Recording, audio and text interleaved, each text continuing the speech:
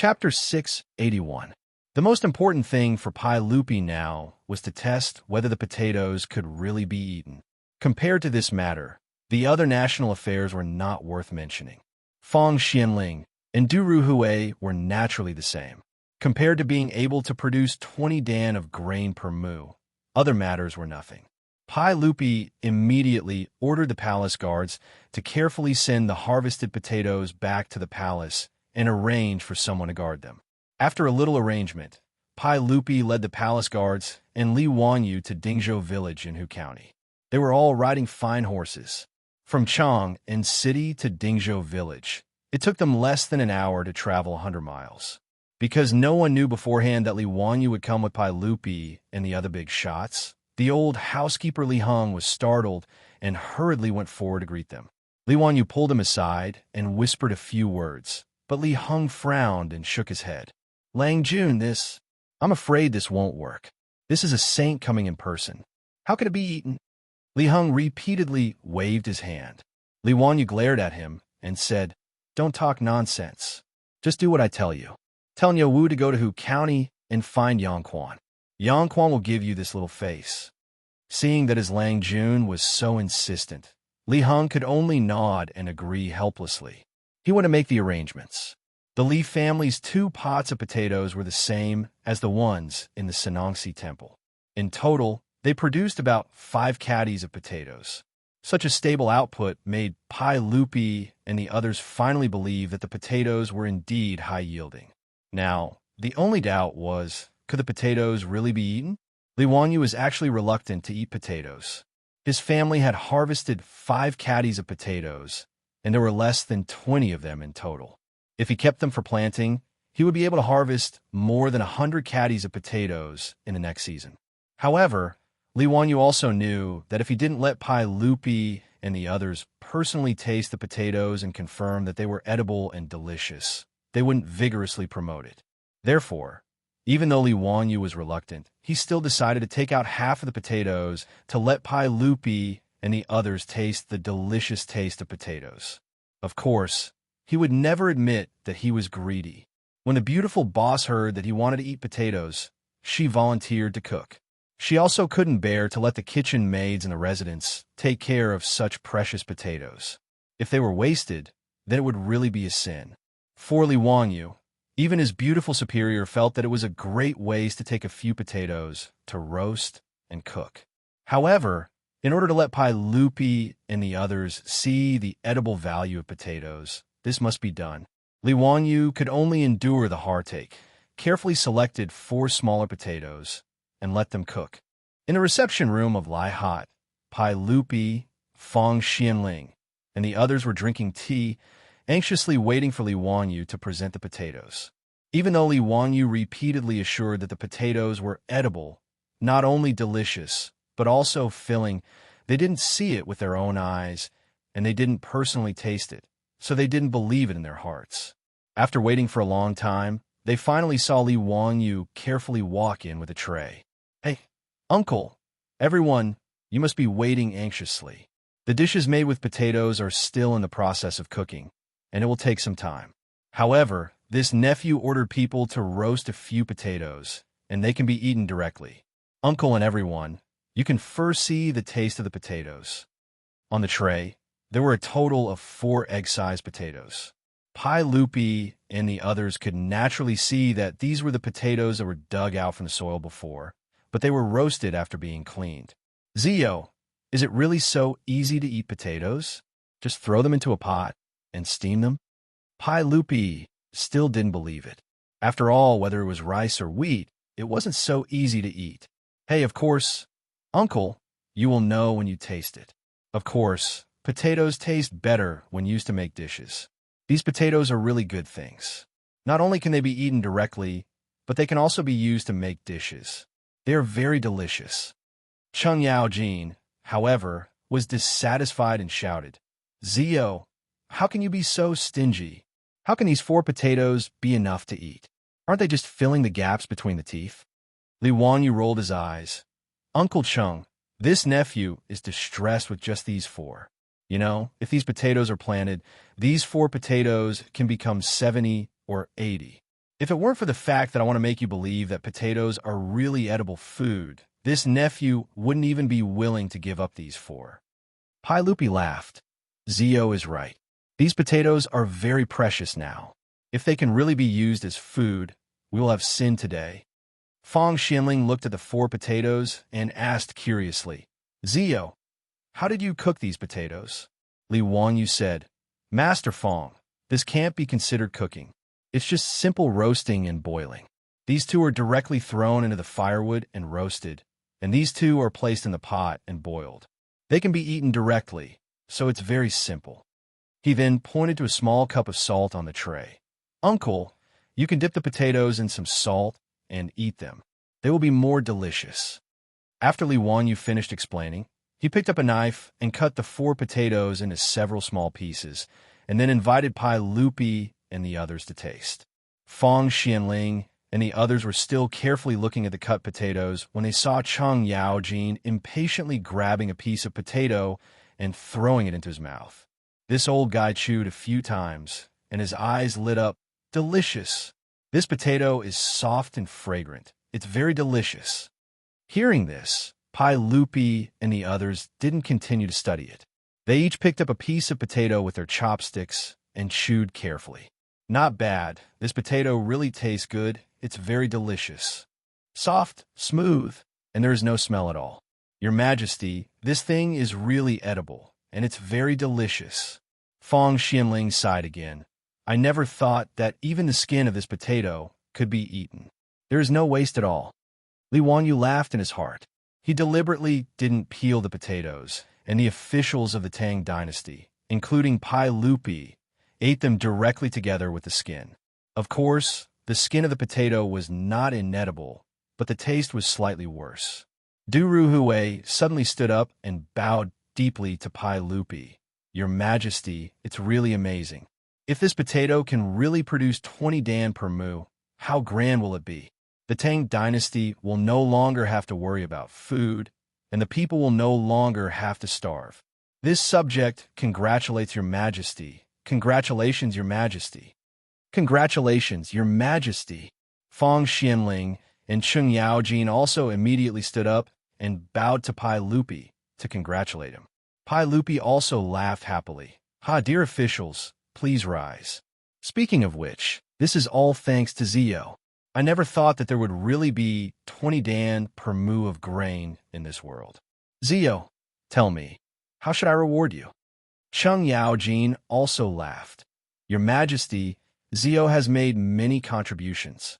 If you ask me, it's not too much to give him the title of Duke. Fong Gonggong, Du Gonggong, don't you think so?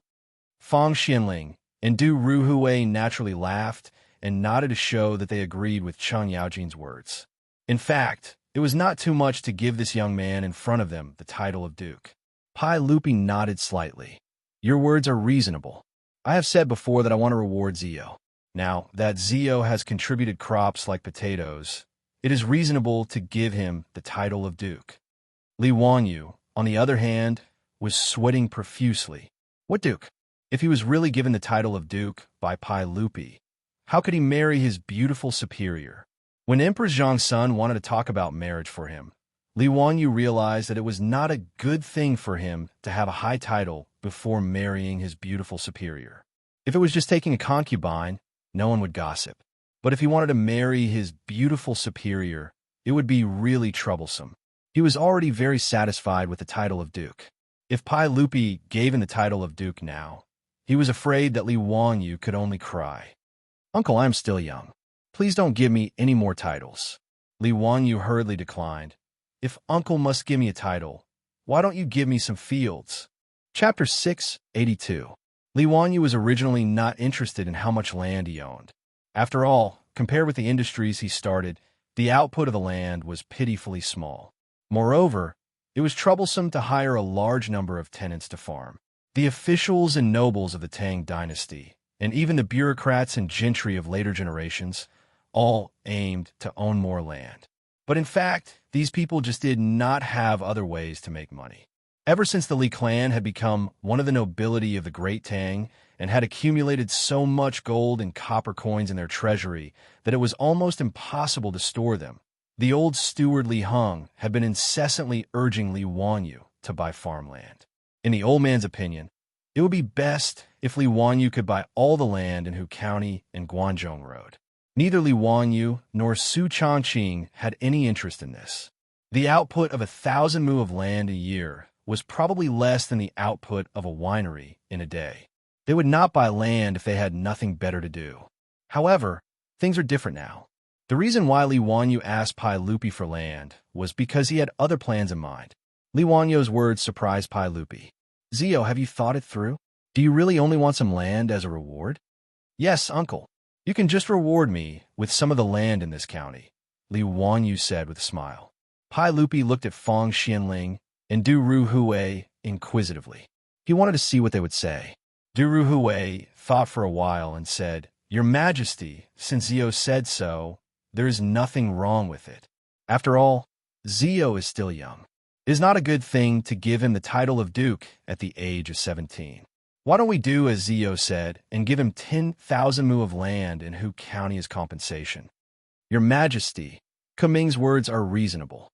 I am close friends with Duke Li of Zio's family. Given Duke Li's cautious personality, he might not want his son to be conferred the title of Duke at such a young age. Why don't your Majesty do as Ziyu requested and grant him 10,000 mu of land?" Hearing Fong Xianling and Du Ruhui's persuasion, Pai Lupi could only shake his head regretfully. "All right, since Grandpa Fong and Grandpa Du have said so, then so be it. Ziyu, I will bestow upon you 10,000 mu of fertile land as a reward." Li Wanyu laughed again and said, "Uncle, we don't need fertile land. We don't need fertile land. Why don't Uncle bestow this nephew with the land on both sides of the Gan River beside Dingzhou village?" When Pai Lupi heard this, he was even more surprised. "Zio, what are you planning?" Uncle, it's actually nothing much. It's just that I see the beautiful environment around Dingzhou village, so I plan to build some houses here and sell them to the officials in Chang and to make some money." Hearing Li Wanyu's words, Pai Lupi and Fong Xianling looked at each other speechlessly. What was this kid up to now? Or was he out of his mind? Dingzhou village was located at the foot of Qinling Mountain and had the Gan River flowing through it. The environment was indeed good. However, it was 100 miles away from Chang'an. It wasn't close, but it wasn't far either. But as he said, how could it be possible to build houses and sell them to the officials and nobles? What's more, even if someone bought it as a vacation house, what profit could it bring? After all, there was no real estate industry in the Tang dynasty. Whether it was Pai Lupi, Fong Xianling, or Du Ruhui, they didn't think that there would be any profit from selling houses. Li Wanyu didn't explain. It was better to make a fortune in silence. Who would be stupid enough to shout about it? Seeing Li Wanyu so determined, Pai Lupi could only nod and agree. After returning to the palace, he would issue an imperial edict to bestow the 10,000 mu of land on both sides of the Gan River to Li Wanyu. After these idle chatter, the beautiful boss smiled and invited Pai Lupi and the other officials to eat. Pai Lupi smiled and said, "Gentlemen, let's go. Today we are eating a big meal. Let's have a good taste and see how delicious the potatoes will be." Li Wanyu said, "It will definitely satisfy Uncle and you." Pai Lupi just smiled and didn't say anything. The potatoes did taste good, but in his opinion, it was just not bad. As food, it wasn't bad, but it wasn't necessarily delicious. Potatoes naturally had to be vigorously promoted. Even without mentioning the taste, the yield of 20 dan per mu was enough to move Pai Lupi. However, Pai Lupi felt that Li Wangyu's words that potatoes could be used to make dishes and even described as delicious were exaggerated. Not only Pai Lupi thought so, but Fong Xianling and Du Ruhui also thought so, but they didn't mention it. But Cheng Yaojin, this old fellow, didn't care about face and directly shouted, "Boy, the taste of potatoes is not bad. It can be used to make food. But if you say that potatoes can be used to make dishes, it is a joke. You have already tasted the potatoes. Let your cook cook some dishes like Wanyu's elbow. The hot pot we ate last time was also good. Keep the potatoes and don't waste them." "Hey, Uncle Chung, you're too late. Those potatoes have already been used to make dishes. Uncle Chung can taste it first. If it is not to your taste, This nephew will ask the cook to change it for Uncle Cheng. Li Wanyu was also used to this old hooligan's face and didn't care at all. Hearing Li Wanyu's words, Cheng Yaoji nodded with satisfaction. That's it, Your Majesty. Then let's go and see what this boy will do. Pai Lupi nodded and went to the Lai Hot Castle's dining hall with the help of the old housekeeper Li Hong. As for the maidservants of the Li residence, they began to deliver wine and delicacies like flowers. Li Wanyu explained to everyone, Uncle, this is hot and sour shredded potato, which is made by cutting potatoes into shreds and frying them. This is mashed potato, which is made by boiling potatoes and pounding them into mud. This is fried small potatoes, and this is potato roast chicken, which is very delicious. When these dishes were served, Cheng Yaojin was dissatisfied again. Son of a bitch, you are really stingy. Why don't I see meat when you treat us to a meal? Li Wanyu wanted to point at this old man's nose and scold him. Are you blind? Isn't this potato roast chicken meat? However, he couldn't scold him. It wasn't that he didn't dare, but that chicken meat really wasn't considered meat in the Tang dynasty. In the eyes of the Tang people, only the meat of animals was considered meat, and birds were not meat. Therefore, chicken meat was generally very cheap in the Tang dynasty. Ordinary people also used chicken meat to entertain guests. In history, Pai Lupi ordered that the imperial censors were forbidden to eat meat, which meant that the imperial censors were not allowed to eat meat when they were on a business trip. However, Ma Zhou liked to eat chicken, so he was impeached when he ate chicken during a business trip. In the end, Pai Lupi replied, I forbade the imperial censors from eating meat. I was afraid that the prefectures and counties would pay a lot of money. What I meant was that I forbade the imperial censors from eating meat when they were on a business trip, because I was afraid that they would be extravagant and wasteful. How could eating chicken be considered as eating meat? Therefore, it was common knowledge in the Tang dynasty that chicken meat wasn't meat, which was why Cheng Yaojin said this. Li Wanyu cursed the old hooligan's shamelessness in his heart. He ate and drank for free, yet he was still so picky. On the other hand, he had to smile apologetically and say, There is meat, there is meat. Uncle Cheng, please wait a moment. There are more dishes later, and they will be served soon. As he said this, the maids in the residence brought in a large plate of delicacies. Li Wanyu looked at it and said with a smile, Uncle, everyone, the meat is here. This is potato roast beef. It is delicious. Uncle, quickly try it and see if it is delicious. When he said this, everyone's expression turned ugly. Chapter 683. When Pai Lupi heard that it was stewed beef with potatoes, he couldn't help but stare at Li Wanyu with dissatisfaction. Fang Xianling and Du Ruhui also had a strange look on their faces. Cheng Yaojin, the old guy, fanned the flames. Wow, boy, you are really bold. You actually dared to eat beef with us in front of His Majesty. TSK, you are really bold. The reason why everyone had such an expression was because eating beef in the Tang dynasty was illegal. In fact, not only in the Tang dynasty, eating beef was also illegal in other dynasties. Don't look at the Wuxia novels or the TV series of later generations. When those heroes entered a restaurant, they would say, Waiter, 5 pounds of beef and 10 jars of good wine. It was very bold and unrestrained. However, no matter which dynasty it was, if someone dared to shout so loudly, the first thing the shopkeeper would do was send someone to report to the yamen. Then, they would capture this brazen person who wanted to eat beef and beat him with a paddle and serve him as a laborer. In an agricultural society, cattle represented productivity. Every dynasty also listed cattle as a specially protected animal and absolutely could not be killed. In the Tang dynasty law, there was a clear regulation: whoever kills a horse or cow will be a prisoner for a year. It meant that if the owner killed his own horse or cow, he would be forced to do hard labor for a year. Even if the cow was raised by Li Wanyu, he would still be caught and forced to do hard labor.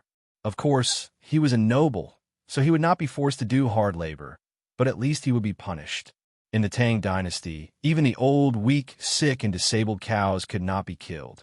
Only the cows that died of natural causes could be slaughtered and eaten. Therefore, wasn't Li Wanyu knowingly breaking the law by serving a dish of stewed beef and potato to everyone in such a grand manner? How could it make Pai Lupi happy? When Li Wanyu saw everyone's expression, he hurriedly explained with an embarrassed smile, "Uncle, everyone, I didn't kill this bull. It was one of the bulls in my residence that accidentally fell off the cliff and died. Yang Mingfu can testify for me. I have a certificate issued by the county government." As he spoke, he took out an official document from his bosom. On it was a certificate issued by the Huxing County Yamen, proving that the Lai Hat's cow had fallen to its death and was butchered by itself. Seeing the document issued by the county government, Pai Lupi and Fong Xianling nodded. They didn't care whether there was something fishy about the document or not. They each picked up a piece of beef with their chopsticks and threw it into their mouths. After all, even Pai Lupi and Fong Xianling rarely got to eat beef. How could they not like it? And this beef, of course, didn't die from falling off a cliff. It was a fake certificate that Li Wanyu asked Yang Quan to get in through the back door. What he had instructed the old butler, Li Heng, to do was to kill the cow. He had even asked Niu Wu to make a trip to the county to find Yang Quan to prove it. Since there were potatoes, how could there not be potato-stewed beef? Wouldn't that be a great waste? What's more, in fact, Li Wanyu had been craving beef for a long time, but he couldn't find an excuse. Today, after killing the cow, he could eat to his heart's content. Beef hot pot, beef offal stew, boiled beef, fried steak, sirloin beef, beef jerky. Thinking of it, Li Wanyu felt that he couldn't stop drooling. "Zio, this shredded potato is very good. It's sour and spicy, very appetizing. Zio, this mashed potato is very soft and smooth. It's very delicious. Your Majesty, I thought this potato-stewed beef was the most delicious." Zio was right. I didn't expect that potatoes could be made into such a delicacy. Pai Lupi and others were full of praise for the potato feast. Now, they finally understood the value of potatoes. After almost all the food on the table, Li Wanyu ordered the maidservants to remove the banquet and replace it with tea. Then, they began to talk about how to grow potatoes. Fong Xianling couldn't help but sigh. "Your Majesty, we are really guilty today. These potatoes have been wasted. We should have kept them as seeds. Such a precious crop was only used to satisfy our appetite. It really makes me sad." Du Ruhui also had the same attitude. "Alas, if I had known that potatoes had so many benefits, I really shouldn't have eaten them today." Pai Lupi nodded and glared at Li Wanyu. "Zio, you bastard. Why didn't you say it earlier? Wasting so many potatoes. Won't you delay the important matter?" Li Wanyu almost vomited blood because of Pai Lupi's words. "You, who couldn't stop eating just now?" Most of Noda's potato-stewed beef went into the stomachs of Pai Lupi and Shang Yaojin. At this time, he had the nerve to scold him. Did he have any shame? Li Wanyu could only secretly criticize him. At this moment, he could only reply submissively, Yes, I was rash. Originally, I just wanted to let Uncle and the officials taste the potatoes, but I didn't expect to eat such a precious seed. I won't do it again." Pai Lupi was so thick-skinned that he nodded. "It's good that you know. Don't be so rash in the future." Li Wanyu couldn't help but raise his middle finger under his robe and continued, "The potatoes can be sowed in spring in April and autumn in November. After 2 seasons, Uncle can eat as many potatoes as you want. The Tang dynasty will no longer have to worry about food shortage in the future." "Really? Zio, how do we breed potatoes?" Fong Xianling asked curiously. No one had any experience in growing potatoes. "It's very simple. Put the potatoes until they germinate, and then cut them. Make sure that there are 2 or 3 sprouts on each potato. Then plant in the soil. That is to say, one potato can grow at least 3 or 4 potato plants. It's very convenient," Li Wanyu explained. He was also glad that he grew up in the countryside. Otherwise, in the Tang dynasty where there was no Baidu, if he was a white-collar elite like his beautiful boss who couldn't distinguish grains, even if he saw potatoes, he would be at a loss. Li Wanyu estimated that now more than 20 potatoes had been planted in the Sitong temple, and there were still 7 or 8 left in his mansion. By April, more than 100 potato seedlings could be sowed. By the time the harvest came, there would be 200 or 300 pounds of potatoes. By next year, the 200 or 300 pounds of potatoes would become 4,000 or 5,000 pounds. At that time, the planting of potatoes could begin to be promoted in a county, and in another year, it could be promoted to a whole province. In a few years, potatoes could be planted in the whole Tang dynasty. With such a high yield, there would be no famine in the Tang dynasty soon. Even if there was a disaster, the government would have enough food to relieve the disaster and save the people. These things would naturally be taken care of by Pai Lupi, Fong Xianling, and the other big shots in the imperial court. After discussing how to promote the planting of potatoes, Pai Lupi was in a good mood. He directly treated Li Wangyou's mansion as his temporary residence, and directly invited the officials to take a bath with him. Anyway, it was already late, and the emperor and the officials had to stay in Li Wangyou's mansion for the night. How could Li Wangyou refuse? He could only reluctantly accompany the group of rough men to the hot spring. In the Lai Hot, Pai Lupi and the other big shots liked the bath made by Li Wangyou the most. Soaking in the hot spring, Pai Lupi felt very comfortable, and casually called the Lai Hot maid to give him a bath. Li Wangyou still had something to discuss with Pai Lupi, Fong Xianling, and Cheng Yaojin, so he simply drove the maid away and picked up a towel to help Pai Lupi wipe his back. "Uncle, I have something to say, but I don't know if I should say it." Pai Lupi was comfortably soaking in the hot spring, and he was too lazy to open his eyes. He asked lazily, "Zio, what do you want to say? Just say it." "Yes, uncle. Do you still remember that a few days ago, the assistant minister of the Ministry of Justice, Wang Shizhong, wronged me?" When Pai Lupi heard him mention this, he couldn't help but open his eyes, and his dissatisfaction was obvious. Chapter 684. When Pai Lupi mentioned the aristocratic families, he became angry. Do those aristocratic families really think that I don't know what they did? But me too, that trash, the Hunter Horseman Department has been investigating for a long time, but they still haven't found anything. Zio, you don't need to worry about this matter. Sooner or later, I will settle accounts with them and give you an explanation. As the emperor of the Tang dynasty, his status was very noble, but he couldn't do anything to those aristocratic families. How could the ambitious Pai Lupi not be annoyed? Li Wangyou smiled and said, "Uncle, I have an idea to deal with those aristocratic families, but I don't know if Uncle is interested." His words naturally attracted the attention of everyone, including Cheng Yaojin. Fong Xianling couldn't help but frown and said, "Zio, what do you want to do? These aristocratic families are not so easy to deal with. If something goes wrong, the foundation of the country will be shaken. You know, their foundation is in the local area. If your majesty pushes them too hard, I'm afraid it will lead to a backlash from the aristocratic families. If something happens at that time, it won't be easy to deal with it." Fong Xuanling's words were naturally out of good intentions. He was also worried that Li Wangyou would come up with a random idea. Li Wangyou shrugged his shoulders and said, "Master Fong, I don't intend to fight with those aristocratic families to the death. I just want to vent my anger." Pai Lupi asked curiously, "Boy, what kind of evil idea do you have? Tell me first." Hey, it's like this I plan to." Even though there was no one else in the bathroom of the Lai Hot, Li Wangyou still lowered his voice and told his plan. Pai Lupi and the other big shots had strange expressions on their faces. Cheng Yaojin bared his teeth and said, "Zio, I found that you are really bad.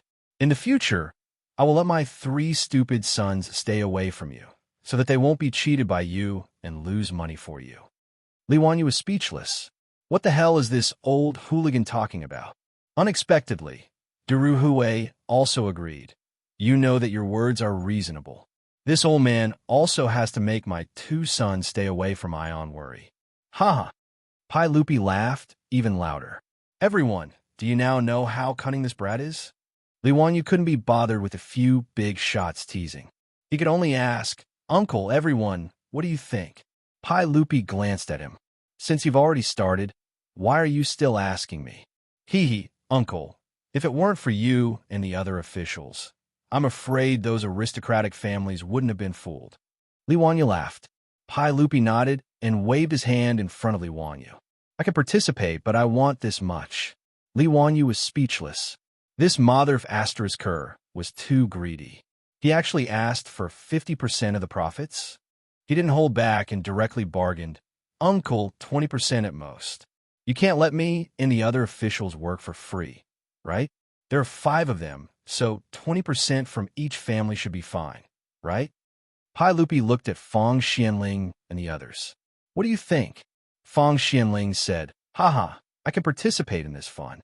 Anyway, even if Zio's plan doesn't work, there's no loss, right?" "You're right, Mr. Fang. I'll join the fun." Du Ruhui also twirled his beard and smiled. Cheng Yaojin also laughed. "What AB asterisk TCH?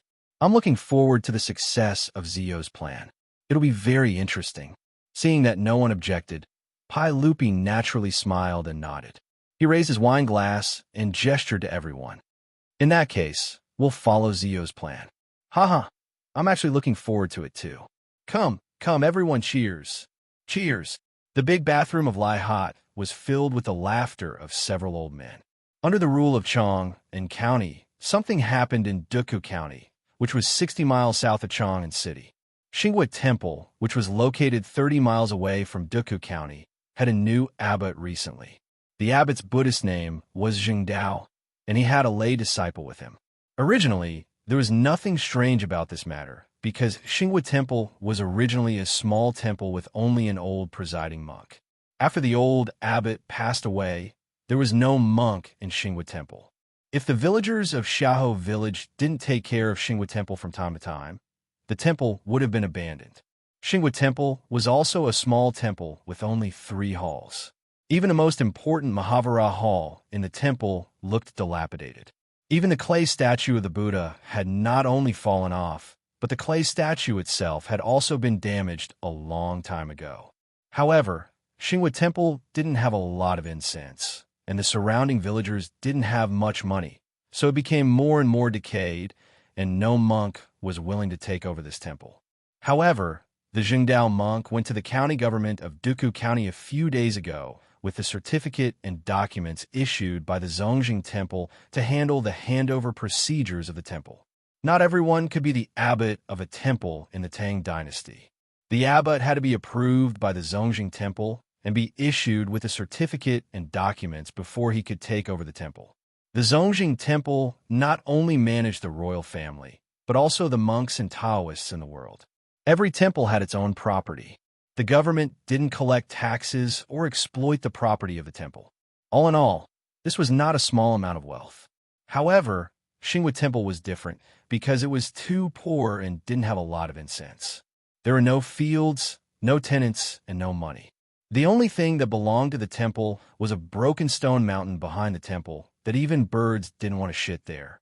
Because Xinghua Temple was too poor, no monk was willing to be the abbot of this temple. When the county magistrate of Duku County learned that a monk had taken over Xinghua Temple, he didn't bother to ask more. He just asked the scribe in the county government to handle the formalities for the monk, and then the dilapidated Xinghua Temple belonged to the monk whose Buddhist name was Xingdao. Half a month after the Xingdao took over Xinghua Temple, they suddenly began to recruit craftsmen in Chang and City to renovate the temple and said that they would remake the golden body of Buddha. As a result, the originally inconspicuous Xinghua Temple became lively. Craftsmen went in and out every day, and carriages carried various building materials. This matter naturally began to be discussed in Xiaohou village, and then it soon spread to the county. Everyone in Duku County was talking about why the dilapidated Xinghua Temple suddenly had money and could spend a lot of copper coins to renovate the temple. Some pilgrims who went to offer incense asked the abbot of Xingdao curiously, but the abbot just smiled and said nothing, which made people talk about it even more. As a result, all kinds of rumors spread. Some people said that there were originally treasures in Xinghua Temple, which were hidden by Li Mi's army when the world was in chaos at the end of the Sui dynasty, but now they were discovered by the new abbot. There were even rumors that there was a hiding cave of Li Mi's army in the Stone Mountain, and the treasures were hidden there. Some people also said that the Zhengdao had received financial support from the nobles in Chang and City, so they had the copper coins to renovate the temple. There were even people who said that treasures were found in the Stone Mountain near the temple, and that the abbot was selling those treasures to earn money. Of course, no one believed the last one. After all, although the stone mountain was not small, it was a barren place where even birds didn't shit. Of course, no one believed that there would be any treasures in such a place. But soon the people in Duku County found that they were wrong. It turned out that there were really treasures in the Stone Mountain. Chapter 685. In the eastern and western markets of Chang, and the owners of the largest gold and silverware shops were the aristocratic families of the imperial court. Even the officials and nobles couldn't get involved in them. This was normal. After all, the aristocratic families had existed for thousands of years and had accumulated a lot of wealth, including gold and silver. In addition to selling gold and silver ornaments and utensils, these gold and silverware shops also had an important function, which was to exchange for copper coins. After all, although gold was the legal currency of the Tang dynasty, it was usually used for large transactions. Therefore, when there was a need, one had to go to these gold and silverware shops to exchange gold for copper coins. In addition, they also collected broken gold and silver and smelted it again, casting it into gold and silver ingots or forging gold and silver utensils. Of course, whether it was exchange or purchase, these gold and silverware shops had to charge a certain amount of money to make a profit. On this day, a young man wearing silk clothes came to the Jinyuan gold and silverware shop in the East City. After looking around, he stopped a shop assistant and asked, "Excuse me, may I ask if your shop accepts gold?" "Of course we do. Does the customer want to sell loose gold?" Seeing a customer, the shop assistant was naturally full of smiles and politely replied. The man cupped his hands and said, "Then I'll have to trouble you to find your shopkeeper. I have a business deal to discuss with him." "Oh, what kind of business does the customer want to discuss? Please tell me about it first." The shop assistant naturally had to find out. If it was just some loose gold and silver, there was no way he would trouble the shopkeeper. Hearing this, the man hesitated and looked around. Seeing that no one was paying attention, he took out a small piece of gold from his waist and waved it at the shop assistant. "I want to sell this piece of gold. I wonder if your shop is interested?" When the shop assistant saw the piece of gold, his eyes couldn't help but widen in disbelief. "Could the customer let me take a closer look at this piece of gold?" The man ignored him and put the piece of gold back at his waist. "Hee, I'm afraid you can't make the decision for this business. Ask your shopkeeper to come." "Okay, then I'll have to trouble you to wait in the VIP room for a moment. I'll immediately ask the shopkeeper." The shop assistant's attitude became even more polite. After inviting the man to a seat in the VIP room, he immediately ran to ask for the shopkeeper. Not long after, the VIP room door was pushed open and the shopkeeper of the gold and silverware shop walked in with a smile. He bowed to the man and said, "Esteemed customer, I heard from the shop assistant that you have a piece of gold you want to sell." "Yes, that's right." "Esteemed customer, please let me take a look at the gold." The man nodded. He took the gold and silver and silver ingots of the gold and silver. Gold of the gold and silverware of the gold and silverware, the gold and silver and gold and silver and gold and silverware and golds were both. The shopkeeper reached out to pick up the gold and carefully examined it for a long time before putting it down. He said in a casual tone, "Hee, esteemed customer, the quality of your gold is not pure. However, since our esteemed guest trusts our Golden Origin Gold and Silver Tool Shop, we naturally cannot disappoint our esteemed guest. Gold will be sold at the rate of 1 tael per 6 strings of copper coins. Our shop will take it." His words made the man laugh coldly. He reached out and grabbed the gold nugget, stuffing it back into his belt. He didn't forget to mock. "Since when is this nugget worth 1 tael of 6 strings? Shopkeeper, how much do you have? I'll take all of it." The shopkeeper couldn't help but blush when he heard this. He thought to himself that this man actually knew his stuff. The shopkeeper could only cough dryly to hide his embarrassment when his little scheme was exposed. I originally thought that your gold and silverware shop was trustworthy. Now it seems that you just SOSO. Since that's the case, I won't disturb you any further. Farewell." The man stood up and was about to leave when the shopkeeper hurriedly stopped him. The man couldn't help but angrily glare at the shopkeeper. "What? Does your gold and silverware shop need a rob?" "Hee, esteemed customer, what are you saying? I was only joking with you just now." Is there a need to doubt the reputation of our gold and silverware shop? Esteemed customer, do you know who the owner of this shop is? It's the Zheng family of Xingyang, one of the 5 surnames and 7 watches. The shopkeeper laughed, but his tone was full of pride. Hearing the shopkeeper's words, the man hesitated for a moment. He seemed to be afraid of the name Zheng family of Xingyang. After a long time, he murmured, Zheng family of Xingyang can't be taken by force. I'm a dog's head gold. Gold tail. Shopkeeper, how can you say the price of 1 tael per 6 strings of copper coins? Haha. As I said, I was only joking with you. The shopkeeper seemed unconcerned. Esteemed customer, our shop will take this gold tael. The price is negotiable. Haha, negotiable. When a man took out that piece of gold, the shopkeeper and the worker from before naturally saw that it was a rare doghead gold. Gold tael was a naturally formed gold nugget.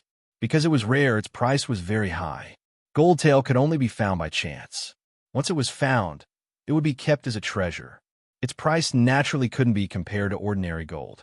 In the future, ordinary gold was more than 200 per gram, but the price of natural gold tael was more than 10,000 per gram. The difference was huge. In the Tang dynasty, ordinary gold was worth 1 tael per 6 strings of copper coins. If it was changed to gold tael, the price would be at least 200 strings of copper coins. Even so, it was still priceless. Anyone who had gold tael would keep it at home and treat it as a family heirloom. The gold tael that the man took out to sell was the size of an egg and weighed about 5 taels. According to the market price, it was worth at least 1,000 strings of copper coins. If it met a suitable buyer, it would be normal to sell it for 1,500 strings of copper coins.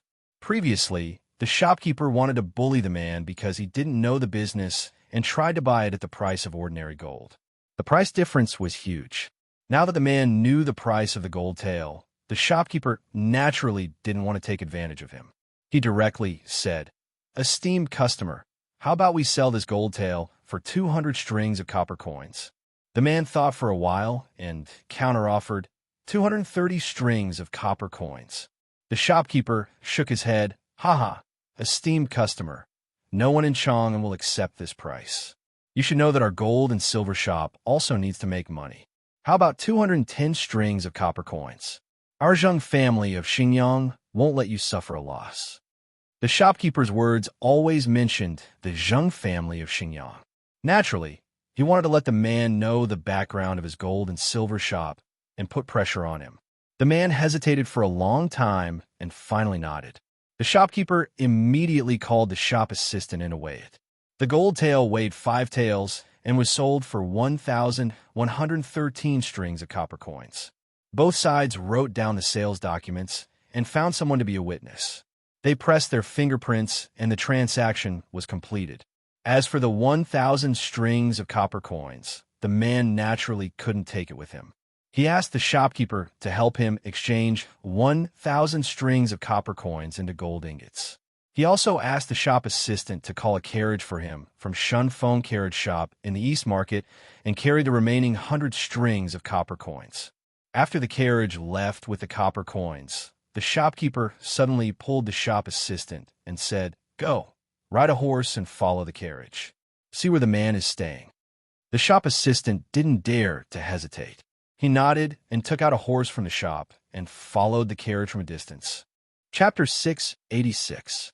In the mansion of the Zheng family in Xingyang, Zheng Yuanshou was sitting in the central room and drinking tea. Behind him, several maids were carefully massaging his shoulders and legs. On the table in front of him was the gold nugget sold by the man before.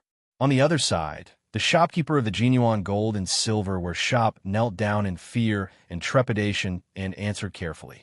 Lang Jun, after the man sold the gold nugget, I ordered people to follow him to see where he came from. The shop assistant followed him all the way and finally found that the man went to a small temple called Xinghua Temple 30 miles away from Duke County. The shopkeeper looked up at Zheng Yuanshou and continued. The shop assistant was clever and inquired about it in the surrounding villages. The abbot of Xinghua Temple is called Zheng Dao. He took over the temple not long ago with the certificate of Zongjing Temple. The man is a disciple of the Zheng Dao monk named Lin Yang. I also sent people to Duke County to inquire about the Zhengming house. I learned that Xinghua Temple was originally a small temple.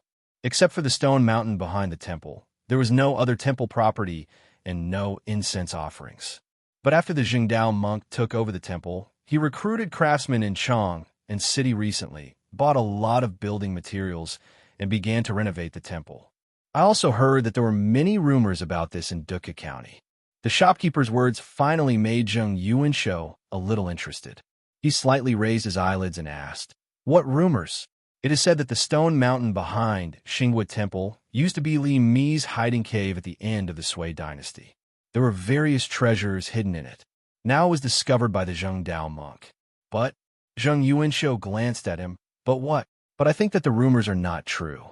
I estimate that there is a gold mine vein hidden in the stone mountain. The shopkeeper replied, "Oh, why do you say so?" Zheng Yuanshou became more interested.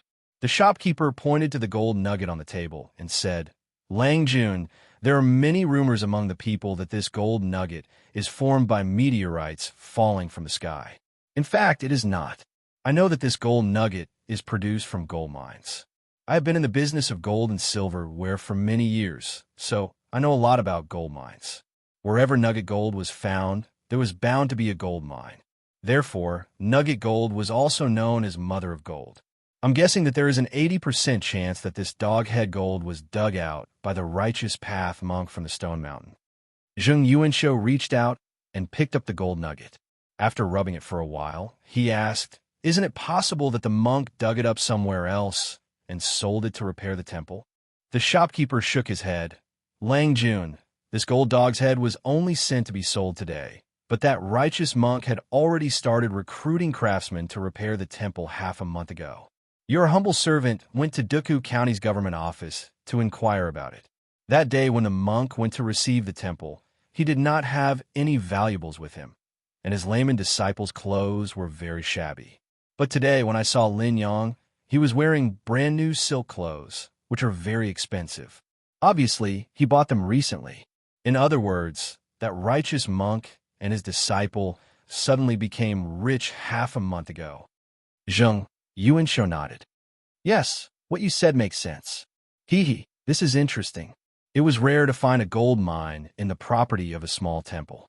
In your opinion, what is the output of the gold mine in the stone mountain? Is it a big mine or a small mine?" "Lang Jun, since there's a gold nugget, the output must be not small.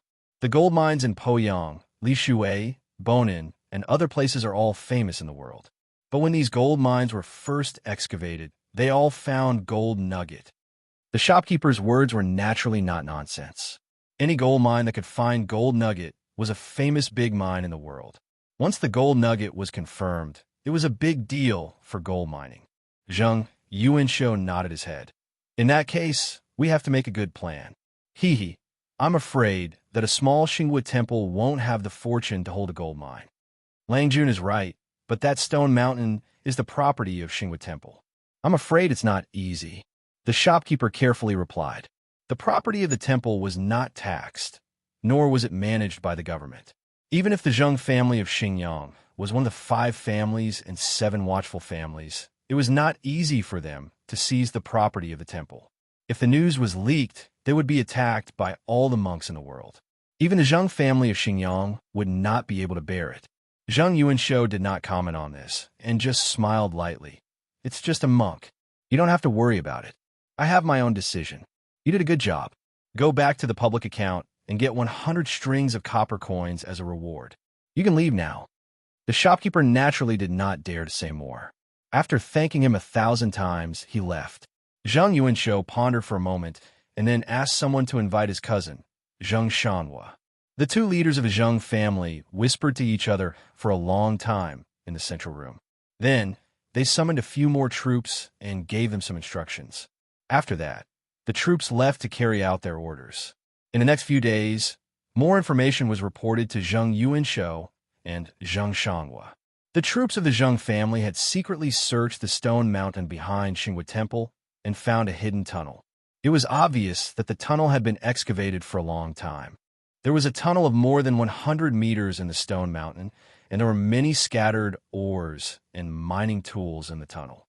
When they entered the tunnel with torches, they could see the golden reflections on the walls of the tunnel. The troops of the Zheng family did not disturb the monk and his disciple in Xinghua Temple, but secretly took away 2 ores from the tunnel. After being identified by the craftsmen of the Zheng family, they confirmed that the 2 shiny ores brought back from the tunnel were gold ores. Gold ores were usually divided into mountain gold and placer gold. Mountain gold referred to the gold vein in the mountain. Placer gold was divided into water gold that was panned in the water and placer gold that was dug on the ground. Mountain gold was the rarest gold mine in the mountain range. Usually, the gold produced from mountain gold was lumps. Whether it was mining or smelting, it was much easier than placer gold. The craftsman who identified the ores said that the gold content in these 2 ores was very high. He estimated that this was a rich gold mine, and the gold reserves in it would be very large. Since ancient times, when gold was extracted from ores in Wuxia, the gold ores were crushed into the size of soybeans and then ground into powder with a stone mill. Then, the ground stone powder was put on a hanging board and washed with water. Because the proportion of gold was large, it would be left on the hanging board. Finally, the collected gold sand was smelted and cast into gold ingots. The craftsmen of the Zheng family extracted nearly 3 to 4 grams of gold from the 2 fist-sized gold ores that weighed about 3 to 4 kilograms. The content was very shocking. It should be known that an ordinary gold mine might not be able to extract 1 tael of gold from 1 ton of ores. In the craftsman's words, only a few rich gold mines controlled by the imperial court could produce gold ores of such quality. It was very rare. After hearing the news, Zheng Yuanshou and Zheng Xiangua's eyes were full of greed. Sure enough, there was a rich gold vein in the back mountain of Xinghua Temple. This news was really amazing. Zheng Yuanshou could not help laughing and said, "Cousin, God really helps me. If the monk's disciple didn't happen to come to our shop to sell this nugget gold, I'm afraid we wouldn't know about it." "Ha, yes. That monk is also an idiot. How dare he show such a treasure to others? It seems that God really helps our Zheng family. Last time, we were cheated by that little bastard surnamed Li and lost hundreds of thousands of copper coins. We almost couldn't continue in our hometown in Xinjiang. Fortunately, we used our private money to pay for the gambling. Otherwise, we wouldn't have a good new year. Yuanshou, this gold mine must be in our hands." The 2 looked at each other and couldn't help laughing. In their opinion, it was easy to catch a monk. The gold mine belonged to their Zheng family. Chapter 687. In Zheng Yuanshou and Zheng Xiangua's opinion, how could a little monk dare to fight against the Zheng family of Xinjiang? If the monk knew what was good for him, the Zheng family of Xinjiang would naturally repair the Xinghua Temple and give the monk some money. At least, the monk and his disciple could be rich. But if the monk was not sensible and did not want to give the gold mine to them, it was simple. They would send someone to kill him and burn the temple. When the stone mountain became ownerless, the Zheng family would buy it and excavate it. However, the latter would easily attract others' attention. Zheng Yuanshou and Zheng Xiangua did not want to make more trouble. It was more appropriate to let the monk know the difficulties and give the gold mine to them. In their opinion, with the Zheng family's power and influence, forcing a monk with no background to bow his head was simply a matter of lifting one's hand and capturing him. The next day happened to be a rest day. Zheng Yuanshou and Zheng Xiangua were worried that a long night might cause trouble. So early in the morning, they led the people of the mansion and rode to the Xinghua Temple in Duke County. But when they arrived at the Xinghua Temple, Zheng Yuanshou and Zheng Xiangua could not help but feel shocked. At this time, there were already many people outside the Xinghua Temple, which was under construction. They had surrounded the Xinghua Temple and prohibited unauthorized people from entering. Zheng Yuanshou and Zheng Xiangua both recognized the people who surrounded the Xinghua Temple. They were the troops of Duke Lu's mansion.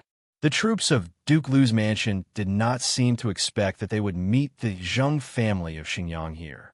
Immediately, someone ran into the temple, but the others did not know whether they should stop Zheng Yuanshou and others. They seemed to be at a loss for a moment. Those troops of the Chang family hesitated for a while, but someone still came forward to salute Zheng Yuanshou and Zheng Xianxia and said, "Greetings, Mr. Zheng. May I know what brings you to the Xinhua Temple today?" "Haha, I'm here to offer incense and worship Buddha, but I don't know what your duke is doing here today." Zheng Yuanshou forced a smile. "Mr. Zheng, my Lang Jun is also here to worship Buddha today." The words of the troops of Duke Lu's mansion made Zheng Yuanshou sneer in his heart. It was impossible for the old man Cheng Jijia to come here to worship Buddha. Moreover, if they wanted to worship Buddha, there were many big temples in Chang'an City. No one would believe that they would come to this shabby temple in the remote countryside to worship Buddha. He and his cousin, Zheng Xianxia, looked at each other, and both of them knew that something was wrong. There was an 80% chance that Cheng Jijia had somehow found out about the gold mine. He probably came here today for the same purpose as them. Zheng Yuanshou didn't say much. He and Zheng Xianxia were about to walk into the temple. The troops of Marquis Lu's mansion wanted to stop them, but they couldn't find a reason to do so. However, they still blocked the gate of Xinhua Temple and refused to give way. Zheng Yuanshou angrily said, "What? Do you dare to stop this old man? Did Xinhua Temple become the property of Marquis Lu's mansion? Otherwise, don't blame this old man for denouncing High Duke Lu." At this time, they heard Cheng Yaojin's laughter coming from the temple gate. "Ha ha ha, Mr. Zheng. Why do you argue with my troops?" Cheng Yaojin separated the troops and strode out of the temple. After greeting Zheng Yuanshou and Zheng Xianxia casually, he asked, "Mr. Zheng, why are you not in Chang'an City today? What are you doing in Xinhua Temple?" "Haha, I wonder what Mr. Lu is doing here?" Zheng Yuanshou didn't answer but asked, "I'm here to eat vegetarian food and pray Buddha. Can't I?" Cheng Yaojin glared at him. Zheng Yuanshou didn't buy it. "Haha, what a coincidence. My brother and I are also here to eat vegetarian food and pray Buddha." Cheng Yaojin looked at Zheng Yuanshou and then at Zheng Xianxia. Suddenly, he raised his head and laughed. "Haha, it seems that Mr. Zheng also knows the news. I didn't expect the news to spread so quickly. To tell you the truth, you are late. The monks of Xinhua Temple have sold the stone mountain to me. Mr. Zheng, please go back." Zheng Yuanshou didn't believe him at all. He looked at Cheng Yaojin with a faint smile. "Oh, Mr. Lu, do you have the transaction document? Why didn't I hear about it from the Ming House in Duku County?" "Mr. Zheng, Ming House, do you know about this matter that Mr. Lu mentioned?" Behind them, a man in a light green official uniform stood out. He was the county magistrate of Duku County. He smiled and greeted Cheng Yaojin before saying, "Nice to meet you, Mr. Lu. Did Xinhua Temple sell the stone mountain to you? Why don't I know about it?" In the Tang dynasty, people who wanted to buy and sell land and forests needed to go to the county government to get a document. The county magistrate of Duku County happened to be a member of the Zheng family in Xinjiang. Today, Zheng Yuanshou came to threaten the Orthodox monks, so he naturally asked the county magistrate of Duku County to come with him. Cheng Yaojin was thick-skinned enough. He didn't panic when his lie was exposed. "I have reached an agreement with the monk. I will go to the county government to go through the formalities," Zheng Yuanshou said with a smile. "Haha, since you haven't gone through the formalities, it doesn't count. Mr. Lu, since my cousin and I are here, I'm afraid you don't want to eat alone, do you?" Hearing this, Cheng Yaojin couldn't help glaring at Zheng Yuanshou. When the two sides didn't give in to each other, another person came out of the temple. It was Li Wangyu. Zheng Yuanshou and Zheng Xianxia were even more unhappy when they saw Li Wangyu here. They thought they could monopolize the high-yield gold mine. Why did this thing become known to everyone? What the hell? "Nice to meet you, Mr. Zheng. Haha, you're in such a good mood today that you came to Duku County for sightseeing." Li Wangyu was polite and greeted them. When Zheng Yuanshou saw the situation, he decided to lay it all out on the table. "I didn't expect to meet Minister Lu and County Count Hu today. In this case, I won't hide it. You can't monopolize the gold mine. The Zheng family in Xinjiang must have a share." Since the matter had been leaked, Zheng Yuanshou knew that it was impossible to monopolize it. However, the Zheng family would never let go of this high-yield gold mine. At this time, Zheng Yuanshou's bottom line was to take at least 1/3 of it. After all, whether it was Cheng Yaojin or Li Wangyu, The Zheng family in Xinjiang couldn't rely on their power to suppress them. Thus, cooperation became the only option. Cheng Yaojin and Li Wanyu looked at each other. Li Wanyu nodded silently, indicating that he agreed with Zheng Yuanshou. The Zheng family in Xinjiang couldn't drive Cheng Yaojin and Li Wanyu away. On the other hand, they couldn't drive them away. Cheng Yaojin raised his head and laughed. He made an inviting gesture to Zheng Yuanshou and Zheng Shanhua. If that's the case, please come in. We'll have a good discussion. Ha! That monk! Before Cheng Yaojin could finish his words, the sound of horse hooves came from not far away. Everyone looked toward the source of the sound. This time, everyone's face darkened. Chapter 688. The ones riding the horses were none other than the patriarchs of the other 6 families.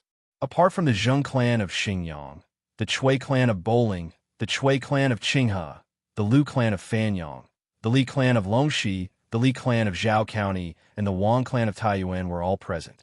When Wang Rinyu saw Li Wanyu, Cheng Yaojin, and the others in front of the Xingwu temple, he was stunned at first, and then he laughed and said, "I was going to worship the Buddha in the Xingwu temple today, but I didn't expect to meet Master Chui, Master Lu, and Master Li on the way.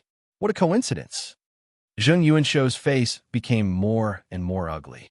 He originally thought that this matter was only known by Cheng Yaojin and Li Wanyu. A big cake was going to be divided into 3 parts. Unexpectedly, Wang Rinyu and the others had also come.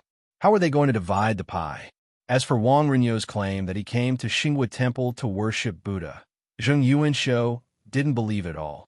Although the 5 families and 7 great families were of the same breath and branch, in the face of the temptation of gold, how could they not have their own little schemes? Chui Xian, the clan master of the Chui clan in Qinghe River, also stroked his beard and said with a smile, "Xingwu Temple is so lively today. I didn't expect to meet all of you here." Everyone began to exchange pleasantries. However, Cheng Yaojin snorted coldly and said, "Gentlemen, don't talk nonsense about coming here to pay respects to Buddha. This daddy will say it clearly.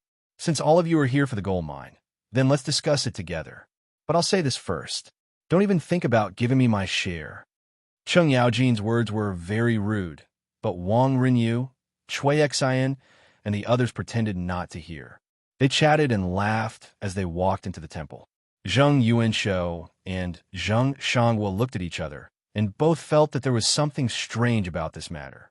It was such a secret matter, and their Zheng family of Xinjiang had only discovered the gold mine by accident. How could it cause such an uproar, and almost everyone in the city knew about it? After thinking for a while, Zheng Yuanshou pulled Wang Rinyu and asked in a low voice, "Lord Wang, how did you know that there's a gold mine in Xingwu Temple?" Wang Rinyu looked at him meaningfully. "How did eunuch Zheng know?" At this point, Zheng Yuanshou did not hide it from him and told him the truth. It was a disciple of a monk from Xingwu Temple who went to the Zheng family's gold and silverware shop to sell nugget, which made the shopkeeper notice something strange. After investigating it, he found the gold mine. When Wang Rinyu heard that, he twirled his beard and said with a smile, "To be honest, Duke Zheng, that monk has also sold gold at my Wang family's gold and silverware shop. Although it wasn't nugget gold, it was a bag of gold powder. My Wang clan shopkeeper is naturally not someone to be trifled with." With a single glance, he recognized that this is gold powder collected from a gold mine. As long as it is smelted, it will become top-grade gold. Of course, I had to order someone to investigate it, so I noticed the existence of Xingwu Temple. After meeting Chui Gong and the others, I naturally asked them about the reason, and they gave me the same answer. It's ridiculous that the monk actually used such a method. He didn't expect that most of the gold and silver shops in Chang and city were owned by our aristocratic families. Wang Rinyu's words made Zheng Yuanshou somewhat understand. In order to deceive others, the monk and his disciple of Xingwu Temple deliberately changed several gold and silverware shops to sell nugget gold, gold powder, and other things. However, they did not expect that behind these gold and silverware shops, there were aristocratic families. The gold they sold was like prey falling into the sea. The smell of blood attracted the aristocratic families, and these sharks swarmed over, wanting to swallow this piece of fat meat. However, Zheng Yuanshou immediately frowned and said, "No, Duke Liu and the guy surnamed Li don't run a gold and silverware shop." How did they know this? Wang Renyu could not help frowning when he heard that. After thinking for a while, he replied, "You'll know when you ask. Duke Zheng, are you still worried that there is a trap?" Haha, it's better to be careful. At this time, Zheng Yuanshou already had some doubts in his heart. There seemed to be something wrong with this gold mine. Wang Renyu nodded. He did not expect that everyone knew what he thought he could eat alone, which really made Wang Renyu depressed. However, if the gold mine really existed, the Taiyuan Wangs would take a bite of it anyway. In response to Zheng Yuanshou's and Wang Renyu's doubts, Cheng Yaojin laughed and pointed at Li Wangyu, saying, "I didn't notice it. It was this guy who noticed it." Li Wangyu smiled and cupped his hands to Zheng Yuanshou and others, saying, "Duke, the monk and his disciple of Xinghua Temple have found many carriages to transport copper coins from Shun Feng carriage shop in the past few days. They all moved copper coins from various gold and silverware shops in Chang and City. It would be strange if I still didn't guess that there was something wrong with it. I asked Uncle Cheng to find someone to investigate this matter. Naturally, it's clear." Hearing Li Wangyu's explanation, Zheng Yuanshou and others suddenly understood, and at the same time, they secretly scolded the monk for being an idiot. When selling gold, he knew to go to various gold and silverware shops to sell it. Why didn't he change the carriage shop? Of course, Zheng Yuanshou and others also knew that in Notice Chang and City, there was no other four-wheeled carriage shop except for Shun Feng carriage shop. Everyone was calculating in their hearts. They all knew that it was impossible to monopolize the gold mine. Now, they just needed to find a way to distribute the benefits. As for the authenticity of the gold mine, this group of old foxes naturally doubted in their hearts. They were afraid that there was something fishy. Could it be that the monk was so bold that he used a trick to deceive them and wanted to cheat a large sum of money? In the great Buddha's hall of Xinghua Temple, several troops of Duke Liu's mansion had already detained a monk. Beside him was a man who was obviously Lin Yang, the disciple of the orthodox monk. As soon as he saw Cheng Yaojin return with a large group of people behind him, the monk frowned and saluted with one hand, saying, "Amit Ba. Poor monk greets Duke Liu, County Earl Hu, and all of you. Duke Liu, poor monk has already said that there's a gold mine in the back mountain of our temple. Poor monk will not hide this from you, but poor monk will not sell the gold mine. Please forgive me, Duke Liu." Cheng Yaojin suddenly became furious, saying, "Damn you, you bald donkey! How dare you? I am willing to buy your gold mine with real money. Why don't you sell it? Do you think my knife is not fast enough?" The monk silently chanted the name of Buddha again, and his expression became calm, saying, "Amit Ba. Buddhism has a saying, if I don't enter hell, who will? If killing this penniless monk can relieve the anger in Lu Guogong's heart, then this penniless monk is willing to give up this stinky body. However, this penniless monk definitely cannot sell this gold mine to Lu Guogong." Hearing this, Cheng Yaojin became even more furious. With a clang, he pulled out his knife from his waist and glared at the monk, saying, "You bald donkey! How dare you? So what if I kill you today? After killing you, this temple will be ownerless. Are you afraid that I can't get the gold mine?" "Amiba, Duke Liu is wrong." The monk lowered his head, saying, "Poor monk has written a letter about the discovery of the gold mine in Xinghua Temple and informed the abbots of Great Mercy Temple, Shiming Temple, Xingshan Temple, Xianxia Temple, and Jianfu Temple in Chang. Poor monk has made it clear to these abbots that if poor monk dies, the property of Xinghua Temple will belong to these big temples. If Duke Liu is sure that you can take the gold mine from these big temples in Chang, and then just kill poor monk." When the Righteous Path monk said this, everyone in the Hall of Great Strength was dumbfounded. Chapter 689. The patriarchs of the aristocratic families and Cheng Yaojin looked at each other in dismay. They had been busy for a long time, but it turned out to be useless. If things were as the monk said, even the 5 surnames and 7 Wangs would not be able to get any benefits from it.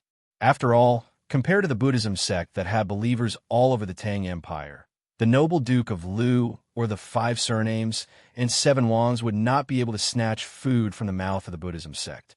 At this moment, Zheng Yuanshou and others no longer doubted the authenticity of the gold mine, but they felt more and more uncomfortable. Such a big piece of fat meat was in front of them, but they couldn't eat it. It was really strange. Cheng Yaojin was even more furious because of the monk, and he directly put the Shao knife in his hand on the monk's neck. "Bald donkey, how dare you bully me? Do you think my knife is not fast enough?" The monk directly closed his eyes, silently recited sutras, and did not answer at all. Zheng Yuanshou, Wang Rinyu, Cui Exin, and others looked at each other. They were unwilling, but they could do nothing.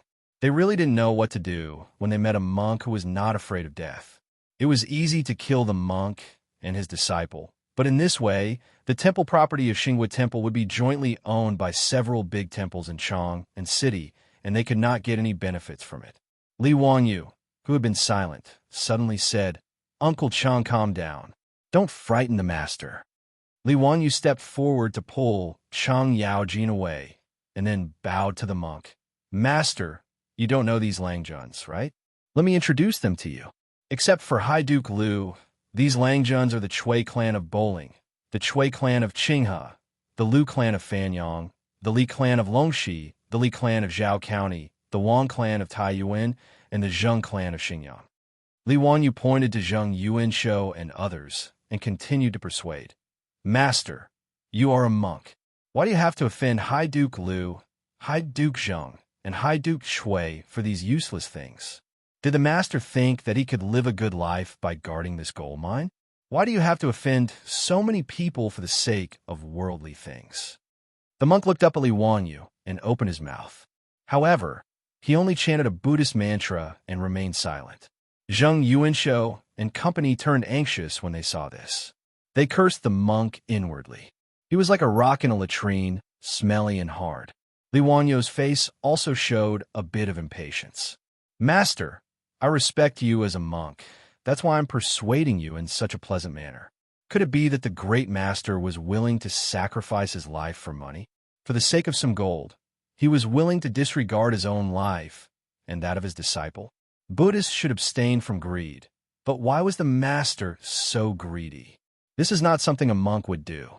Upon hearing Li Wanyu's words, the monk sighed and said, "Amit Ba, it's not that I'm greedy for the gold. You may not know that poor monk used to be a monk in Xinghua Temple. After that, he wandered around to cultivate and only wanted a bowl of porridge. Money and poor monk were just fleeting clouds. Neither this poor monk nor the old abbot has ever thought of touching a single cent of the gold mine." Cheng Yaojin spat and said, "Bah, don't talk nonsense. If you're not greedy, why did you and your disciple begin to excavate the gold mine as soon as you took over Xinghua Temple? I've checked it clearly. In the past half-month, you've sold at least 2,000 strings of gold in Chang and city. You call this not being greedy?" Zheng Yuanshou, Zheng Xianxia, Cui Exin, Wang Rinyu, and other big shots from aristocratic families were even more stimulated when they heard this. The output of the gold mine was far more than they had expected. Only the monk and his disciple had produced more than 2,000 strings of gold in half a month. Even if the gold nuggets sold to the Zheng family was excluded, at least 100 taels of gold had been produced. How terrifying was that? If there were enough craftsmen, wouldn't it be easy for this gold mine to produce thousands of taels of gold a month? The crowd looked at the monk with even more unfriendly eyes. Zheng Yuanshou couldn't help threatening him. "Master, are you really not afraid of death? But you don't know that there are many things in this world that are more terrible than death." He also thought so in his heart. If the monk really refused to sell, he could only arrest him and torture him. He didn't believe that the monk would refuse to sign and sell the gold mine under the threat of torture. However, the monk was not moved at all. "Amipa, poor monk said that if you want this stinky body, you can take it." Poor monk and his disciple excavated the gold mine not for greed, but just to raise gold to repair Xinghua Temple and recast the golden body of Buddha. Hearing what the monk said, Cheng Yaojin couldn't help laughing. "Monk, it's simple. If it's true, you can sell the gold mine to me. I'll pay for it, and help you recast the golden body of Buddha. A gold-plated Buddha statue is nothing. When monk Vindication heard this, he lowered his eyes slightly and said, Ba, my noble lady, I made a great vow in front of Gautama Buddha to reforge Gautama Buddha's golden body. However, it's not a gold-plated Buddha statue, but a pure golden body of Gautama Buddha. When he said this, it gave everyone a fright. Damn, a golden body of Buddha made of pure gold? Li Wangyu and the others couldn't help but raise their heads and look at the slightly dilapidated clay statue of Buddha in the great Buddha's hall. They each estimated in their hearts how much gold such a golden body of Buddha would cost. At least 1,000,000 taels of gold and 100,000 kilograms. That was the rough estimate in everyone's hearts. The number shocked everyone. It was an unimaginably huge number. Even with the accumulation of thousands of years of aristocratic families, taking out 100,000 taels of gold would empty their pockets, let alone 1,000,000 taels of gold. In fact, Wuxia had a lot of gold reserves since ancient times. It was recorded in history that Emperor Wu of Han rewarded General Wei Qing with 200,000 kilograms of gold.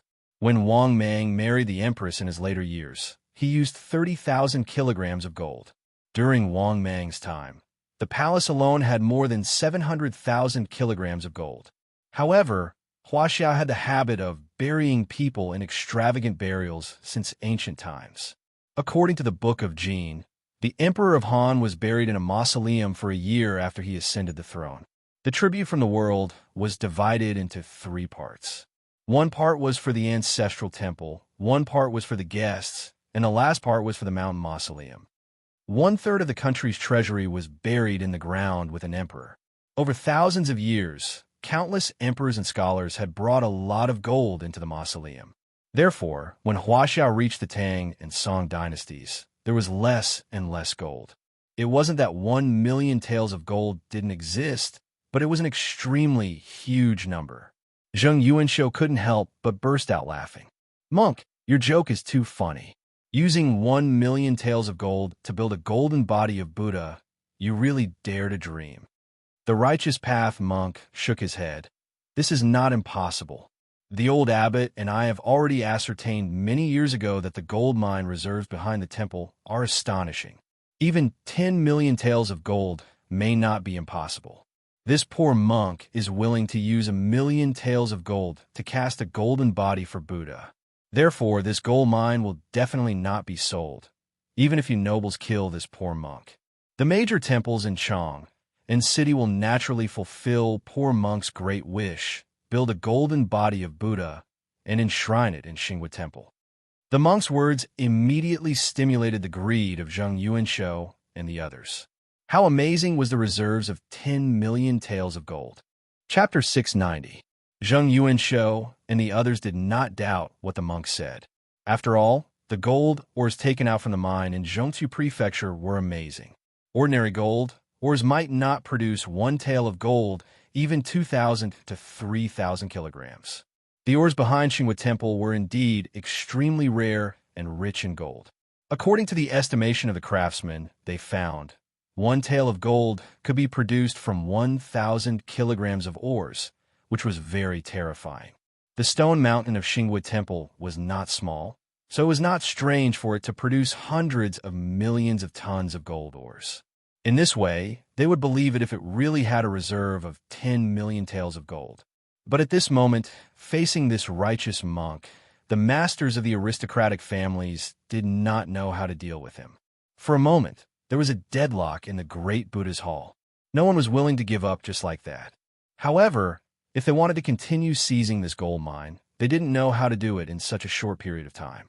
Li Wangyu rolled his eyes and asked, Master, even if we leave today, have you ever thought about how long it will take you and your disciple to mine this gold slowly? How long will it take for you and your disciple to gather enough gold to cast a golden body for Buddha? Even if you two work hard, can you mine 500 kilograms of gold in a year? 100,000 kilograms of gold.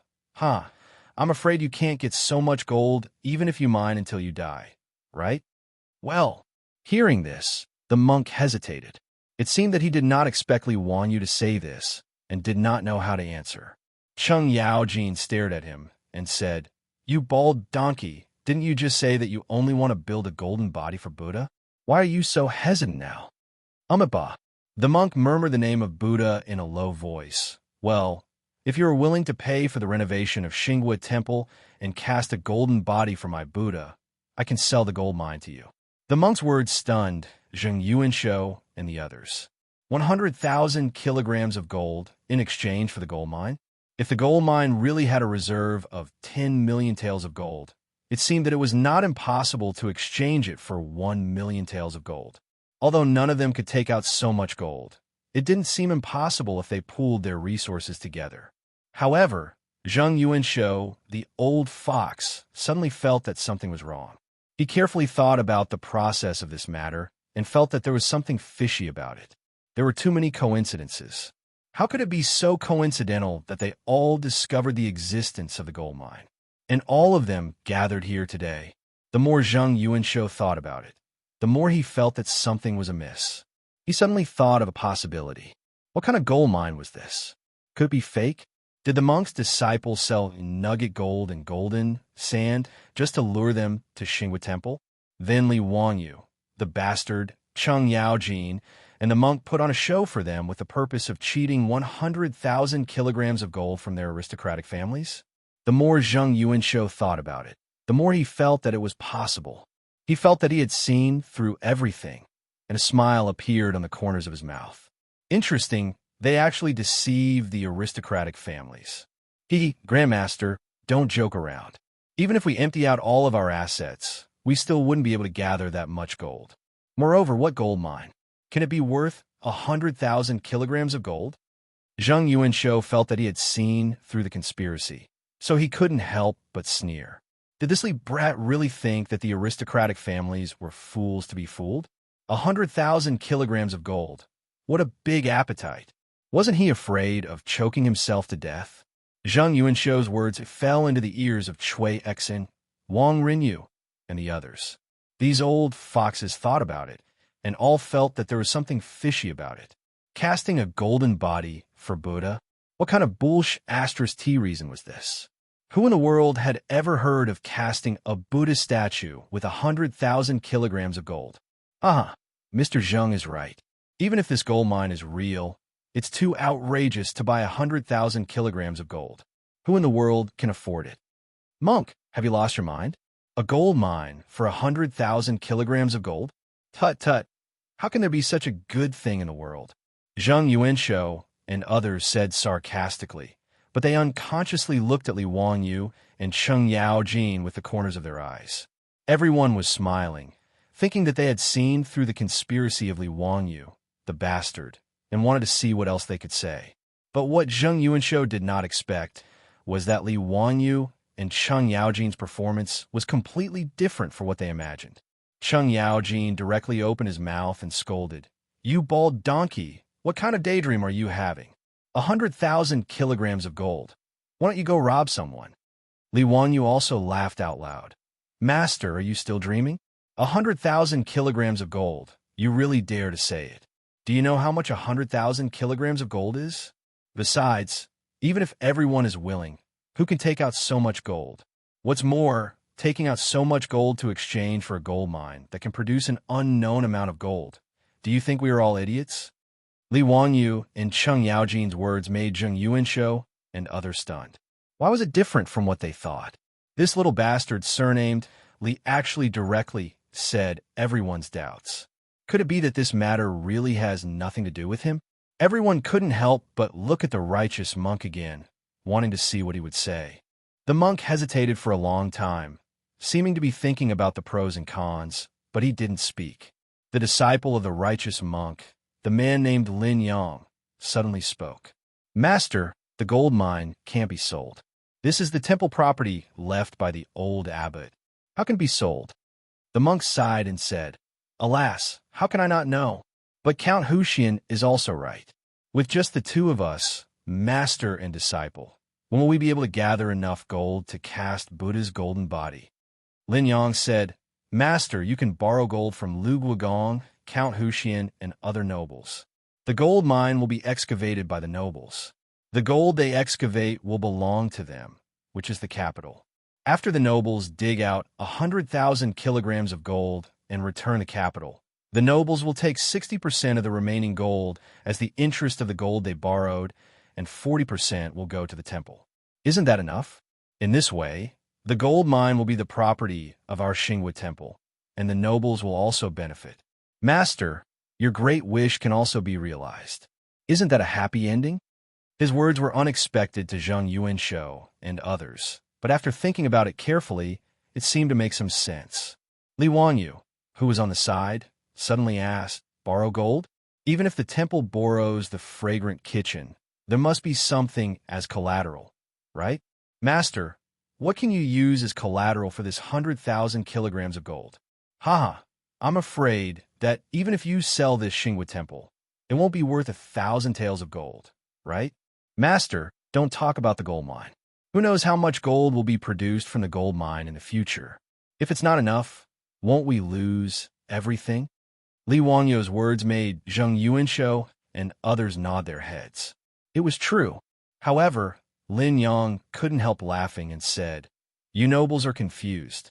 Isn't the gold you lent to my master as collateral? The gold will be cast into a golden body of Buddha and placed in the great Buddha's hall.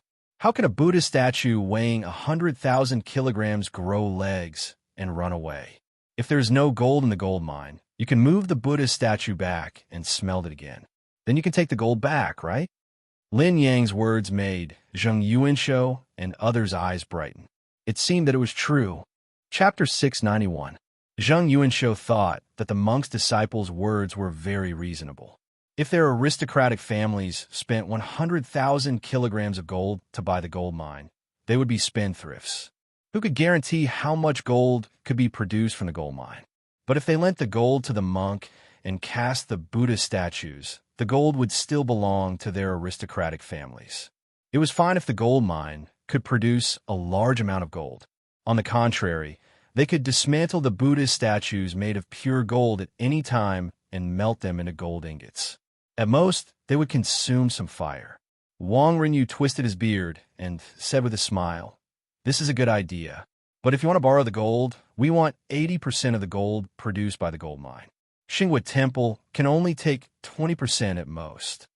If it weren't for the fact that the monk was stinky and stubborn and had the support of Buddhism, Wang Renyu wouldn't even want to give him 20%. Before the monk spoke, Li Wanyu said, "Lord Wang, you are wrong. We have to lend the gold and be responsible for recruiting people to open the mine. 20% is too much. In my opinion, 10% is enough." Zheng Yuanshou and others looked at each other and felt that Li Wanyu was really more evil than them. The gold mine belonged to Xinghua Temple, but they only gave others 10% of the profit. Evil, it was really evil. However, Li Wanyu's words are what everyone was thinking. They nodded in agreement and said, "What you said is reasonable. 20% is too much. Mining also costs a lot. It's enough for Xinghua Temple to take 10% of the gold." Lin Yang was also dumbfounded. It was reasonable for him to propose 40% and 60%. However, these nobles were greedy and only wanted to give Xinghua Temple 10% of the profit. They were really shameless. He still wanted to argue, but he heard the monk of the Orthodox sect recite the name of Buddha, Amitabha. "Lin Yang, don't say any more. I don't care whether the gold is gold or not. As long as it can cast a golden body for our Buddha, 10% is fine." The monk looked at the crowd again, bowed, and said, "As you said, as long as you lend the gold to poor monk, the gold Buddha statues will be used as collateral after they are cast. If there is not enough gold in the gold mine, the gold Buddha statues will be returned to you." Zheng Yuanshou and others looked at each other and nodded in agreement. Anyway, there was no risk in this deal. They just needed to transport the gold to Xinghua Temple first. Moreover, with so much gold, they would definitely send their family to guard the Xinghua Temple closely to prevent the monks from stealing or swapping the gold. Therefore, it made no difference whether the gold was kept in Xinghua Temple or in the treasury at home. Zheng Yuanshou, Wang Renyu, and the others were naturally willing to do this in exchange for a high-yield gold mine. Zheng Yuanshou smiled and said, "Since everyone has no objections, then let's talk about how everyone will invest in the gold and how the profits will be distributed.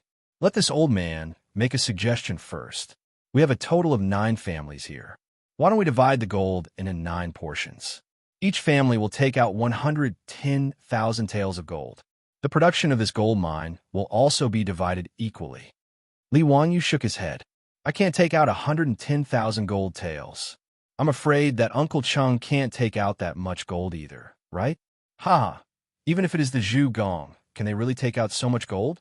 Wang Renyu and the others looked at each other and made their own plans. If one were to talk about 110,000 gold taels, it would be really difficult for them to come up with such a sum. They would have to take out all of their trump cards to be able to come up with that amount. Thinking of moving the 1,000-year accumulation of the aristocratic families to Xingwu Temple, Zheng Yuanshou and the others were a little hesitant. When everyone was hesitating, they heard a noise outside the Mahavira Hall again. Zheng Yuanshou couldn't help frowning. The Xingwu Temple had been tightly surrounded by the troops of their families, and even the craftsmen who repaired the temple had been driven out. Why was there a noise at this time? Everyone turned their heads and looked outside. They found that a group of people had entered the temple and was heading for the Mahavira Hall, despite the troops' obstruction. When they saw the person clearly, everyone's faces changed dramatically. Then they bowed to the person helplessly and said, "Your Majesty." It was Pai Lupi, the emperor of the Tang dynasty, who could enter the Xingwu Temple without the troops' obstruction. Fang Xianling and Du Ruhui were beside him. When the Orthodox monks heard that the bearded man who entered the hall was the emperor of the Tang dynasty, they were shocked and hurriedly bowed to Pai Lupi. As for his disciple Lin Yang, he was so scared that he directly knelt down. Pai Lupi strode into the Mahavira Hall and laughed loudly. "Ha! You are in such a good mood today that you all gather in the Xingwu Temple. I wonder if you are here to worship Buddha or to have fun." Zheng Yuanshou and the others didn't know how to answer Pai Lupi's words and cursed in their hearts. Did the sage also know about the gold mine in Xingwu Temple? Zheng Yuanshou was even more uncomfortable, as if he had eaten a fly. When he left Chang and City this morning, he and his cousin Zheng Shangwo were very proud and thought that they could take a bite of the fat meat without anyone noticing. Who would have thought that things would turn out like this? Now even Pai Lupi had shown up. How many benefits could their aristocratic families get from it? When everyone was thinking about this, Pai Lupi stopped smiling and said in a cold voice, "Fang Xianling, I remember that salt and iron in the world are monopolized by the imperial court. Is that true?" Fang Xianling twisted his beard and said with a smile, "Yes, Your Majesty, that's right. What about the gold mine? Your Majesty, it should be monopolized by the imperial court." Fang Xianling certainly understood what Pai Lupi meant and echoed. The conversation between the emperor and the minister was like a balm in the ears of the aristocratic families. It seemed that the sage came here today to snatch the gold mine. Wang Renyu immediately retorted, "Your Majesty, the law of the Tang dynasty does not stipulate that gold mines should be handed over to the imperial court, but the monopoly of salt and iron does not involve copper, gold, and other materials." What he said was naturally the truth. Before the Han Dynasty, iron smelting was a private business, and countless people started their business by smelting iron. For example, it was recorded in the history books that Guo Zhong of Handan built his business by smelting iron and became rich together with the king. In the Han Dynasty, Emperor Wu of Han Dynasty suggested that salt, iron, and wine should be monopolized by the state so as to prevent local feudal lords and tyrants from seizing power. Since then, salt and iron have been monopolized by the imperial court for generations. But at least in the Tang dynasty, copper and gold were not restricted. The aristocratic families also had their own copper mines, and the imperial court just collected taxes from them. After being refuted by Wang Renyu, Pai Lupi was not annoyed. He just looked at Zheng Yuanshou and others with a faint smile and said casually, "In that case, I won't force you. But since I know about the gold mine, sell it to me. Is this a righteous master? How much is the gold mine of Xingwu Temple? I'll buy it." The righteous master hesitated and bowed again. "Your Majesty, This gold mine is produced by Xinghua Temple. Poor monk won't sell it. Just now, poor monk has reached an agreement with the nobles. Poor monk will borrow 50,000 kilograms of gold from the nobles to cast a golden body for Buddha. He will repay the principal and interest with the gold produced by the gold mine. Hearing this, Pai Lupi frowned and looked at the crowd. Finally, his eyes fell on Li Wanyu. "Zio, tell me, what's going on?" Li Wanyu smiled awkwardly and rubbed his nose. Ignoring the extremely ugly expressions of Zheng Yuanshou and the others, he recounted what had happened in detail and the result of their discussion with the monk just now. After hearing this, Pai Lupi couldn't help laughing and said, "Well, in that case, I'll lend the gold to you. I think I can still take out 50,000 kilograms of gold. You don't have to borrow money from the nobles." Zheng Yuanshou and others were even more annoyed.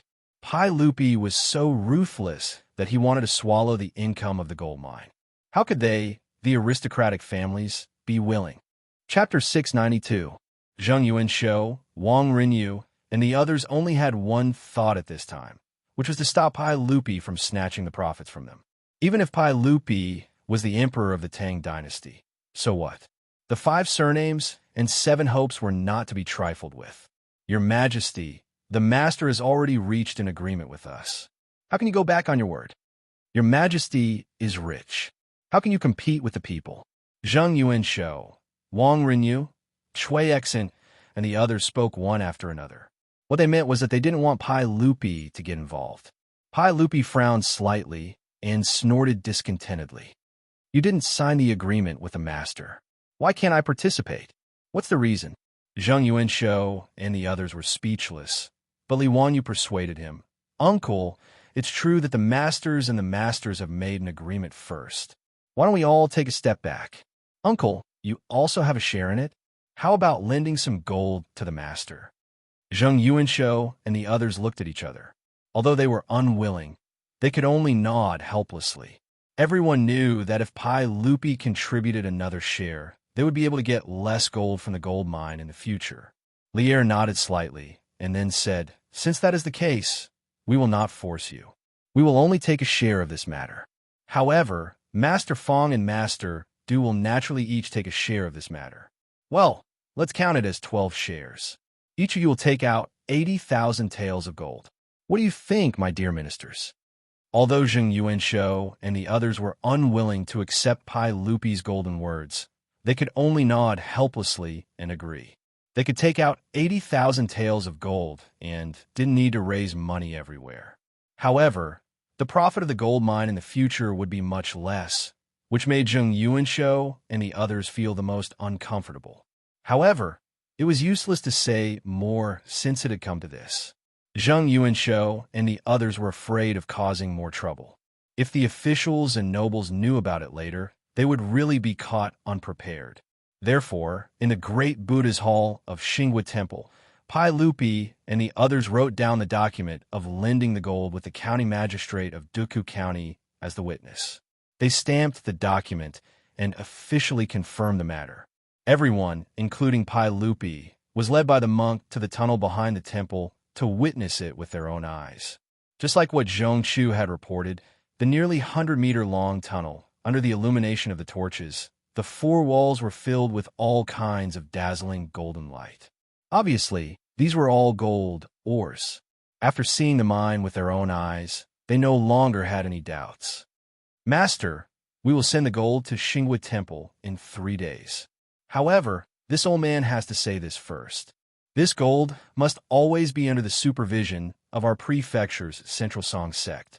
Even if we cast the golden Buddha in the future, the use of gold must be supervised by our prefecture's Central Song sect. Master, you don't have any objections, right?" Zheng Yuanshou instructed the good faction monk. The monk bowed and replied, "Ba. Poor monk naturally has no objections. This is the safest way. Poor monk is also worried that so much gold piled up in the temple will attract the attention of thieves. It can't be better if you send people to guard it." "Very good. Then we won't disturb your cultivation. 3 days later, the gold will be sent here." Zheng Yuanshou and the others looked at each other, bowed to Pai Lupi, and then left. Today's trip to Xinghua Temple was really beyond the expectations of these aristocratic families, and they felt a little speechless. They originally thought that they could easily take away a gold mine, but they didn't expect that they would have to lend the gold in exchange for the profit of the gold mine. However, the reason why Zheng Yuanshou and the others agreed to this was that on the one hand, they were reluctant to give up the huge profit that the gold mine might bring. On the other hand, they also felt that the so-called lending of gold was just changing a place to store the gold, and there was no risk. If the monk of Xinghua Temple could steal the gold from many troops of the 5 surnames and 7 Wangs and the imperial guards sent by His Majesty, it would be strange. Although the cost was not small, Zheng Yuanshou and the others were still very satisfied with the result that they didn't come here in vain. After all, if the gold mine could produce enough gold every year in the future, it would be enough for the aristocratic families to make a lot of money. After the 5 surnames and 7 Wangs left, Pai Lupi suddenly looked up to the sky and laughed. "Ha ha. As you expected, these people really fell into the trap. Tut tut, 80,000 taels of gold. If Mr. Zheng and Mr. Wang knew the truth, they would be so angry that they would vomit blood, right?" Cheng Yaojin also laughed and said, "Wow, haha, my acting for a long time was not in vain. Even if the 5 surnames and 7 Wangs lost 80,000 taels of gold, I'm afraid that they would lose a layer of skin." In the Hall of Great Strength, everyone was laughing. Even the righteous monk and his disciple Lin Yang were the same. Obviously, the so-called gold mine and the borrowing of gold were just a trap set against the aristocratic families.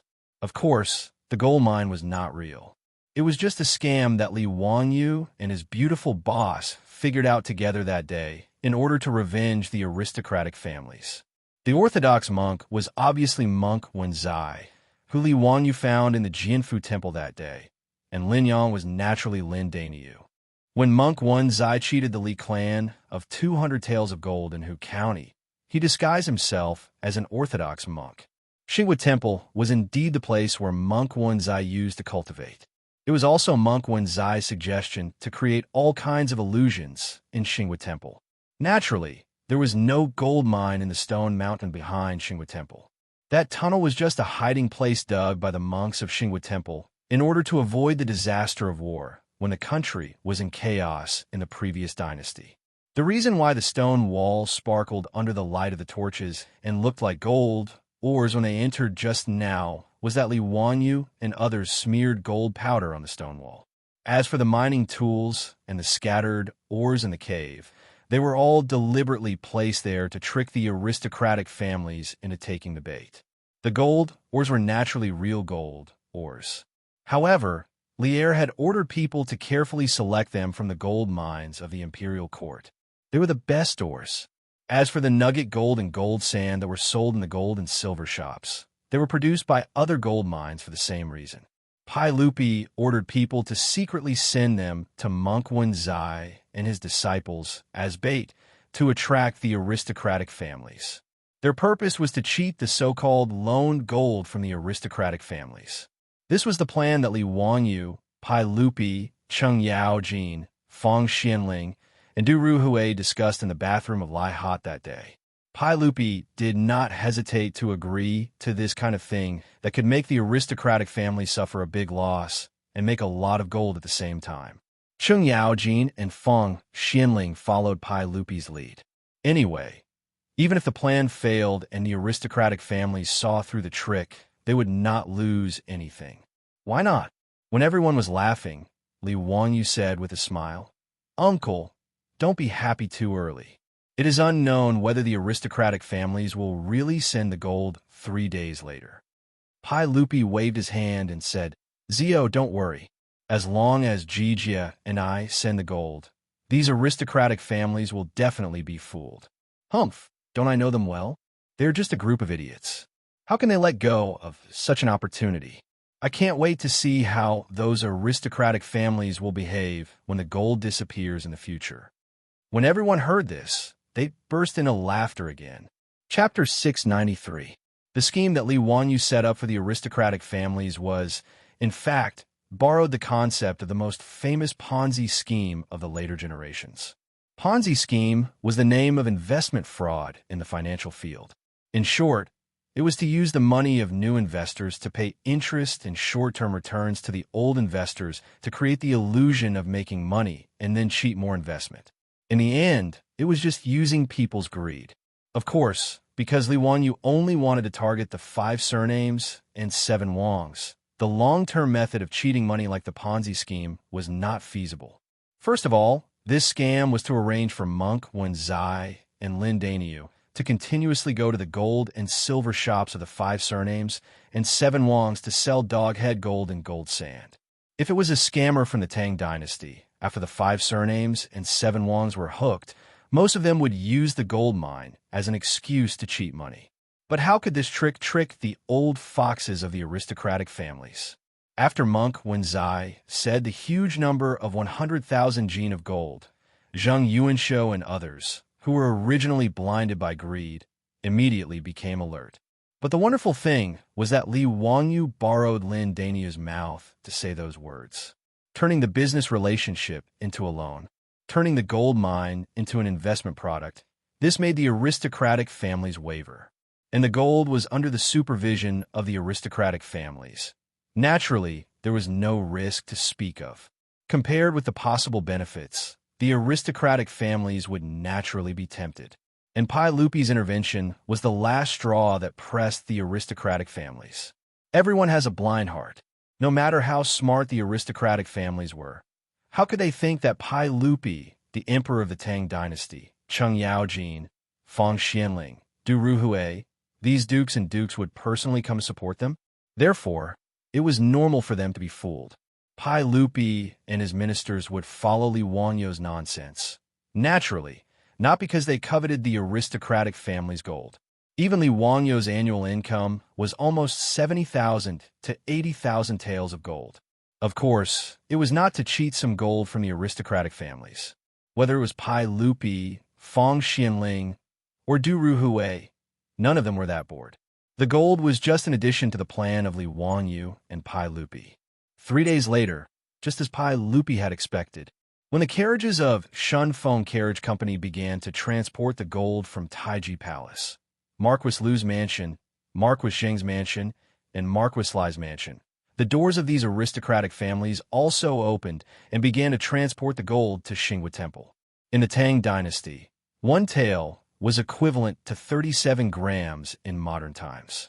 80,000 taels of gold weighed almost 3 tons. Today's 4-wheeled carriages could easily carry a ton each. Therefore, the transportation of 3 tons of gold was only a matter of 3 carriages, which was not very eye-catching. However, regardless of whether it was Pai Lupi transporting the gold from the palace or the noble families of the 5 surnames and 7 watches, they all sent out large numbers of palace guards to be responsible for escorting the gold. With the consent of Pai Lupi, Cheng Yaojin also released a large number of imperial guards of the Jinwu Guards to escort the carriages to Duke County. The gold from Li Wangyu's mansion was transported from Hu County, and it was also escorted by Niu Yong and Niu Wu, who led a large group of troops. With the protection of such a powerful force, the gold was naturally sent to the Xinghua Temple without any trouble along the way. Monk Wenzai had already been waiting in front of a side hall beside the Grand Hall. Seeing the carriages escorting the gold arrive, Wenzai hurriedly bowed to Pai Lupi and the officials who came with the gold carriages. Umitba, poor monk greets your majesty and all the noble people. Pai Lupi got off the horse and motioned the monk to dispense with the formalities. Master, please dispense with the formalities. Is the warehouse for storing the gold ready? Yes, your majesty, please have a look. It's this side hall. Do you think it's suitable? Wenzai said. Everyone entered the side hall together and checked it out. They felt it was suitable. The original Buddha statue in the side hall had been removed. There was no other way out except for a door and a round window on the high gable wall. The round window was more than 3 meters high from the ground and less than 1 foot in diameter. Normal adults couldn't get through it. Li Wanyu suddenly said, Uncle, this place is suitable. It's easy to guard the gold stored here. I suggest that after the gold is stored in this side hall, the door of the side hall should be completely closed. Without the consent of all of us, it can't be opened. However, the window of the side hall shouldn't be closed. Instead, a wooden platform should be built outside the gable wall. In this way, it'll be convenient for everyone to climb up the wooden platform at any time and check the condition of the gold in the side hall through the window to prevent the gold from being lost. Hearing this, everyone nodded and agreed. They felt that Li Wangyu's idea was quite good. Since the door of the side hall was closed, no one could enter. If the window on the gable wall was left open, it would allow the guards outside to check the situation at any time. It would also prevent them from coming into contact with the gold, so it was naturally very safe. After Pai Lupi and the other big shots all nodded in agreement, they began to arrange for the guards to move the gold into the side hall. More than 30 carriages of gold were transported for 4 to 6 hours before they were all transported into the side hall and placed neatly. After all the gold was transported into the side hall, the door of the side hall closed with a creak and a large bronze lock was hung on it. Li Wanyu smiled and said to everyone, "Uncle, everyone, we have so many guards, so we don't need a guard here at the same time, right? There are too many people, and it's inconvenient to give orders. How about we split up the guards? With 10 days as the boundary, Uncle's Imperial Guards, Uncle Chung, Duke Fong, Duke Du, and my estate's troops will guard the palace for 10 days first. Then, I'll hand it over to Zheng Gong, Wang Gong, and your estate's troops to guard the palace for 10 days.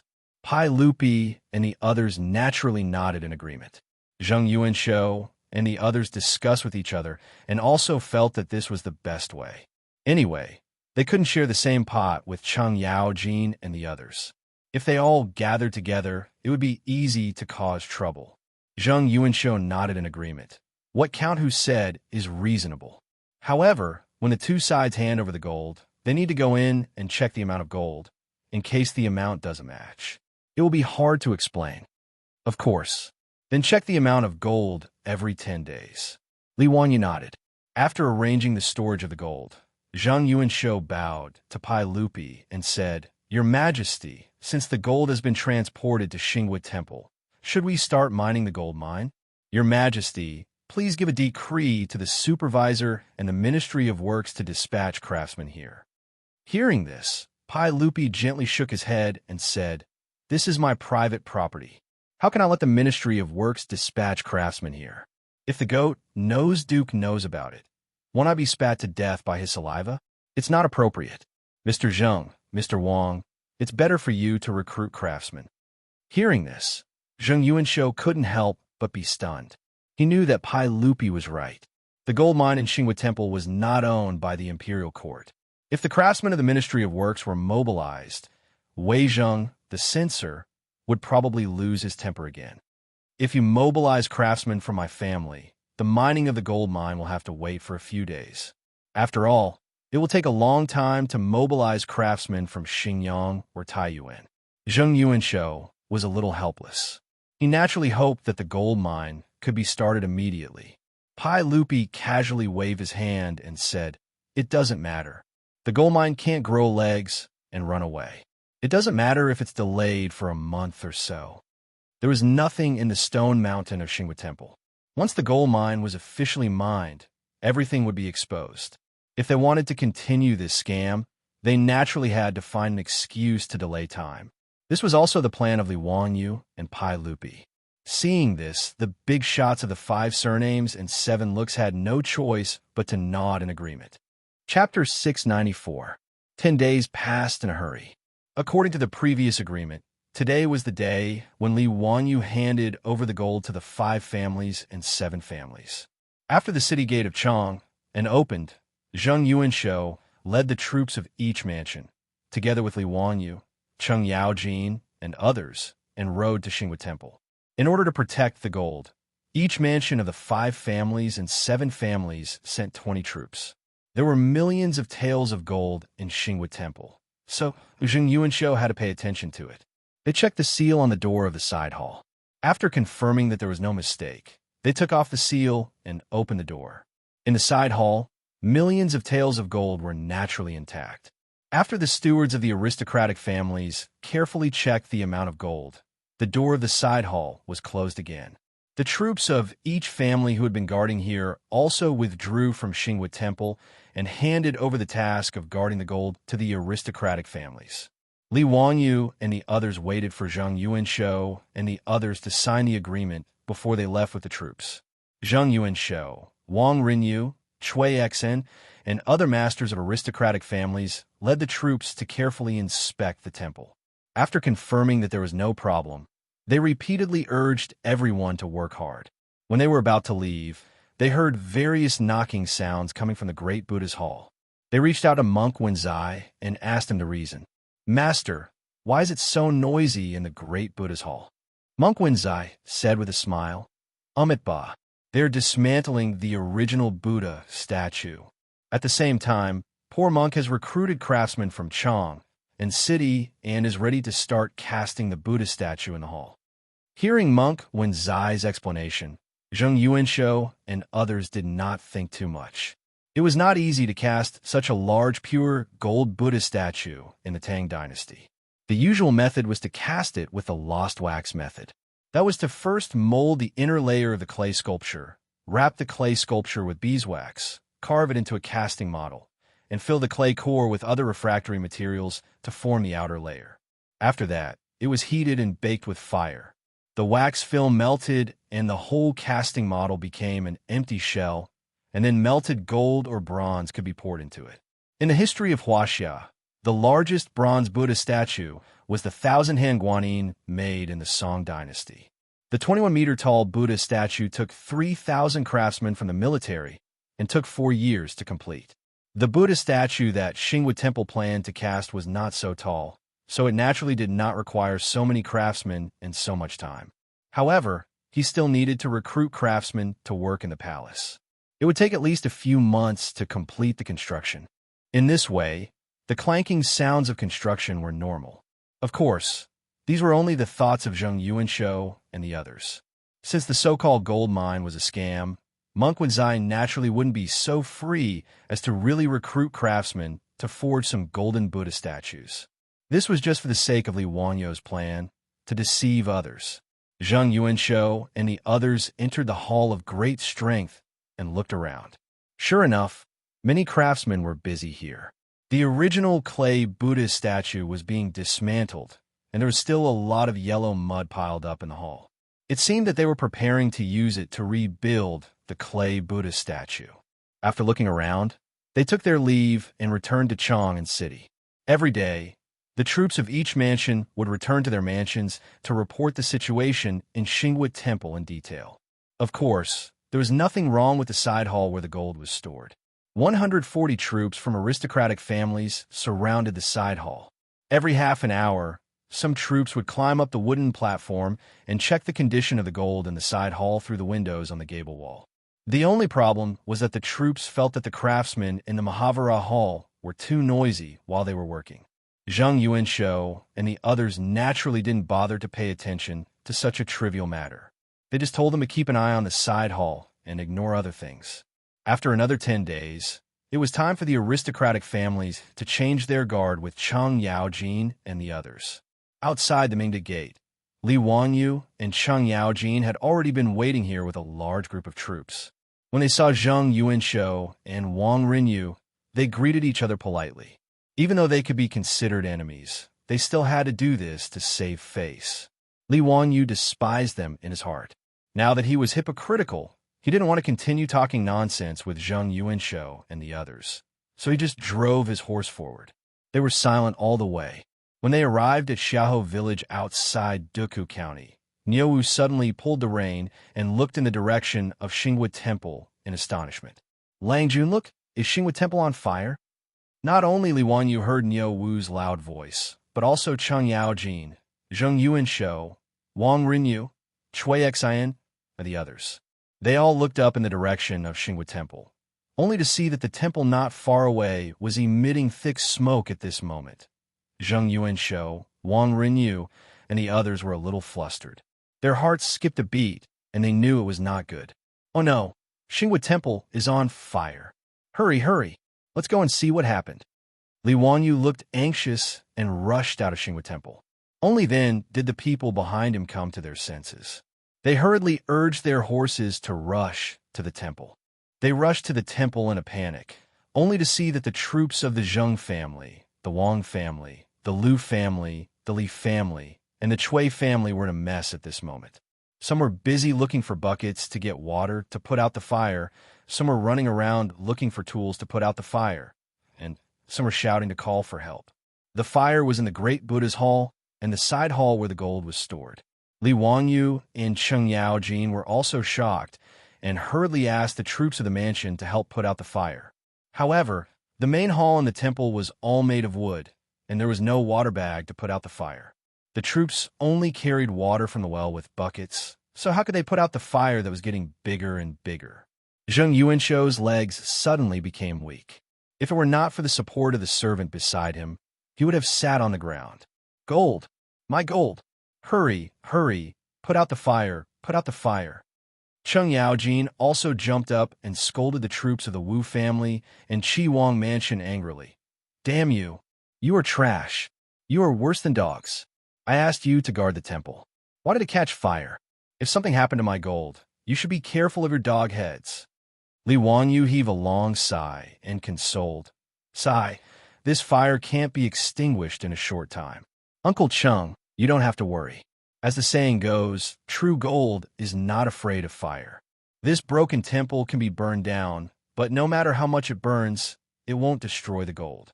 Even if some of it is melted by the fire, it won't be a big problem. It can be smelted again. Zheng Yuanshou, Wang Rinyu, and the others were originally ashen-faced, but when they heard Li Wangyu's words, they were slightly relieved. It was indeed so. Gold was not wood, so it didn't matter if it was burnt. Once the fire was put out, the gold would not grow legs and run away. Thinking of this, Zheng Yuanshou's face eased a little. He reached out and called the troop leader over. What happened? Why did it catch fire all of a sudden? Is the gold still there? The troop leader immediately knelt down and answered in fear and trepidation. Lang Jun, I don't know why it caught fire. Previously, I saw the good faction monk and his disciples enter the Hall of Great Strength. Not long after, the Hall of Great Strength was set on fire, and the fire spread rapidly. I was about to put out the fire, but the fire spread quickly and directly ignited the side hall. The gold should be fine. Before it caught fire, I and the troops of the Wang, Chui, Lu, and Li families checked on the wooden platform. That's good, that's good. Zheng Yuanshou heard this and was slightly relieved. Quickly get someone to put out the fire. Go and find that righteous path monk for me. This old man wants to ask what's going on with this fire. Yes. The troops of the Zheng family received the order and left. On the other side, the troop leaders of the Chui, Lu, Li, and Wang families also reported the whole story to their respective Langjuns. Everyone had the same story, which made Zheng Yuanshou and Wang Rinyu feel relieved. Since the gold was still there, today's incident was not a big deal. However, very quickly, a troop from the government reported that they could not find any trace of the monk in the temple. Chapter 695. Hearing that they couldn't find the trace of the Orthodox monk and his disciple Lin Yang, Zheng Yuanshou and others couldn't help but feel gloomy. Many troops reported that before the main hall was on fire, many people saw the monk enter the grand hall with his disciple. Many people even guessed that this inexplicable fire was set by the monk himself. Many troops saw this with their own eyes. After all, the side hall where the gold was stored was right next to the grand hall. The monk entered and left the grand hall under the eyes of these troops. Moreover, there was only one entrance and exit in the grand hall, and no one saw the monk run out after the fire. At this moment, Zheng Yuanshou and others had no time to care whether the fire was set by the monk or not. They could only desperately urge the troops to put out the fire. Although Li Wangyu and Cheng Yaojin brought nearly 100 troops to help today, due to the lack of fire-extinguishing tools, it took them 2 hours to put out the fire. The grand hall and the side hall where the gold was stored in the Xingwu temple were almost burned to the ground, leaving only a few broken walls smoking. Those troops were anxious to put out the fire, so their faces were blackened by the smoke. Their clothes were torn by the sparks, and many people's hair was burned. At this time, Zheng Yuanshou, Wang Rinyu, and other masters of aristocratic families didn't care whether their troops were injured or not. They repeatedly urged the troops to move away the still, smoking ruins and carry out the gold in the ruins of the side hall. Li Wanyu also asked his troops to help clean up the ruins and dig out the gold. Fortunately, there were more than 200 troops in the Xinhua Temple at this time, so the speed of cleaning up the ruins was not slow. Soon, all kinds of broken pillars, bricks, and tiles were still smoking, and the floor tiles of the side hall were exposed. However, to everyone's surprise, the gold ingot of 1,000,000 taels of gold was nowhere to be seen. After receiving the report from the troops, all the big shots of the aristocratic families seemed to have gone mad. They didn't care about the filth, and all rushed over like a swarm of bees. The floor tiles of the side hall had been cleared, but there was nothing. Not to mention the piles of gold, they didn't even see a single gold ingot. Wang Rinyu shouted angrily, "Where's the gold? Where's my gold? That's impossible. Keep digging for me. If you can't dig out any gold, you better watch your heads carefully." Zheng Yuanshou angrily waved the horsewhip in his hand and fiercely whipped his own troop leader. "Where's the gold? Tell me the truth." The leader of the Zheng family's troops didn't care about the filth on the ground. He knelt down and replied with a sad face, "Lang Jun, I don't know. Before I went into the water, I looked through the window and saw that the gold was all in the side hall. If you don't believe me, you can summon the subordinates of the Wang, Li, Chui, and Lu families for questioning. Even if I ate a bear's heart and leopard's gall, I wouldn't dare to do anything. I'm really wronged." Chui Xian, Wang Rinyu, and the others all had extremely gloomy expressions. They summoned their own troops for questioning, and sure enough, their answers were the same. Cheng Yaojin was furious. He pointed at Zheng Yuanshou and the others and scolded, "Zheng Yuanshou, how dare you? Don't spout such nonsense. If the gold was still there, would it have been burned by the fire? How dare you do such a thing? I'd like to see how you dare to lose the sage's gold. How can you explain it to me?" Zheng Yuanshou realized that the gold that had disappeared was not only from their aristocratic families, but also 400,000 taels of gold from Pai Lupi, Cheng Yaojin, Feng Xianling, Du Ruhui, and Li Wanyu. Now the gold had disappeared under the protection of the troops of aristocratic families. Thinking of the terrible consequences, Zheng Yuanshou couldn't help blacking out and fainting directly. Zheng Yuanshou's fainting naturally caused a commotion. The servants of the Zheng family hurried to rescue him. At this moment, Wang Rinyu, Chui Exen, and the others all became red-eyed and breathed heavily. They had no time to check on Zheng Yuanshou's condition and roared at their own troops, "Continue to move. Remove all the bricks and wood in this side hall. Even if you have to dig 3 feet underground, you must find the gold for me. Send people to search around Xinhua Temple. I don't believe that the gold can run away by itself." Facing their Lang Jun, who was furious, the troops didn't dare to say anything. They immediately began to clean up and move the ruins of the burned side hall. Zheng Yuanshou was finally woken up by his own troops, and his face was full of defeat. At this time, there was a dense sound of horse hooves outside Xinhua Temple. It was Pai Lupi who had received the news, leading Feng Xianling, Du Ruhui, and a large number of imperial guards to come here. Pai Lupi strode into the temple and asked angrily, "Gentlemen, what's going on? Why would there be a fire in the temple for no reason? Is the gold safe?" Zheng Yuanshou and others looked at each other, but didn't know how to answer. Li Wanyu said with a wry smile, "Uncle, the side hall where the gold was stored was all burned down. After the fire was put out, the troops were cleaning up the fire, but now there is no trace of the gold." Pai Lupi seemed to be stunned, and then said angrily, "How is this possible?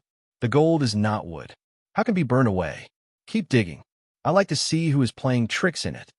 Zheng Yuanshou and others naturally didn't dare to say anything, and could only continue to urge their troops to clean up the fire. 2 hours later, the small ruins of the side hall were finally cleaned up, revealing the original cyan floor tiles in the side hall. Although the floor tiles were also burned black by the fire, there was no trace of gold on them. Cheng Yaojin said angrily, "Bastard, don't tell me that all this gold will be burned and flowed down to the ground. Dig down. I don't believe that the gold can have legs." Pai Lupi's face became more and more livid. Hundreds of troops and imperial guards found tools and began to dig 3 feet into the ground according to Pai Lupi's order. But it was still a futile effort.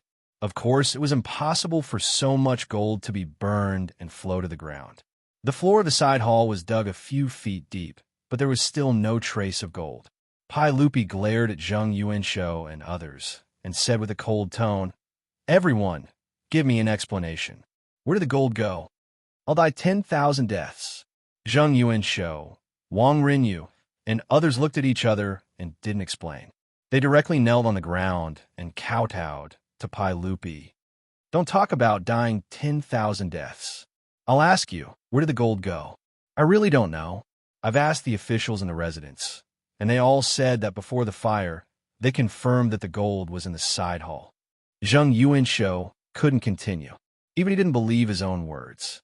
Unless they really saw a ghost, how could the gold disappear because of fire? That was 1,000,000 taels of gold, more than 30 tons of gold. How could it mysteriously disappear without a trace? Xianxia, Wang Rinyu, and others didn't know how to explain, but they saw another troop come to inform them.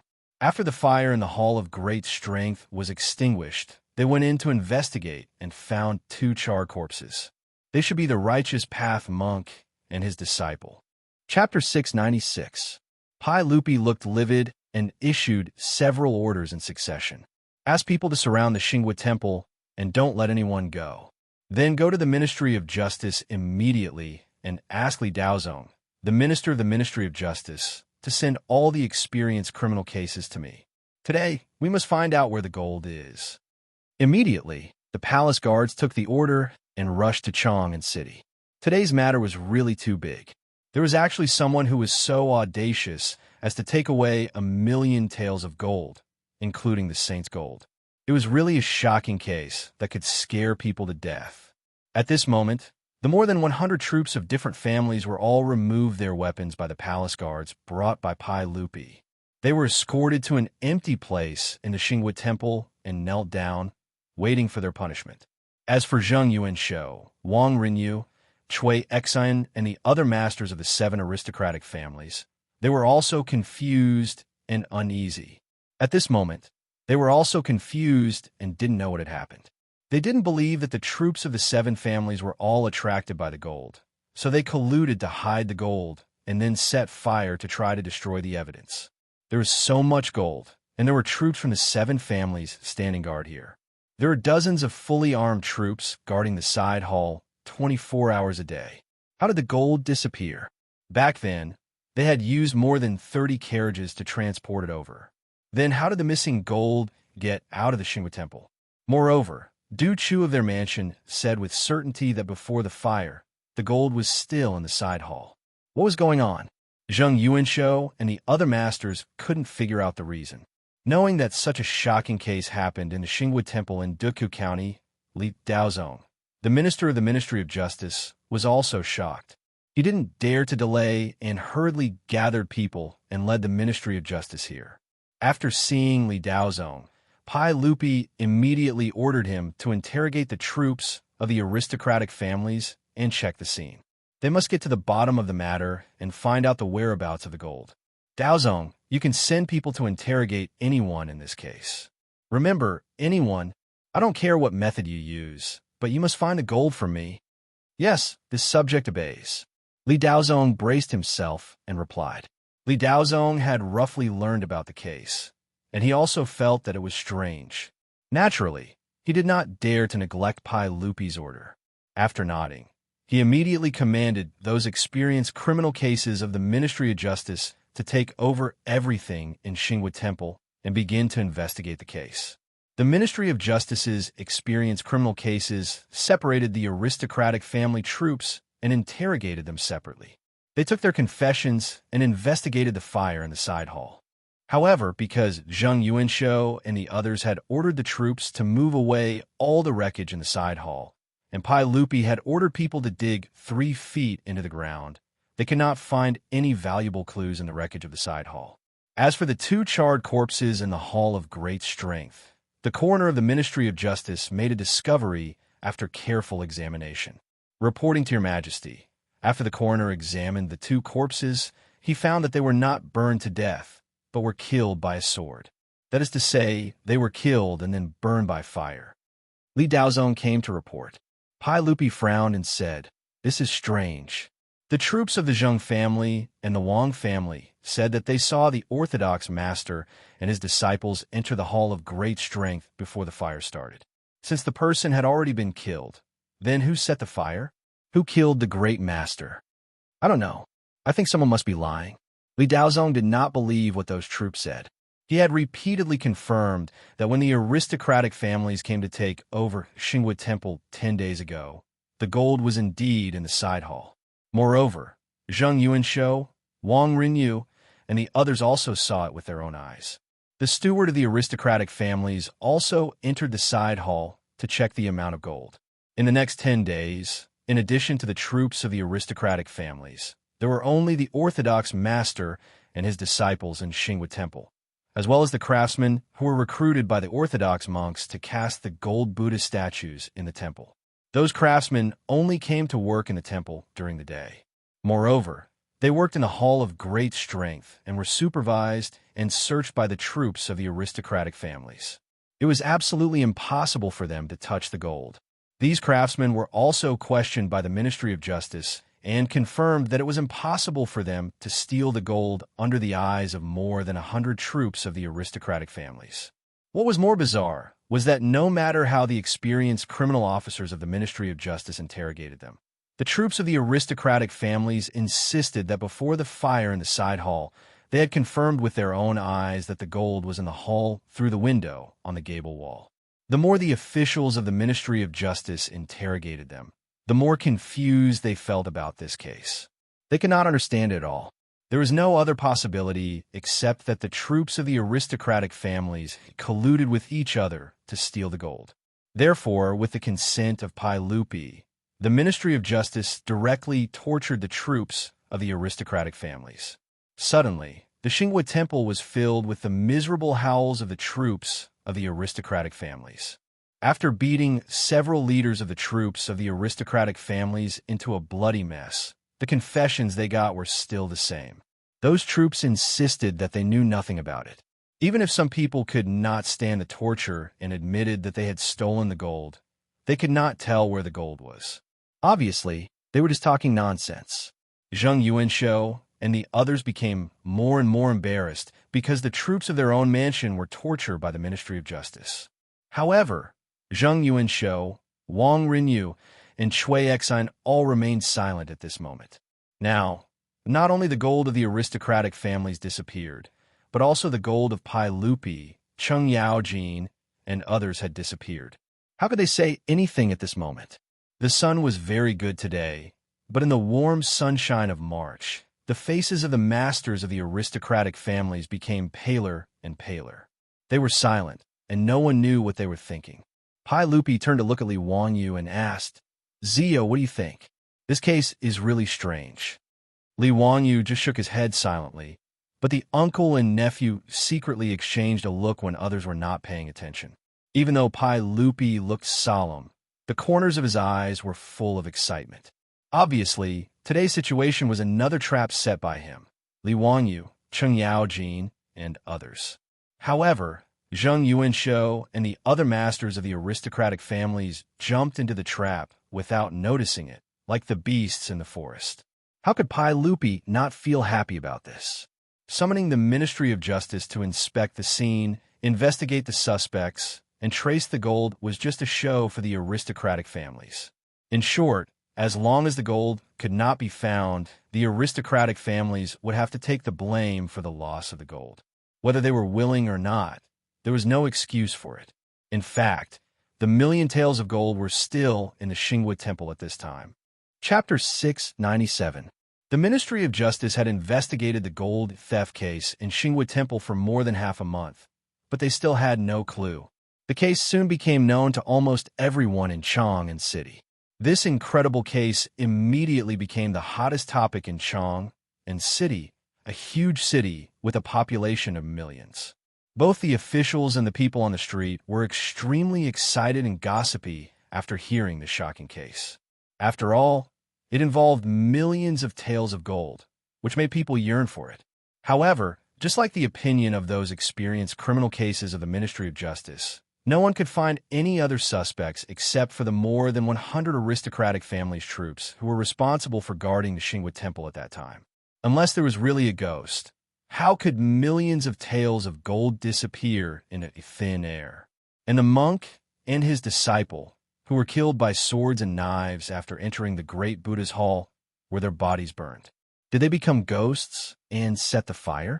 Under the guidance of various evidence, even Zheng Yuanshou, Wang Rinyu, and others believe that the gold was really hidden by the 7 aristocratic family troops who colluded with each other.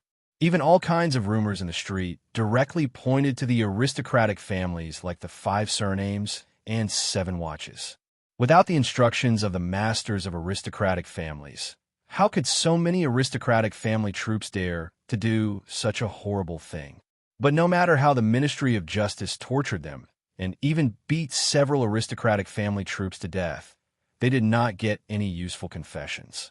The 140 aristocratic family troops who were arrested and sent to the prison of the Ministry of Justice either talked nonsense or insisted that they did not know anything. Li Daozong, the minister of the Ministry of Justice, was at his wits' end.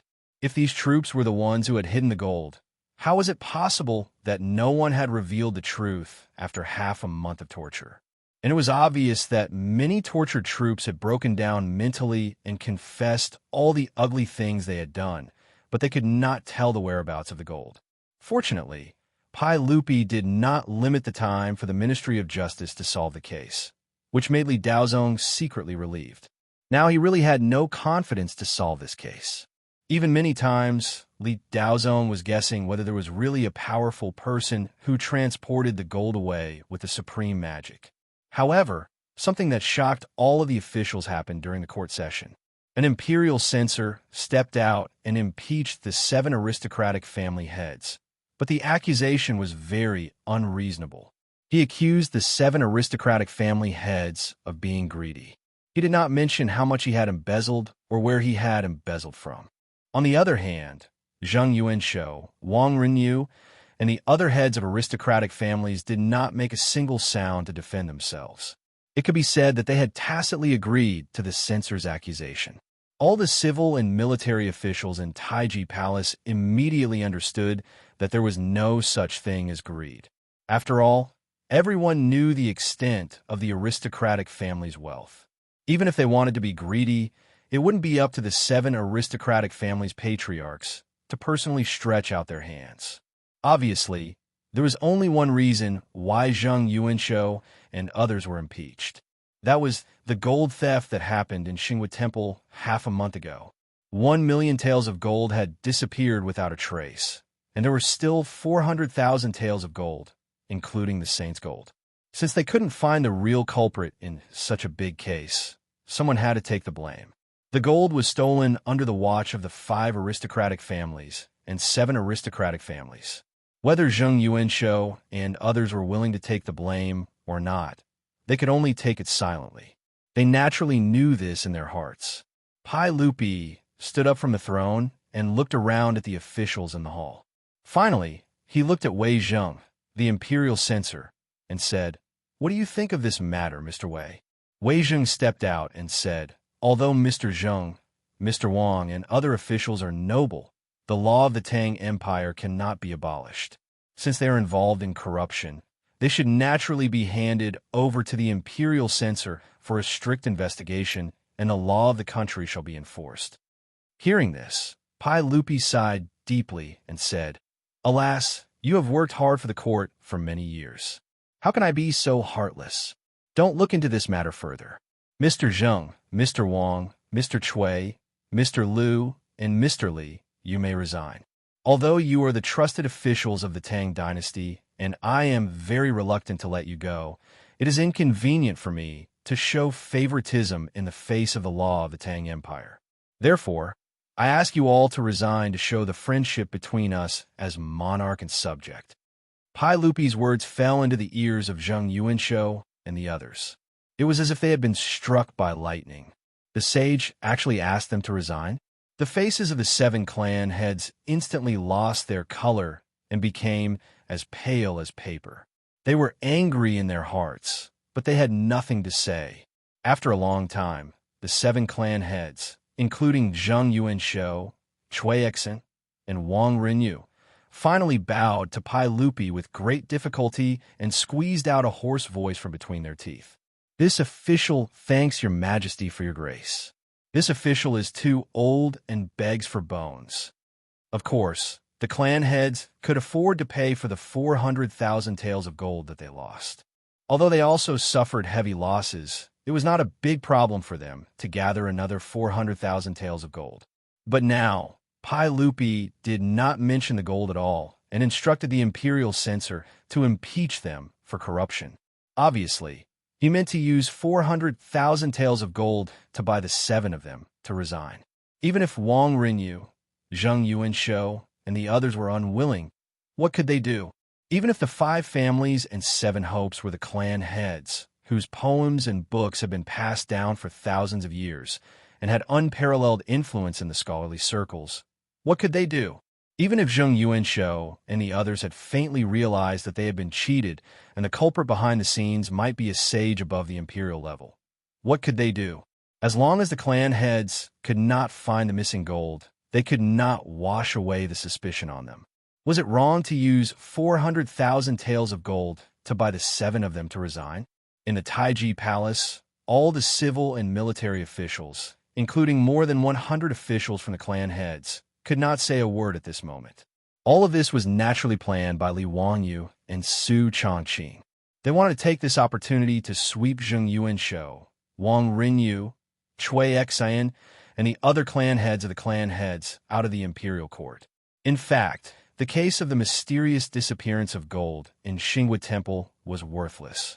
It was just a simple camouflage. During the 10 days when Li Wangyu and the others guarded the gold, they had already dug out an underground secret chamber under the Grand Buddha's hall, and there was a passage connected to the side hall not far away. The soil that Zheng Yuanshou and the others saw in the Grand Buddha's hall that day was not the soil used to mold clay figurines, but the soil dug out from the ground. Those so-called craftsmen were not real craftsmen, but the trusted subordinates of Pai Lupi transferred from the 100 Cavalry Department to disguise themselves. After Xinghua Temple was handed over to the troops of the clan heads to guard, the men of the 100 Cavalry Department disguised themselves as craftsmen and went to the Grand Buddha's hall to work every day during the day. Under the cover of the noisy construction sounds, they dug through the ground under the side hall and secretly transported all the gold to the secret chamber under the Grand Buddha's hall. After the gold was removed, they filled the bottom of the side hall with the soil piled up in the main hall. Therefore, after the fire that day, Pai Lupi ordered people to dig down, but they found nothing except soil. The only difficulty of this plan was how to hide from the eyes of the troops of the clan heads. However, since it was Li Wangyu who proposed to keep the window on the gable wall for observation, it was naturally a flaw deliberately left by Li Wangyu in order to confuse the eyes of the troops of the clan heads. Chapter 698. In the future, Li Wangyu liked to watch all kinds of high IQ crime movies, and the Mission Impossible series was his favorite movie. He remembered that in Mission Impossible 4, there was such a plot. After Tom and his assistant sneaked into the Kremlin, they used a 3D projection screen to create a full image, thereby creating an empty corridor to cover their actions behind the screen. Li Wangyu had thought of this, so he deliberately proposed to keep the circular ventilation window on the mountain wall, so that the guards outside the side hall could observe the gold situation in the side hall at any time. Pai Lupi, Cheng Yaojin, Fang Xianling, and Du Ruhui were all puzzled by Li Wangyu's idea. In their minds, if those aristocratic families could observe the gold situation through the window at any time, how could the cavalry department secretly transport the gold away without being discovered? However, Li Wangyu merely smiled and did not reply. He merely said that he would take care of this matter. While everyone was still in doubt, Li Wangyu secretly took a picture of the scene at the window with his mobile phone. Then, he returned to Dingzhou village and used the 3D imaging mode to draw on the black curtain with gold powder. He drew a curtain that was enough to deceive the eyes. After all, there was no glass in the Tang dynasty, so when the door was closed, the side hall was naturally dark. Even during the day, through the window on the gable wall, only the faint gold could be seen. When Li Wanyu taught the cavalry department how to use the curtain to block the view in front of the window, Pai Lupi and the other bosses were shocked by such a strange visual deception. Cheng Yaojin opened his eyes wide and looked carefully for a long time, but he couldn't see any flaws. He couldn't help but laugh and scold. "Son of a bitch, you are really amazing. How did you come up with such a method? I have looked at this canvas for a long time, and I can't see that it is fake." Pai Lupi shook his head. As the saying goes, seeing is believing. "I didn't expect that my eyes could deceive me." Fang Xianling and Du Ruhui were equally shocked. Who would have thought that the pile of gold in front of them was just a piece of canvas? But since Pai Lupi and the others couldn't see through it, the other troops naturally couldn't see through it either. After the men of the 100 Cavalry Department entered the side hall through the tunnel, they immediately used a wooden frame to place the curtain that Li Wanyu had drawn in front of the window on the mountain wall, blocking the view of the aristocratic family troops. Due to the narrow window and the darkness in the side chamber, the curtain Li Wanyu painted perfectly fooled everyone's eyes. Even though the gold store in the side hall had been emptied, the aristocratic family troops guarding outside the main hall still believed that the gold was still in the side hall and did not suspect anything. The leaders of the troops from the aristocratic families could not figure out until they died. Before the fire, they had clearly seen with their own eyes how the gold that filled the side hall had disappeared without a trace after the fire.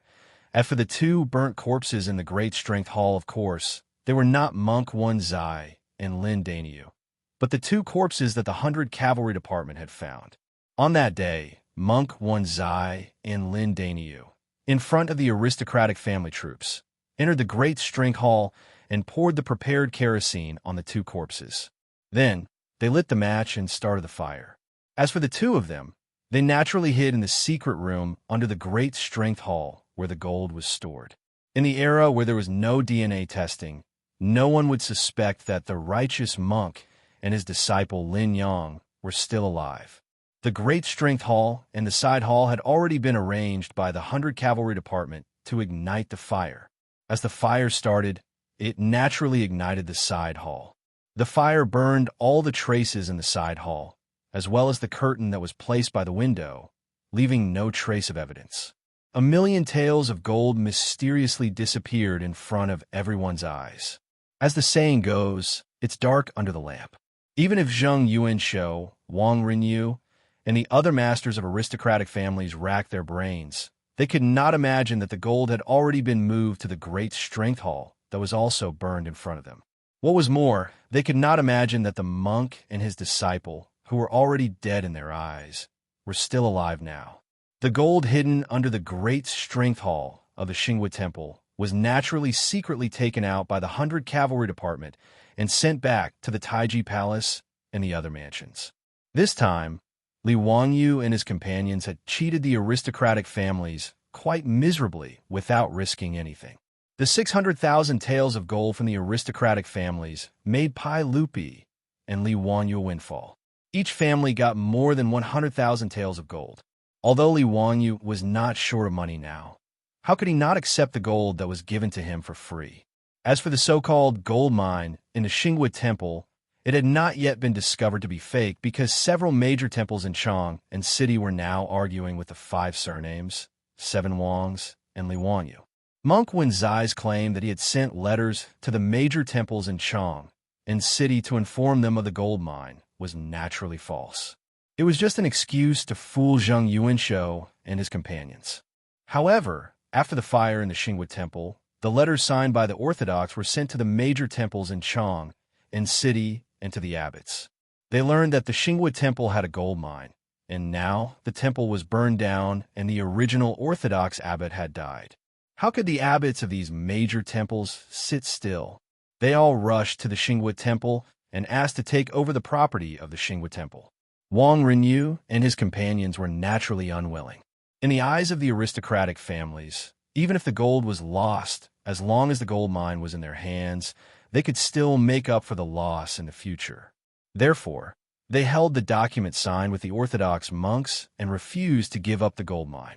However, The abbots of the major temples insisted that since the gold loaned to the Orthodox was lost under the watch of the aristocratic families, the document should not be valid anymore.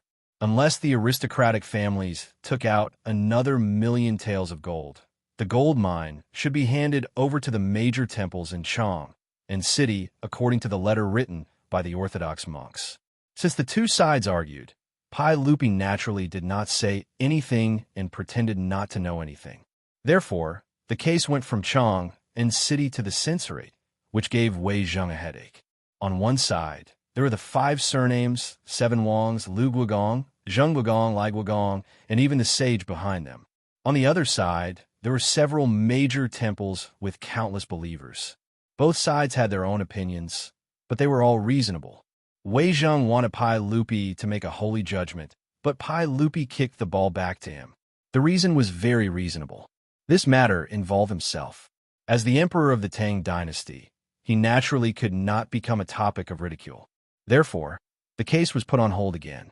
No one cared about the Xinghua temple for the time being, and the gold mine could not be mined. Several years later, the 5 surnames and 7 Wangs finally reached an agreement with the major temples in Chang and city. They would mine the gold mine together and share the profits equally. Finally, the Xinghua temple gold mine, which had been put on hold for a long time, could be started. Naturally, there was nothing in the Bulsh *T gold mine except stones. It was not until then that Zheng Yuanshou, Wang Rinyu, and others who had retired long ago realized that they had been cheated by the monks. Zheng Yuanshou was so angry that he spat blood on the spot and fell seriously ill. But these were the stories for later. At this time in the Taiji Palace, Pai Lupi was in a good mood. He forced all the heads of the 5 surnames and 7 Wangs to retire. Although there were still hundreds of officials from aristocratic families in the imperial court, Pai Lupi even felt lighter without the 7 heads as their backbone and their constraints in the imperial court. In the Taiji Palace, Pai Lupi pretended to comfort the heads of the 7 aristocratic families and praise them for their contributions to the imperial court. At this time, Li Wanyu was seeing them off outside Chang'an city. Chapter 699. At a pavilion 10 miles north of Chang, as the saying went, there was a pavilion 10 miles away and a pavilion 5 miles away.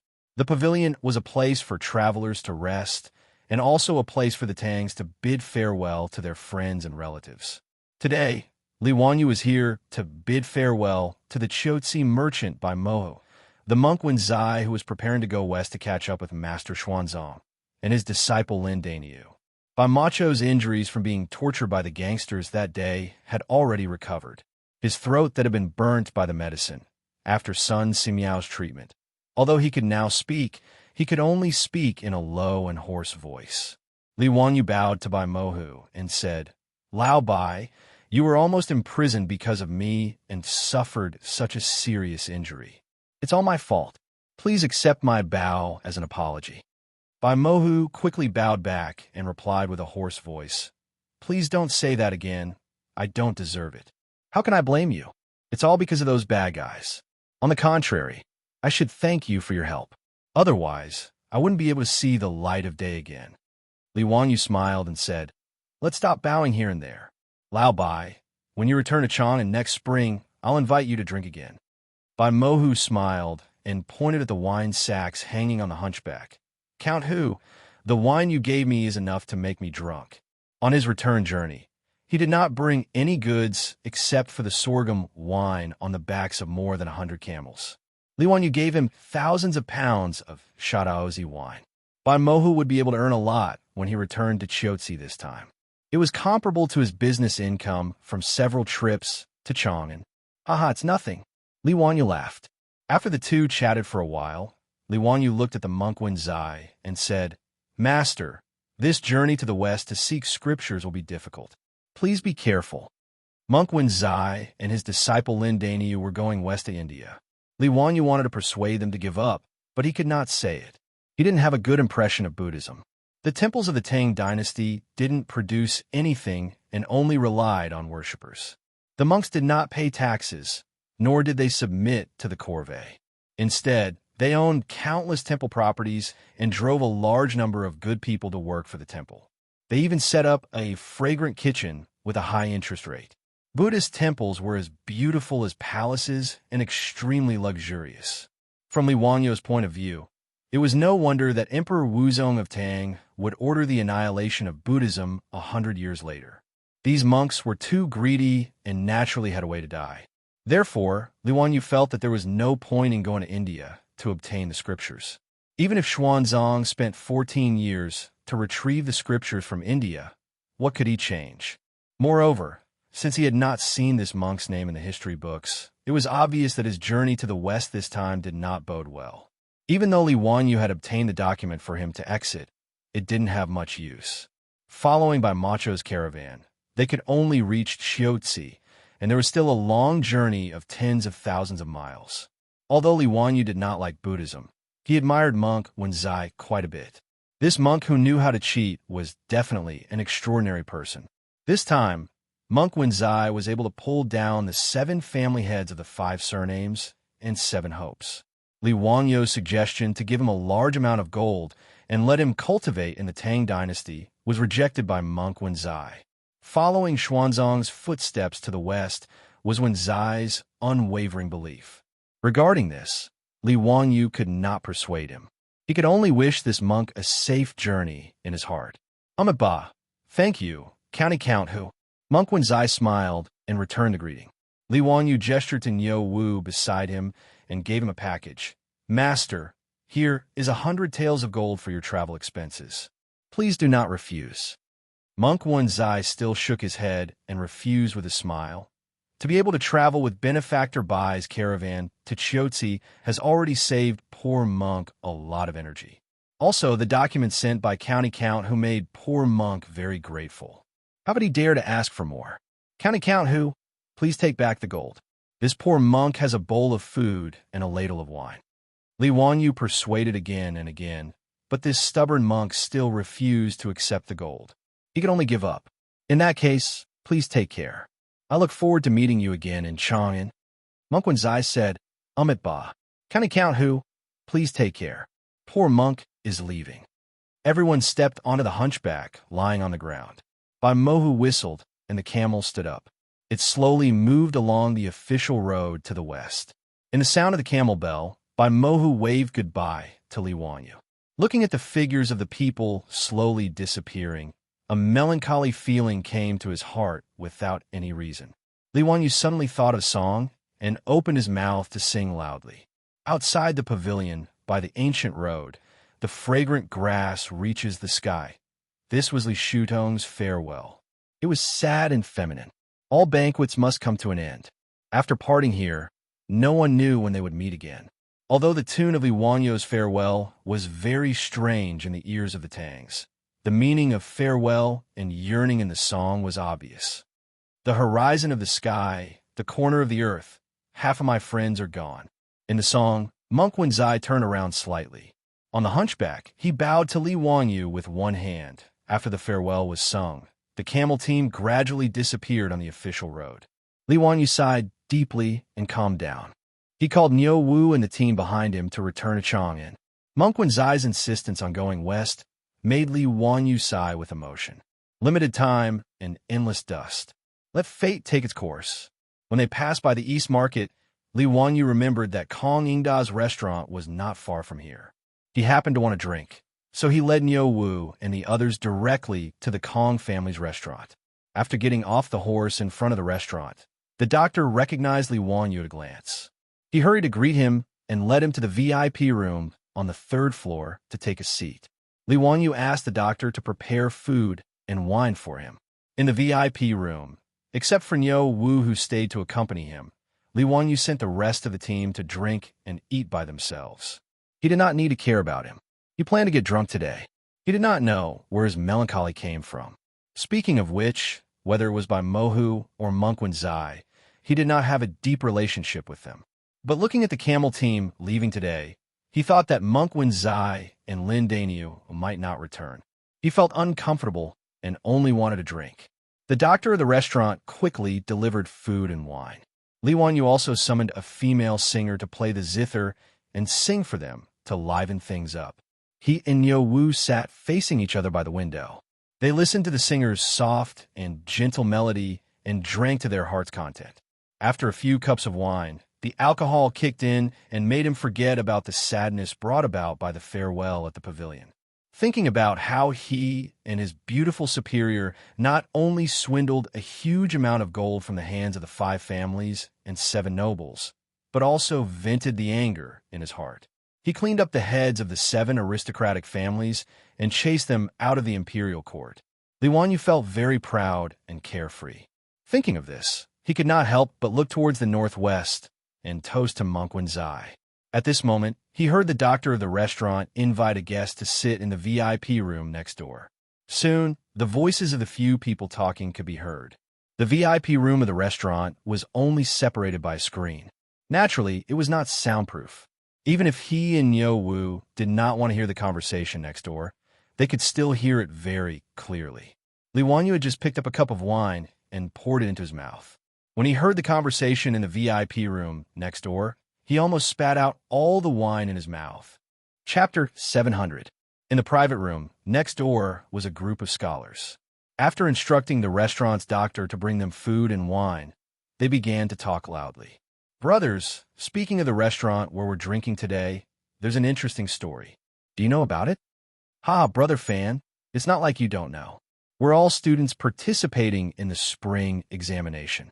How would we know about the interesting stories of the restaurants in Chang'an City? Don't keep us in suspense. Tell us, what's so interesting about this restaurant? The owner of this restaurant is an interesting person. During the Lantern Festival, he didn't receive any guests. Instead, he hung countless riddles in front of the restaurant. Anyone who guessed the riddles correctly could enter and drink for free. Oh, there's such a good thing? Then the owner of this restaurant is indeed interesting. Brother Fan, you're from Chang'an. Did you enter this restaurant to drink for free during the Lantern Festival? The voice in the private room next door paused for a moment. Then, the Confucian scholar's voice was heard. Brother Shangwan, if you don't mention this, we'll still be good friends. When Li Wanyu heard this, he almost spat out the wine in his mouth. Could it be that the man next door also transmigrated from the future? Why do these words sound so familiar? Why do you say this, Brother Fan? We've all seen Brother Fan's essays and poems. If nothing unexpected happens, you'll definitely pass the spring examination. Could it be that with Brother Fan's great talent, you can't guess the riddles? Someone asked, puzzled. The man sighed and helplessly replied, if it were just ordinary riddles, of course I could. But when I wandered into this restaurant, the owner of the restaurant removed the riddles and replaced them with 10 questions, which he posted in front of the door. These 10 questions, let alone me, no one in Chang'an City could answer during the Lantern Festival. Naturally, I couldn't drink this free wine. His words immediately aroused everyone's curiosity. What kind of questions could baffle all the Confucian scholars of Chang'an City? There's such a thing? Does Brother Fan still remember the 10 questions? Why don't you tell us about it? Someone was unconvinced and asked. Hee, of course I remember. You can all try. If you can answer them, I'll treat you to a banquet today. Listen carefully. The first question is a question. There's a word that everyone who sees it will mistake. Type that word. The second question is, in a year, which month has 28 days? The third question, there was no sound in the room next door. Li Wanyu almost laughed out loud. It was interesting that his sudden change of mind to make things difficult for Li Gang and Yu Shinan had attracted such resentment from the scholars of Chang'an. What? What kind of damned questions are these? Brother Fan, who is the owner of this restaurant, why would they come up with such a difficult question? Some people couldn't figure it out no matter how hard they racked their brains. After hearing the answer, they couldn't help but be speechless. It was quite a while before they asked indignantly. Ha, I don't know who the owner of this restaurant is, but I do know who came up with these questions. Oh, Brother Fan, quickly tell me, who is so despicable? When the owner of the restaurant set the questions that day, he had already written that these difficult riddles were all written by the county earl who founded the country. Haha, brothers, what do you think? Do you have any ideas? What? County earl? Li Ziyo? No wonder, it was written by the little immortal poet. That makes sense. Ha! How can I compare to the little immortal poet's great talent? Li Wanyu was stunned by this person's words. Little immortal poet? Is he talking about me? Since when did I have the title of little immortal poet? But immortal poet is immortal poet. Why add the word little? Li Wanyu shook his head, feeling a little smug. He raised his head and drank another cup of wine. Haha, I can copy the title of little immortal poet just by copying poems, but I wonder how the immortal poet Li Taibai will live in the future. This guy's skin is getting thicker and thicker. Not only is he not ashamed, but he is also somewhat proud. A voice came from the room next door. Brothers, you may not know, but in Chang'an, no one calls Li Zio little immortal poet. Behind his back, they all call him Bai's County Earl, huh? Li Wanyu heard this and could not help but raise his eyebrows. He pricked up his ears and wanted to hear why he was called Bai's County Earl. Brother Fan, are you trying to reconcile? What do you mean by Bai's? Haha, Bai's is an ancient mythical beast. It knows astronomy, geography, and trifles. After being tortured by his 10 questions, the students in Chang and were both impressed and annoyed. They wanted to scold him, but they did not know how to do so. They did not know whether to laugh or cry, so they simply called him Bai's County Earl. Haha, so it is very vivid. Interesting, your sister. You are the mythical beast. You are not a human. Li Wanyu ridiculed in his heart, but he shook his head helplessly. It seems that the brain teasers really made these scholars of the Tang dynasty uncomfortable. Even Yo Wu, who was beside him, looked like he was trying to hold back his laughter. Li Wanyu looked at him and rolled his eyes. In the room next door, a group of Confucian scholars was still talking about him. Brother Fan, I wonder what poems the little immortal poet has written recently? Of course there are. Have you heard of Li Zio's 2 poems about the Lantern Festival? I have not heard of them. Brother Fan, please recite them for us. The voices in the room next door naturally reached the ears of the singer who was playing the zither for Li Wanyu. As a woman, she naturally loved Li Wanyu's 2 poems about the Lantern Festival. Hearing this, the singer did not wait for Li Wanyu's order. She immediately plucked the strings of the pipa in her arms and began to sing Green Jade Case, New Year's Eve. As soon as the song started, no one in the room next door spoke. They all began to listen to the singer's voice. Looking for her thousands of times, suddenly looking back, she is in the waning light. The song was sung 3 times before she stopped. Suddenly, there was a burst of applause in the room next door. This is the little immortal poet's new work? Amazing, truly amazing. It really makes people unable to stop loving it. The little immortal poet really is the little immortal poet. TSK. With this poem about the Lantern Festival, how can we write poems during the Lantern Festival in the future? That is indeed the case. Since the Bai's County Count wrote this poem about the Lantern Festival, from now on, who would dare to write a poem about the Lantern Festival? Wouldn't that be like displaying one's slight skill in front of an expert? Immediately, someone gently knocked on the partition screen and said, "Sorry to disturb you. Could you please ask the singer to sing the other poem as well?" The singer raised her eyes to look at Li Wanyu. Seeing him nod, she plucked the strings again and began to sing Xianxia, New Year's Eve. Last year on the Lantern Festival, the lights of the flower market were bright as day. The moon was high above the willow branches, and people made an appointment at dusk. The room was silent again. Everyone listened attentively, afraid of missing a word. Since they were all students participating in the spring examination, their knowledge was naturally quite good. After listening to the 2 poems about the Lantern Festival, the room was abnormally quiet. It was so quiet that one could hear a pin drop. After a long time, Li Wanyu heard a sigh coming from the other room. The Lantern Festival's poetry will be finished from now on. The sentence, "The moon was high above the willow branches, and people made an appointment at dusk," made people's hearts yearn.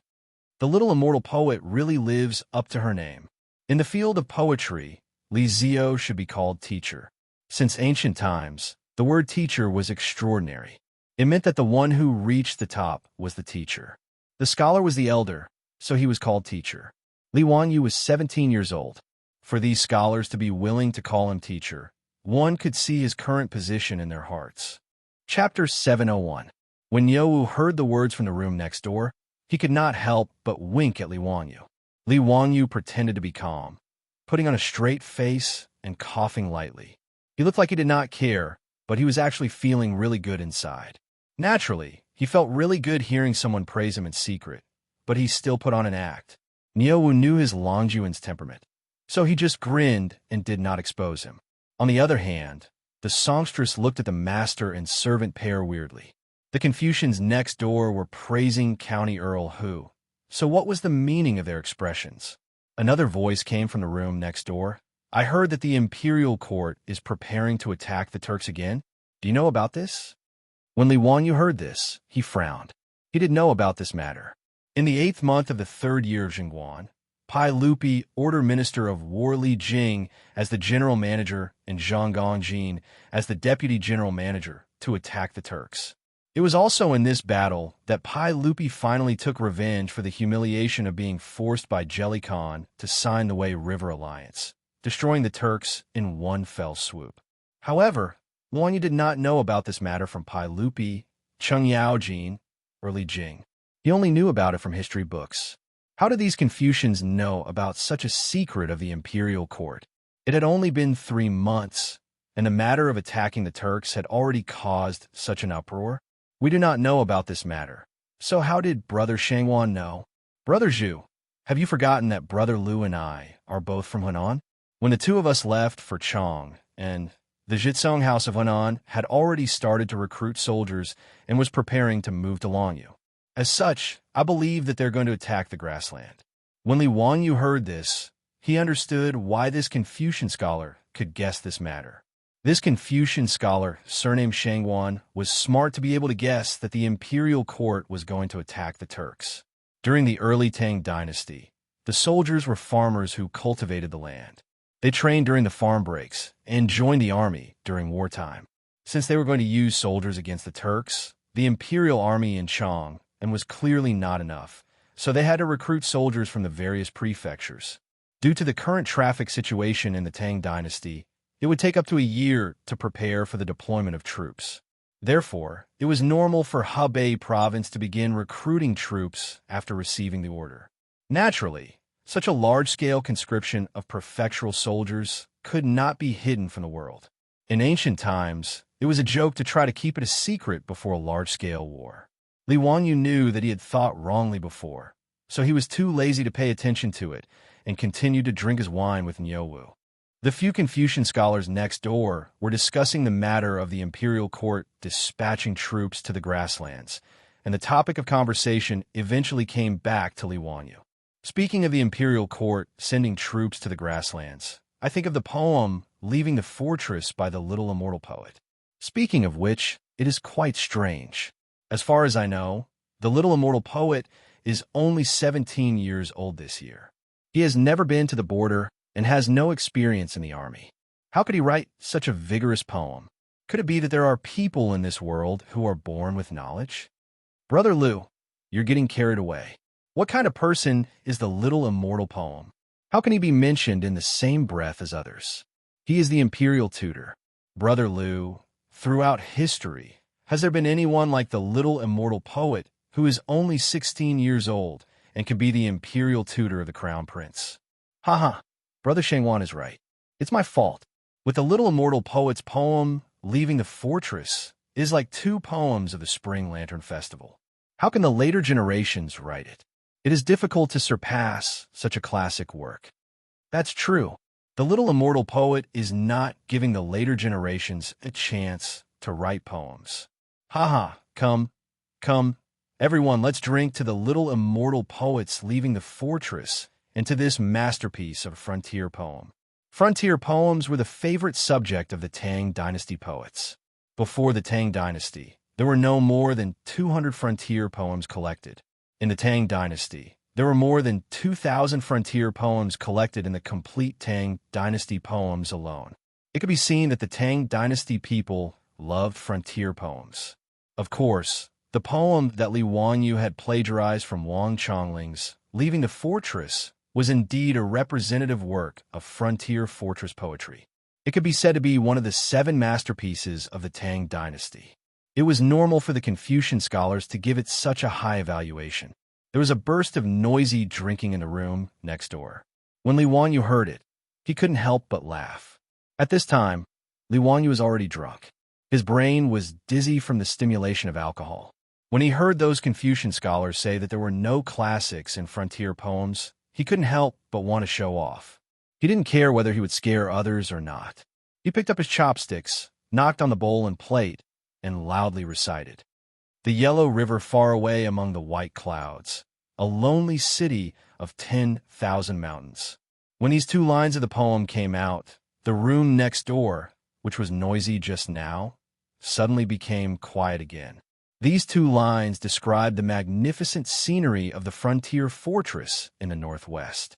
From the rolling waves of the Yellow River to the lonely city on the frontier, it created a sense of desolation and loneliness. The several Confucian scholars looked at each other, the hands holding the wine cups stiffening. A lonely city connected the frontier fortress with the sorrow of separation. This poem was very wonderful. They couldn't help but all perk up their ears, ready to listen to the next line. Why should the Chong flute blame the willows? The spring breeze does not cross the jade gate. The nostalgia of the frontier soldiers seemed to spread out. The magnificence and desolation of the frontier fortress, the sorrow and heroism of the soldiers who couldn't return home. Wang Zhihuan's masterpiece, another classic frontier fortress poem of the Tang dynasty, had been plagiarized by the shameless Li Wanyu. And those Confucian scholars didn't know how to react. Awkward, really awkward. This was simply a slap in the face. Just a moment ago, everyone was praising the little immortal poet's frontier poem, saying that it was the masterpiece of the world. But in the next room, someone immediately recited a poem that was on par with her. Everyone even doubted if they had heard wrongly. But that songstress's eyes lit up. Without hesitation, she immediately plucked the strings of her zither again, opening her mouth to sing the poem Li Wanyu recited, Leaving the Frontier. After the songstress finished singing, Li Wanyu still hadn't had his fill. He recited another poem. Grape wine in a luminous cup, the lute immediately urges me to drink. Lying drunk on the battlefield, don't laugh. Since ancient times, how many people have returned from a campaign? The clouds of the Qinghai Mountains, the lonely city looks at the Jade Gate. The yellow sand wears the golden armor after 100 battles. Lulan won't return until it's broken.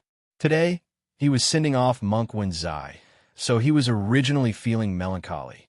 Now that he had drunk a few cups of wine, under the stimulation of alcohol, he didn't care and recited several wonderful frontier poems.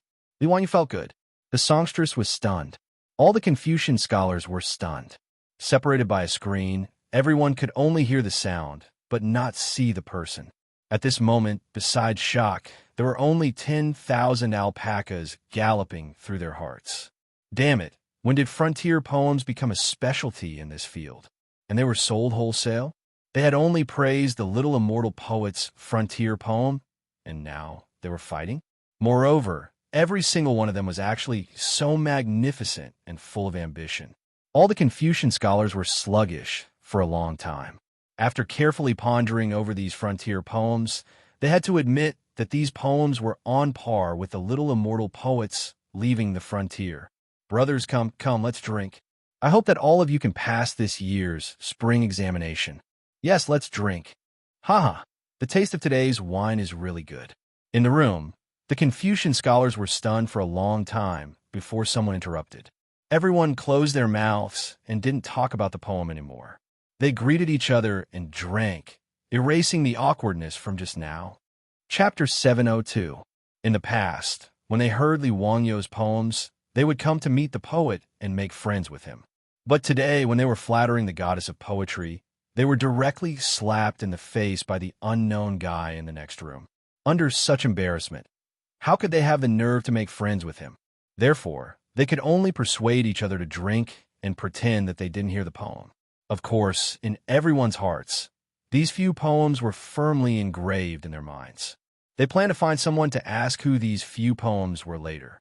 Brothers, by the way, you should know about the gold theft case in Xinghua Temple, which has caused a stir in Chang'an City recently, right? What do you think? The Confucian scholars simply changed the topic and talked about the hottest thing in Chang and city recently. This extremely bizarre case naturally attracted the gossips of everyone in Chang and city and incessantly discussed it. Even though they were Confucian scholars who came to Chang and city to attend the imperial examination in spring, they also knew about it. Of course I know. Tut-tut. This case is really strange. It's a million tales of gold. I was born in an official's family, but I have never seen so much gold. Haha, I'm not afraid of being laughed at. I haven't even seen 10,000 tales of gold, let alone a million tales of gold. Haha, none of us have seen it either. The strange thing is that so much gold disappeared just like that. To tell you the truth, I don't quite believe that it was those aristocratic families who were greedy. If they were really greedy, why didn't they run away? Why did they stay in Xinhua Temple? Brother Shangguan, you're right, but it's also strange. I heard from the people in the Ministry of Justice that those troops were very sure that before the side hall where the gold was stored caught fire, they saw with their own eyes that the gold was in the side hall. If so, I'm afraid that only immortals could transport the gold away. Haha, Brother Liu, don't joke. Do immortals need to steal gold? Immortals can turn stone into gold by themselves, right? Haha, you're right. I was wrong. However, in this gold theft case in Xinhua Temple, not only the gold of the 5 families and 7 kings was lost, but also the gold of the sage, Duke Liu, Duke Zheng, and Duke Lai were also lost. Even the goddess of poetry lost 80,000 tales of gold. It's really a heavy loss. TSK. Speaking of which, I admire the little immortal poet the most. You are indeed worthy of being the Bay's County Earl. It was said that when the little immortal poet was chased out of the clan by the Li clan of Hu County, she led an old servant and started from scratch. In less than a year, she had earned Noda's family business and was also conferred a title by the saint. She was really amazing. Although I lost 80,000 tales of gold this time, in my opinion, it is nothing. Little immortal poem will definitely be able to earn it back. The group of Confucian scholars also nodded repeatedly. They admired Li Wanyu to the core. Not only was his literary talent outstanding, but in terms of poetry, no one in the world could surpass him. Moreover, his ability to earn money was comparable to Xianxia, Tao Sheng, Zhu Gong, and Fan Li. It could not help but be envious. Li Wanyu was already drunk at the moment. When he heard this, he actually found an excuse to interrupt and said, Haha, it's just some useless things. It's not worth mentioning, not worth mentioning. When his words fell into the ears of the group of Confucian scholars, they became even more displeased. They felt that the people in the cubicle were not tactful at all. We are talking. How can this person be so impolite? The group of Confucian scholars were all students participating in this year's spring examination. They were not from Chang, and so they naturally did not want to cause trouble. Although they were unhappy, they did not argue with him and pretended not to hear him. Brothers, you don't know that the Li clan of Hu County is regretting it to the point that his intestines are turning green. Little immortal poet, such a godly figure, was actually chased out of the clan by them. They really have eyes but can't see. Now in Chang, and who doesn't laugh at them? Serves them right. This kind of clan is unworthy of being a member of the Li Tang clan. The saint should have chased them out of the clan. When Li Wanyu heard this, he almost couldn't help but applaud the Confucian scholars in the cubicle. Sure enough, the eyes of the crowd were as bright as snow. If it weren't for the fact that the Li clan of Hu County was very well behaved and that they were still relatives, Li Wanyu would have already made trouble for the Li clan of Hu County. However, if he ruined his own reputation in order to deal with the Li clan of Hu County, that would not be good. Therefore, Li Wanyu restrained himself and did not seek trouble with the elders of the Taotai clan. At this time, when he heard the Confucian scholars curse the Li clan of Hu County, he naturally felt happy. He interjected, "Well said, well said." The group of Confucian scholars in the elegant room were stunned. None of them understood what was going on with the guest next door. In the Tang dynasty, it was rare to see someone respond like this. Some of the Confucian scholars felt that it was inappropriate for them to impudently talk about the imperial clan, not to mention that there was a shameless eavesdropping person in the cubicle. Therefore, they did not respond and directly changed the topic to this year's spring examination. Brothers, do you all know? The Imperial Court has already announced that the rules for this year's spring examination are different from previous years. It is said that the examination papers will be copied and sealed. That's right, it is indeed so. It is said that the changes in the spring examination were also the idea of the immortal poet. This plan is very clever. In this way, why do we need to care about the examinees who have submitted their papers? Speaking of this, I feel very carefree in my heart and should drink a toast. With this sealing of the papers, we don't need to worry about cheating in the spring examination. We brothers have studied hard for many years and can also display our talents. We should drink a cup to victory. Speaking of which, the person I admire the most right now is none other than the immortal poet. Not to mention his poems and essays. Just the immortal poet's engraving printing technique is a blessing for us scholars. Brother Xianxia is right. What I admire even more is the water wheel and four-wheeled carriage that the immortal poet created.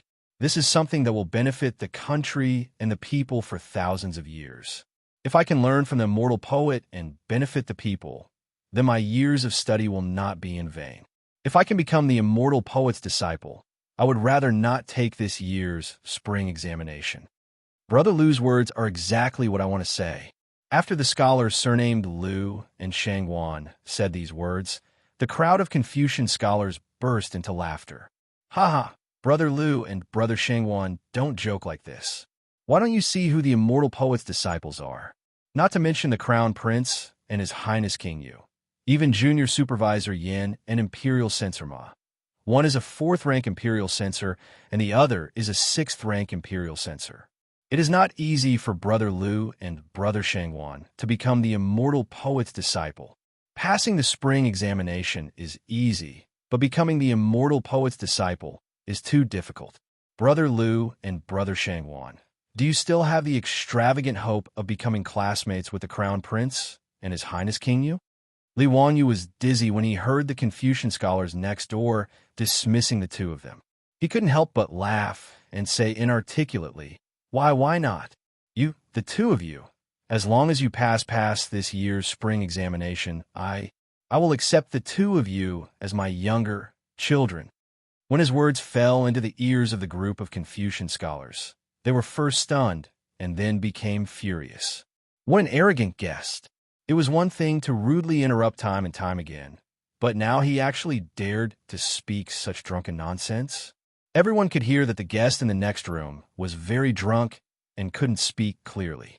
He actually came to take advantage of them and said that he wanted to accept Xianxia and Lu as his disciples. Who did he think he was?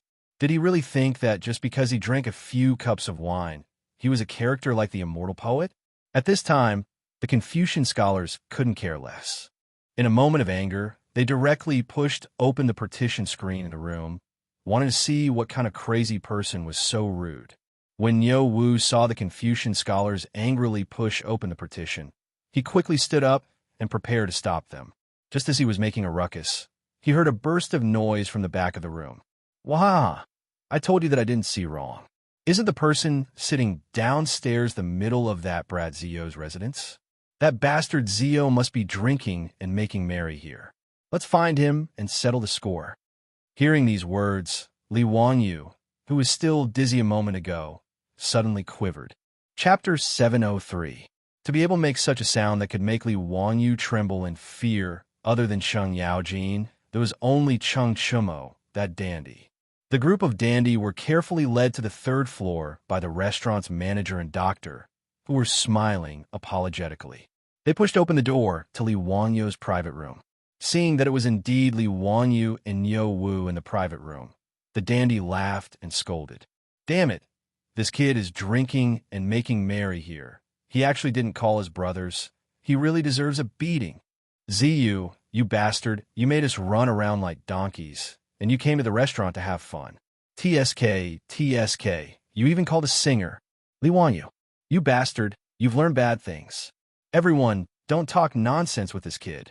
Today we must make this kid drink, otherwise we won't be able to vent our anger. This bastard, he sent us to manage the Wanyu Charity Hall, but he came here to have fun. Brothers, today, we must not let this kid off. As soon as the dandies saw Li Wangyu, they shouted to beat him up. Li Wangyu, who was already drunk, looked at the situation and suddenly broke out in a cold sweat. Even his drunkenness sobered up a lot. He naturally knew why the dandy were like this and knew that he was in the wrong. He quickly stood up and bowed to the dandy. "He, brothers, good day. Zia greets all my brothers. Haha, it's been a few days since we last met, and I've missed all of you. I didn't expect to meet all of you here in this restaurant. Come, brothers, please take a seat. Today, this little brother will be treating, and we won't leave until we're drunk." The Wangyu Charity Hall that Li Wangyu set up on a whim was not short of money, but there were many things that needed people to do. March was the time for spring sowing, but last year a large area of Guangzhou Road was hit by a disaster.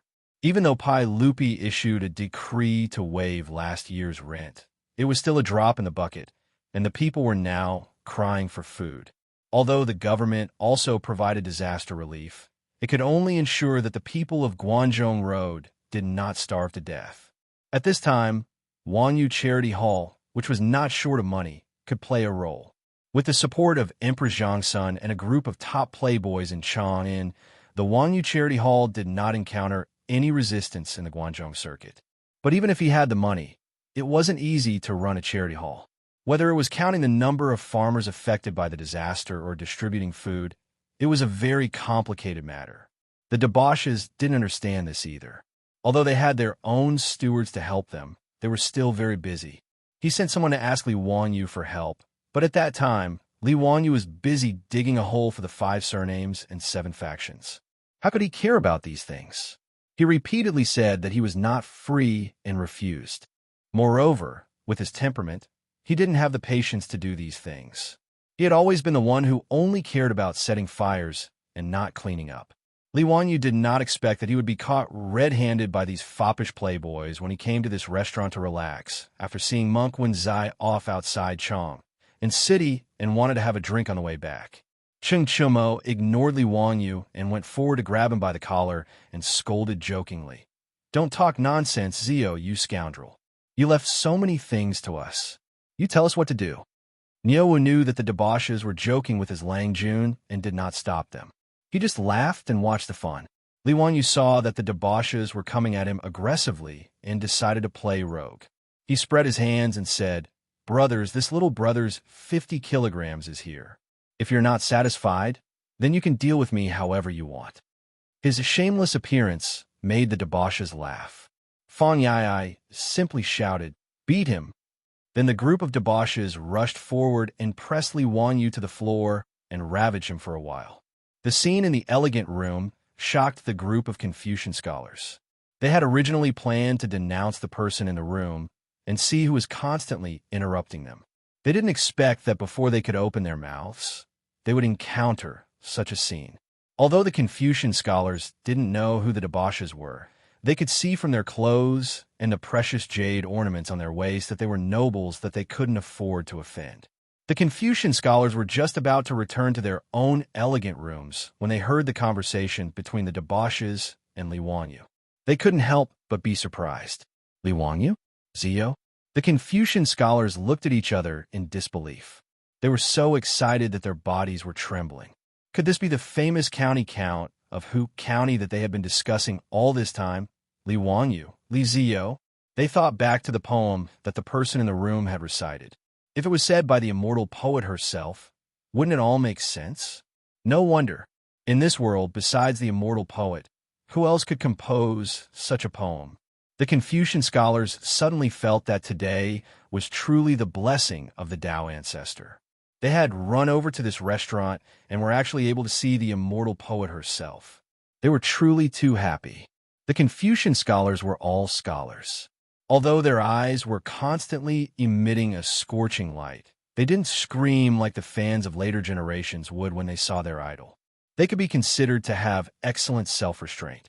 It wouldn't be an exaggeration to say that in the eyes of these Confucian scholars, Li Wangyu is no different from the superstars of later generations. The debauches ravaged Li Wangyu for a while before pulling Li Wangyu up from the floor. His hair was messy like a chicken's nest, and his clothes were as dirty as rags.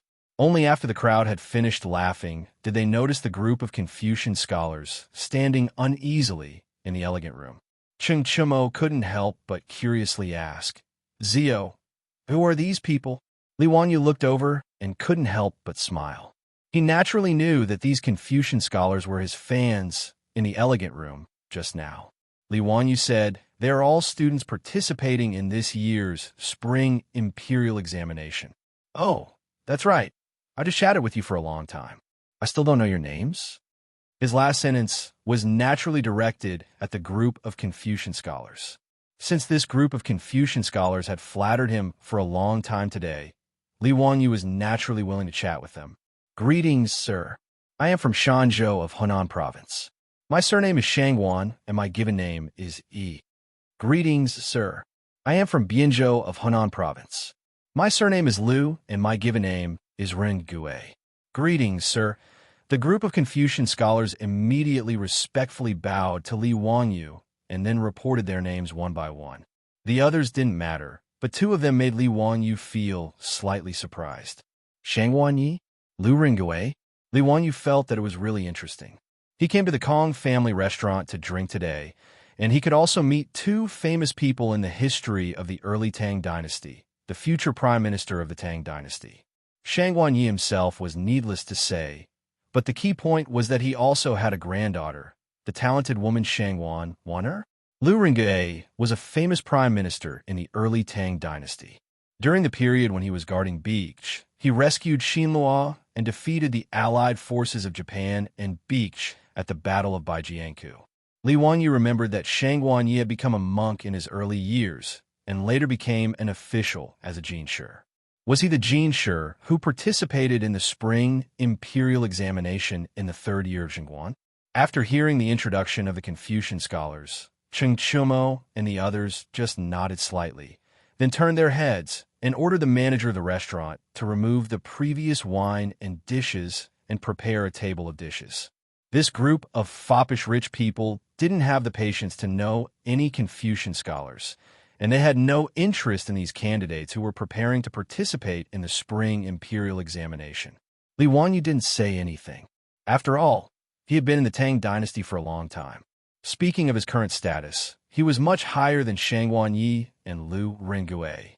Cheng Yaojin, Fang Xianling, Du Ruhui, and other famous people in the Tang dynasty, he didn't have the excitement of meeting Ma Zhou for the first time when he first came to the Tang dynasty. Therefore, when Li Wanyu heard the names of Shangwan Yi and Liu Ringue, he was just a little surprised and didn't have any other thoughts. However, Shangwan Yi and Liu Ringue knelt down in front of Li Wanyu. Chapter 704. Shangwan Yi and Liu Ringue's actions scare the wastrels. They couldn't figure out what the two were doing. The group of Confucian scholars immediately understood the two's actions and couldn't help but reveal looks of envy. Li Wanyu was also somewhat baffled by the two's actions. "Brother Shangwan, Brother Liu, what is the meaning of this?" He had drunk so much that he had forgotten what he had said before. Now that he had made a fuss with the wastrels, he had sobered up a lot. However, he didn't remember that he had said that he would accept the two as his disciples. Teacher said earlier that if the two of us were lucky enough to pass this year's spring imperial examination, Teacher would accept us as his disciples. I don't know if Teacher's words still count. Li Wanyu was stunned. Did he say that? How come he didn't have any impression of it? He looked at Niu Wu and asked if this was true. Niu Wu was also speechless. He could only nod silently, indicating that this was indeed what Li Wanyu had said earlier. After receiving Niu Wu's confirmation, Li Wanyu was also dumbfounded. He had really agreed to accept Shangwan Yi and Liu Ringue as his disciples. Li Wanyu had a headache. He subconsciously wanted to find an excuse to refuse. However, when he saw Liu Ringue and Shangwan Yi kneeling on the ground and their eyes filled with anticipation, he couldn't bring himself to refuse. Forget it. In any case, one sheep was already herded and a flock of sheep was also released. Two more disciples was no big deal. Thinking about Li Changxian, Li Tai Ma Zhou, Yin Libin, Shangwan Yi, and Liu Ringue were all his disciples, it seemed quite interesting. Looking at Pai Lupi's meaning, that Bradley Ji should also acknowledge him as his teacher in the future. After this mess, the historians in the future would have a headache when they researched the history of Zhang Guanyin. Thinking of this, Li Wanyu nodded slightly at Shang Guanyi and Lu Ringe on the ground. Since I said this before, I won't go back on my words. After this year's spring imperial examination, if the two of you can pass, go to Hu County's Dingzhou village to find me. I will accept the two of you. But if it doesn't, then there's no need to mention it again. Shang Guanyi said happily, Teacher, don't worry. Brother Lu and I are both candidates for this year's examination. I will definitely not embarrass you. I will definitely pass this year. That's right. Don't worry, teacher. If I can't become a grand scholar, how can I have the face to acknowledge you as my master?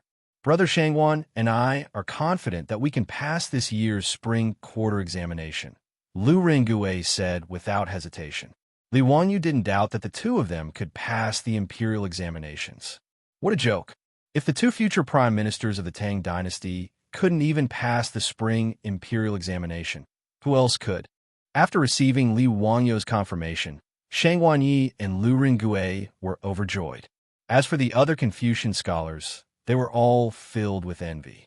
They hated themselves for not saying that they wanted to take the little immortal poem as their master. Anyone would understand how great the benefits of being Li Wanyu's disciple were. Even though Li Wanyu looked like he was 17 this year, and they were much older than him, so what? The young man in front of them was not only famous in Chong, but he was also the imperial preceptor of the crown prince. If they took him as their master, wouldn't it mean that they would also be close to the crown prince? If the crown prince inherited the throne in the future, would Li Wanyu's disciples not have a good future? These Confucian scholars naturally didn't think that Shang Guanyi and Lu Ringue, who they called brothers, would be able to become the prime ministers of the Tang dynasty in the future, even if they didn't rely on Li Wanyu's influence. Li Wanyu said, well, since the spring quarter examination is around the corner, you two should review your homework well. Don't be careless. You also know that this year's imperial examination requires you to copy the exam papers. If you don't have real talent, it won't be easy for you to pass.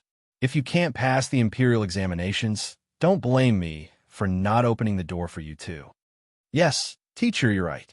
Brother Lu and I will definitely not let you down. Li Wanyu said a few more words to them, and then indicated that they could go back. This group of Confucian scholars knew that Li Wanyu was here, so they didn't dare to continue drinking in the private room. After they respectfully saluted Li Wanyu, they hurriedly left. After Shang Guanyi and Lu Ringue left, Fang Yai asked curiously, Zio, can the two students who want to take you as their master really pass the spring quarter examination this year? It's not easy to pass the spring quarter examination. Li Wanyu said, haha, I believe in them. Brother Yai, just wait and see. I'm sure they will pass. The foppish young masters didn't quite believe his words, but they didn't care. After all, whether the two students passed or not had nothing to do with them. Don't talk about that. Come on, everyone, let's drink. Today, we must make that bastard Zio drunk. Chung Chumo raised his glass and shouted, which attracted the response of the foppish young masters. The private room suddenly became noisy. Needless to say, Li Wanyu was drunk again. The next day, he rubbed his temples and got up from the bed. He took the hangover soup from his beautiful boss and drank it in one gulp. Then he said painfully, I will never drink with Chung Chumo and his group of bastards again. His beautiful boss rolled her eyes at him and said, Humph, you say that every time, but when have you ever done it? Wanyu, don't forget that you're not 26 years old now. Your body is only 17 years old. Getting drunk like this is not good for your body. Li Wanyu said with a cheeky smile, Yes, my wife cares about me. Humph, who's your wife? Li Wanyu grabbed his beautiful boss's soft arm and imitated the tone of the bully in the TV series as he teased, What's wrong? Do you want to break off the engagement?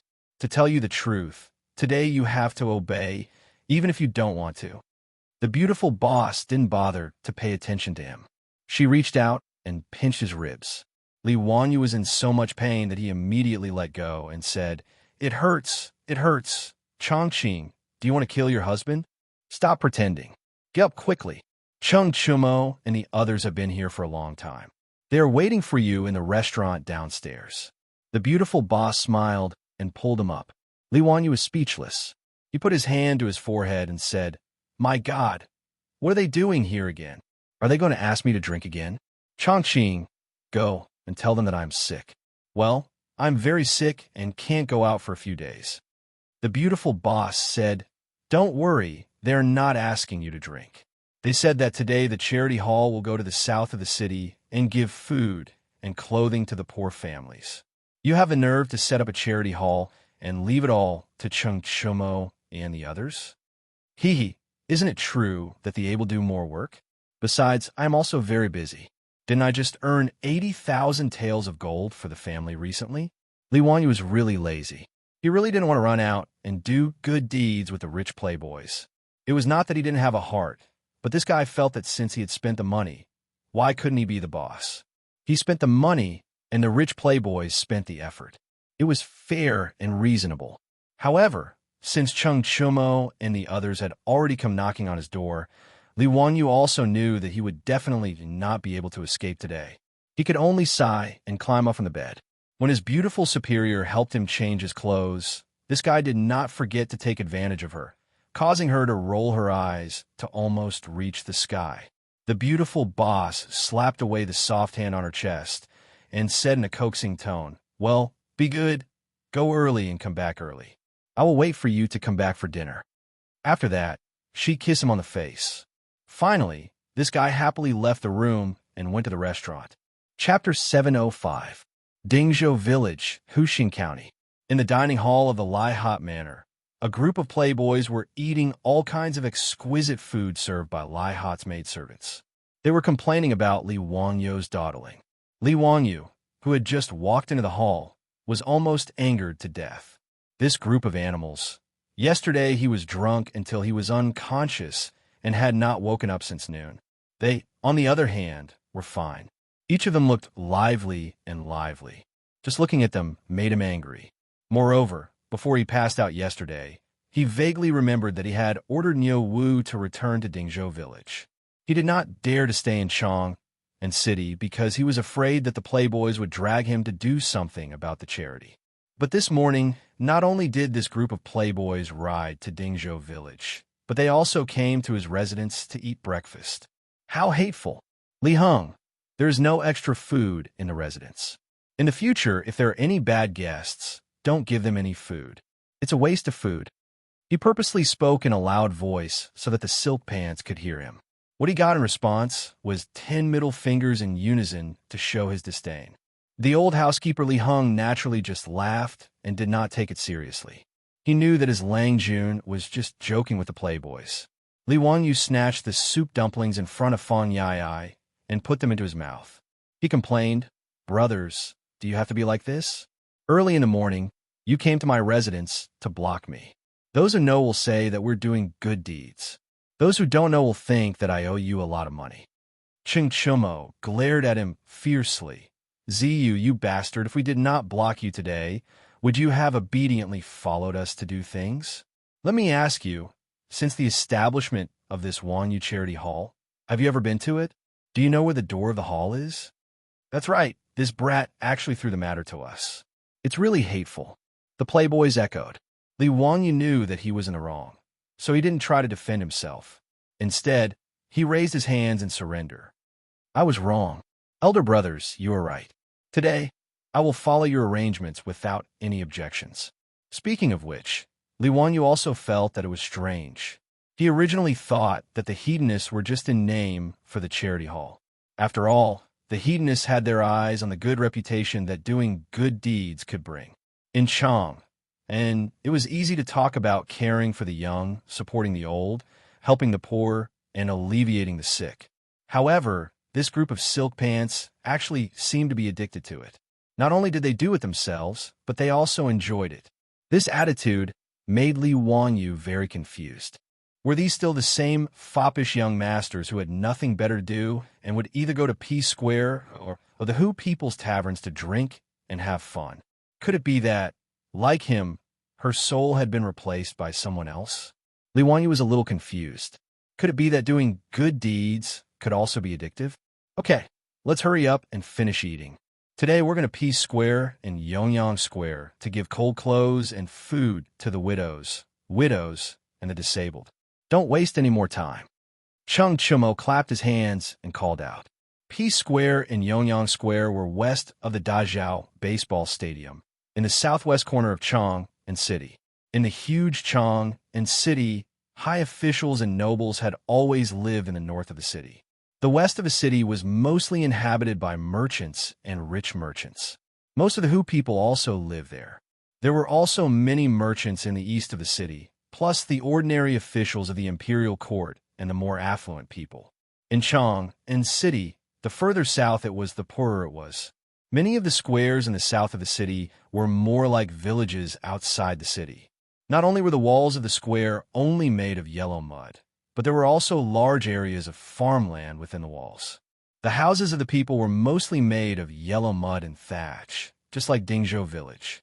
They were dilapidated and could be called the slums of Chang and City. Peace Square and Yongyang Square were located in the most remote southwest corner. They were also surrounded by the walls of Weiguo City, so they were the most barren places in the south of the city. Li Wanyu demolished and Square and Zhaoxing Square to build the baseball stadium. They were originally in the same situation, but they were relatively more convenient for transportation, so they were chosen by Li Wanyu. The people who took the money and sold the land to Li Wanyu were quite happy. The people of Da Square and Zhaoxing Square could definitely be considered the first group of people in Wuxia who got rich by demolishing. It was a bit of an exaggeration to say that they got rich, but Li Wanyu did not mistreat the people of these two squares. The money he gave them was enough for them to find other squares to settle down and buy property, and they still had some money left over. After knowing the plans of the playboys today, Li Wanyu nodded and focused on eating breakfast. However, he heard Chai Lingwu say, Zio, today we came to Dingzhou village to look for you, not just to get you to do something. We wanted to go to Xianxia Square and find a few of old Immortal Sun's disciples and grand disciples to come with us to Peace Square and Yongyang Square to treat the sick people. The charity hall will pay for the medicine. Li Wanyu looked up in shock. No wonder this group of playboys came to Dingzhou village so early in the morning. It turned out that they had other motives. However, Li Wanyu absolutely agreed with the playboy's idea. He raised his eyes to look at the group of silk pants and pondered in his heart. They even thought of treating a patient. It seemed that these silk pants weren't just trying to make a name for themselves, but were actually doing good deeds. This really made him look at these silk pants in a new light. Okay, no problem. Leave this to me. Li Wanyu patted his chest and promised. He was naturally not boasting. With his relationship with Sun Simiao, it was not a big deal to borrow his disciples and grand disciples to treat illnesses. That day, Li Wanyu made a bet with Zhang Baozong. After Mr. Baozong lost, he really went to Xianxia Square and kowtowed to Sun Simiao to become his disciple. In fact, Zhang Baozong was originally unwilling to do this. However, when he came into contact with the microscope in Xianxia Square and the magical surgery and penicillin, he became willing. Not only did he not hesitate to call Sun Simiao master, but he also took the initiative to send his disciples and grand disciples to Xianxia Square. The Xianxia Square, which was originally not small, actually became a little crowded after dozens of the best doctors of the Tang dynasty gathered there. Li Wanyu also felt that it was a waste for Sun Simiao and the others to gather in Xianxia Square. After all, the medical conditions in the Tang dynasty were really not good. Even in the capital of Chang, and when most people fell sick, they just relied on those unreliable medical workers. After the fops mentioned this, Li Wanyu thought about whether he should invest in building a hospital in Chang and City. Wuxia was actually the first country in the world to set up hospitals. As early as the Western Han Dynasty, Emperor Wu of Han Dynasty, Lu Che, set up medical centers everywhere. People with diseases and epidemics give up empty houses to buy medicine, equipped with doctors and medicine, and treated the people for free. However, hospitals similar to modern hospitals in the future, which recruited and treated patients according to their categories, only appeared in the Southern Song Dynasty. Li Wanyu felt that since the charity hall was going to treat the poor, this kind of free medical treatment was just a temporary act. It was better to take out gold to open a hospital. After all, with Sun Simiao, the great god, there was no need to worry about not having enough good doctors. As for money, it was even less of a problem. Not to mention that Wang Yo's charity hall earned more than 200,000 strings of cash every year by collecting feces in Chang and City. Even with his current wealth, it was not difficult to use it to maintain a few free hospitals. The more Li Wanyu thought about this matter, the more feasible it was, so he simply told the fops his idea and wanted to hear their opinions. Chapter 706. After listening to Li Wangyu's explanation about the hospital, Cheng Chumo and the others naturally applauded and cheered. However, Fang Yai glanced at Li Wanyu vigilantly and asked, "Zio, what kind of hospital is this? Don't tell me you intend to be a hands-off shopkeeper and leave it to us to manage? No way, you don't even need to think about it." Fang Ai's words reminded the group of silk pants that this was indeed the case. Li Wanyu, this bastard, all of his ideas were good. It was just that this fellow was lazy to the bone and belonged to the type of person who only cared about killing and not burying. This was the case with the charity hall.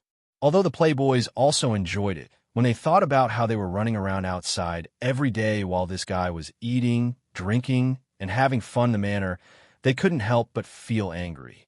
Li Wanyu couldn't help but have a few black lines appear on his face. Damn, how did this group of playboys see through my thoughts? When did these bastards become so smart? He quickly coughed dryly and said, "Ahem, Brother Yai, what are you thinking? How could this little brother think that way? Hee, you all misunderstood this little brother. This hospital, we naturally can't manage it. After all, we don't know medicine. This little brother is going to let old immortal Sun manage the hospital. Our Wanyu Charity Hall will only be responsible for providing money and food. What do you all think? That's fine. The charity hall can take out 1,000 copper coins every month." He was now responsible for the account books of the Wanyu Charity Hall, so she naturally knew. Li Wanyu said, "If the hospital's expenses are not enough in the future, this little brother will pay for it out of his own pocket. This is nothing. Since all the brothers have no objections, I will go to Xianxia now and find old immortal Sun to settle this matter." Cheng Chumo impatiently waved at him, motioning him to go quickly. He then turned to the old housekeeper Li Heng and asked, "Housekeeper Li, may I ask if there are any cows that have just fallen to their deaths recently? If there are beef, cut a few caddies for us." Li Wanyu was getting up and walking out. When he heard Cheng Chumo's words, he almost staggered and fell to the ground. F*CK, this bastard who doesn't want Firth, who would cut a few kilograms of beef for breakfast. What was even worse was that he actually asked Li Heng if there were any cows that fell to their death recently. Obviously, this was the after effect of the stewed beef with potatoes that he had treated Pai Lupi, Feng Xianling, Cheng Yaojin, and Du Ruhui. Li Wanyu pretended not to hear Cheng Chumo's words. He comforted himself while muttering, "Don't be angry, don't be angry. If you get sick from anger, no one will take your place." Then he went out to look for Sun Simiao. Li Wanyu, Sun Simiao, and Zhang Baozong greeted each other before taking their seats in a private room. "Old immortal Sun, Mr. Treasure, I'm here today because I have a request." After seeing Sun Simiao, Li Wanyu came straight to the point and said, "I see that in Chang and City, when ordinary people fall ill, they lack doctors and medicines. It's very pitiful, so I want to do something for them."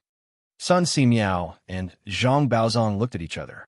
They did not quite understand what Li Wanyu meant. "Zio, I know this too. I often go to the mountains to collect herbs and treat the people for free. But it's just a drop in the bucket. Immeasurable deity, I can't do anything about it. There's always a limit to human power." Sun Simiao sighed. "Old immortal Sun, because of this, I plan to open a hospital in Chang and City. There will be outpatient clinics and inpatient clinics to treat the patients.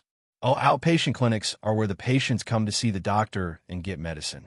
Inpatient clinics are where the patients who have difficulty moving and are easy to infect will be opened.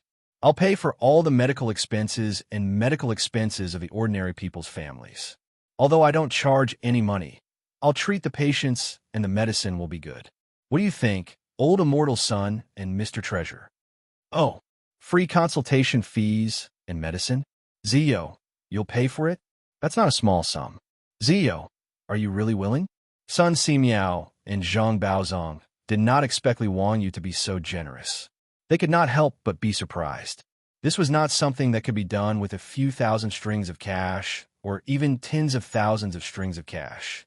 They estimated that the hospital would have to spend hundreds of thousands of strings of cash or even more every year. Li Wanyu smiled and said, I won't hide it from you, old immortal son and Mr. Treasure. Do you know about the Wanyu Charity Hall in Chang City? I'll donate all the earnings from the toilets in Chang City. It's a charity hall led by Empress Zhangsun. Now, the charity hall earns up to 200,000 strings of cash every year. It won't be a problem to use part of it to set up this hospital. Sun Simiao and Zhang Baozong were impressed by Li Wanyu's generosity. They looked at each other and nodded in approval. Zhang Baozong stroked his beard and said, County Count, who is indeed extraordinary. I've wronged you. Since County Count, who is willing to set up this hospital, I don't have any other abilities, but my medical skills are not bad.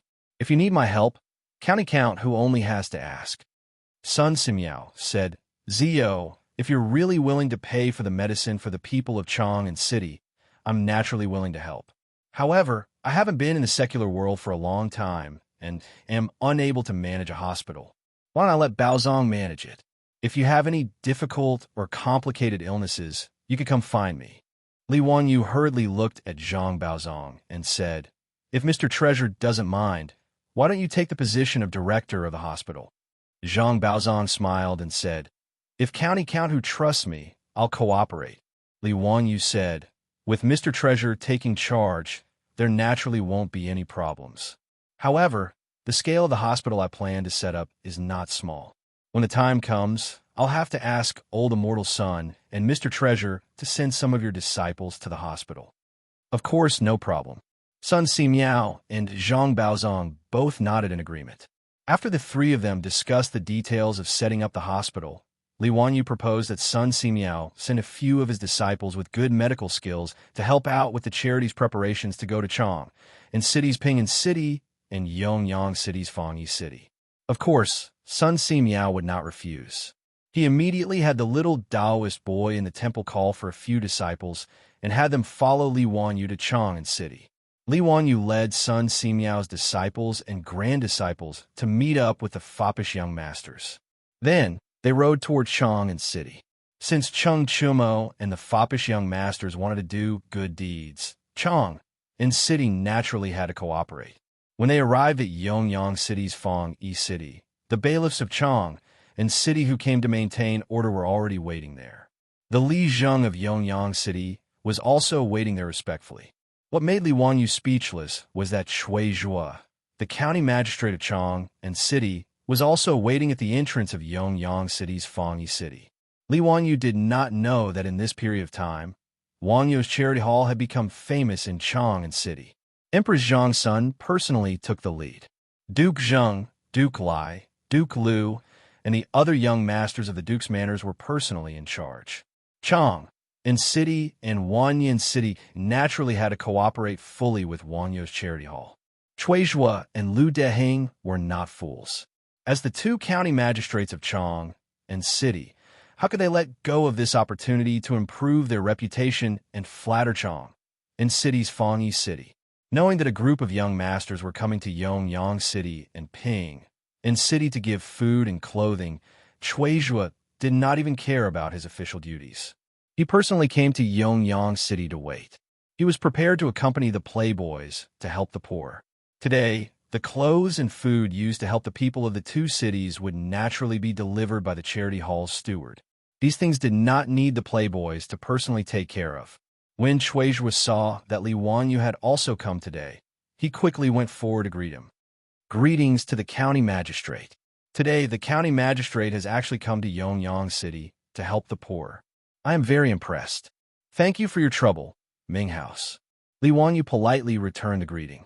Looking at the young man smiling at him, Chui Zhua could not help but feel a little absent-minded. The scene when he first met Li Wanyu outside Dingzhou village was still vivid in his mind.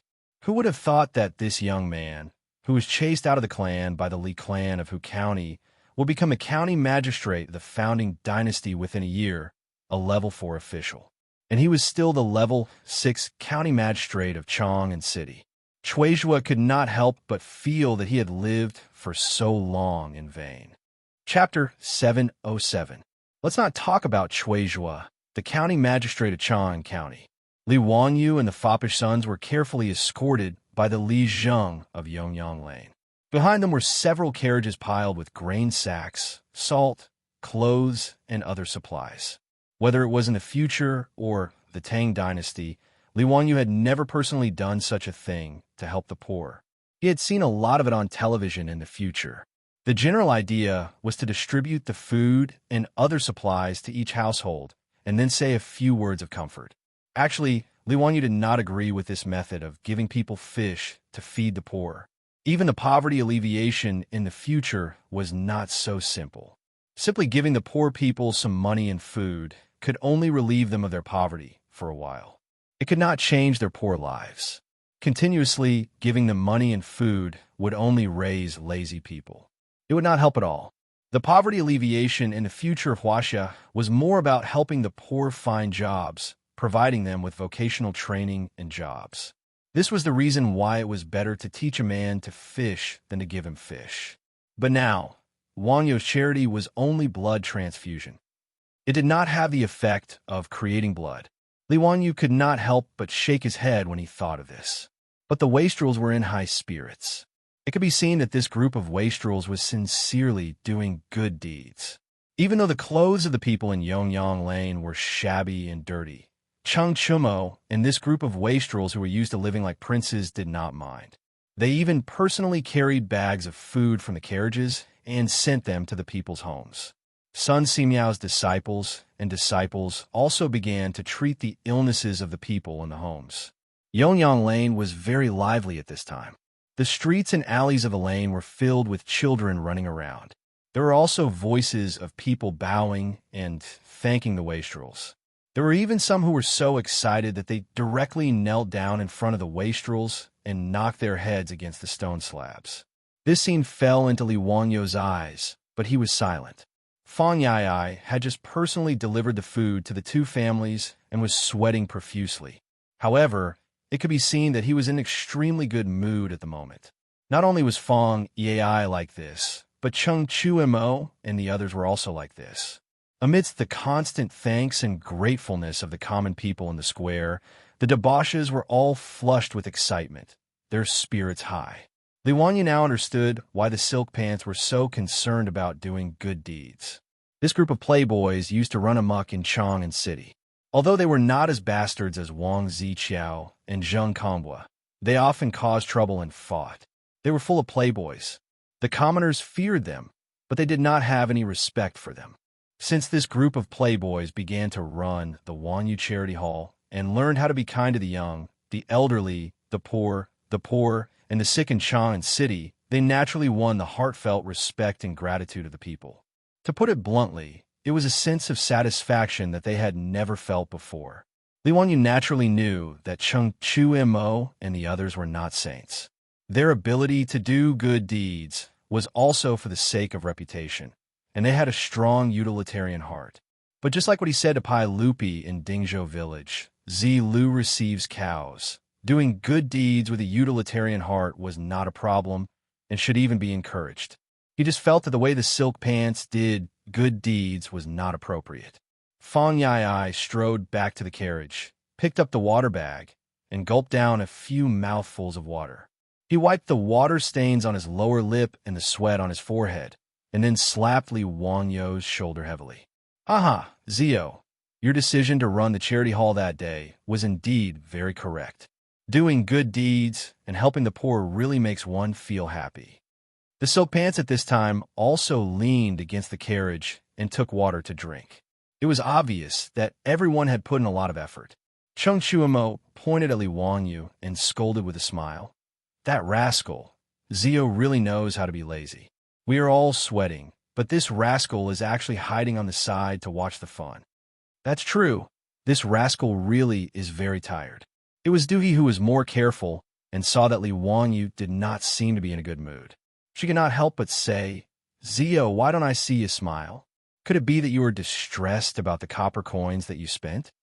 Duhi's words were naturally a joke, but she just wanted to tease Li Wanyu to make him happy. Li Wanyu looked at the silk pants, and then looked at the smiling people in the square, but did not know how to answer. However, on second thought, he remembered a joke he had seen in the future. He said to the silk pants, Brothers, I thought of a joke. Are you interested? Oh, what joke? Let's hear it. It was said that in a certain place, there was a man who was famous for being charitable. Every day, when he went out, he would meet a beggar, and he would give the beggar 10 copper coins. It was like this every day. A year later, one day, the man went out and met a beggar. He only gave 1 copper coin. So the beggar asked him why he only gave 1 copper coin today. The man replied that he was married and needed to support his wife and children, who knew that the beggar would fly into a rage and actually slapped the man and angrily scolded, How can you use my money to support your wife and children? After Li Wanyu finished his joke, the silk pants did not laugh and looked at each other suspiciously. Cheng Chumo, Yuchi Baolin, and a few others with fiery tempers immediately scolded. What kind of nonsense is this? That beggar is so unreasonable. How did it become his money? This kind of beggar should be arrested and thrown into prison, and the heaviest punishment is 50 strokes. If I meet this kind of beggar, I will definitely beat him. Chai Lingwu, Du He, and the others could hear the hidden meaning in Li Wanyu's joke and could not help but frown.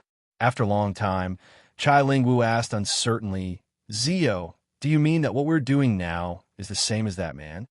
It can't be, right? The common people are mostly simple. How can they be as shameless as that beggar? Dewey turned her head to look at the smiling common people and asked with uncertainty. Li Wanyu said, Brothers, as the saying goes, if you raise the rice, you'll be grateful, but if you don't, you'll be hated. If one is used to being helped and given, they will openly ask for more from you. His words moved the group of silk pants. After thinking about it carefully, they felt that it made some sense. Cheng Chumo muttered unhappily, Zio, it was you who said that you wanted to set up a charity hall. Why are you the one pouring cold water on us now? Are you not going to help the poor anymore? Li Wanyu smiled and said, Brother Chumo, you misunderstood my meaning. This kindness to the young, to the old, to the poor, to the sick, naturally still needs to continue. Otherwise, there is no meaning in setting up a charity hall. I just feel that we should think of a way to let these common people have the ability to earn more copper coins themselves and not rely on our charity. Of course, for the old, young, sick, and disabled, it is a different matter. Regularly giving them some money and food is something that should be done. The silk pants pondered for a while and nodded. Zio's words are reasonable. The common people in the south of the city have a hard life, but relying on us to give them some copper coins to eat is not a long-term solution. Zio, you have many ideas. Tell us, how can we help these common people find a livelihood? Seeing that the silk pants threw the difficult problem back at him, Li Wanyu was also depressed. In such a short time, how could he think of a good idea? Chapter 708. Li Wanyu really didn't know how to help these poor people in Chang and make a living. Poverty alleviation in later generations was supported by a huge amount of government data and targeted re-employment training for the poor to help them find suitable jobs. However, these people in the Tang dynasty were illiterate, and the only thing they could do was labor. Even so, most of the people in the south of the city could only farm a few acres of land in the inner square and occasionally find some odd jobs to earn some copper coins. It was not that there were no jobs for them in Chang'an. As the most prosperous and populated city in the world today, it actually required a lot of labor, whether it was the shops in the east and west markets or the caravans that shuttled back and forth in Chang in every day. However, in the Tang dynasty, it was not easy for these people to find a job or hire people in the shops. There was no other reason, no other information. In the Tang dynasty, there were a number of 58 cities, gathering websites, recruitment websites, direct recruitment websites, and so on. Even powerful people like Xianxia and Zhuge had to find willing people to take the bait to find a job, let alone these ordinary people. It was not easy for the merchants in Chang and to find people. Most of them had to ask the middlemen of the broker house to help introduce them. And the people who were introduced may not be suitable. There was no situation like in later generations where hundreds or thousands of people competed for a job with a recruitment advertisement. Li Wanyu felt that he should have thought of this. He had heard his beautiful boss complain many times that it was really difficult to recruit people for her family's businesses. Thinking of this, and looking at the Dezhao baseball field not far away, Li Wanyu couldn't help laughing. He stretched out his hand and snapped his fingers. "Brothers, I have an idea." Hearing this, the playboys looked sideways. "Zio, what's the idea? Tell us."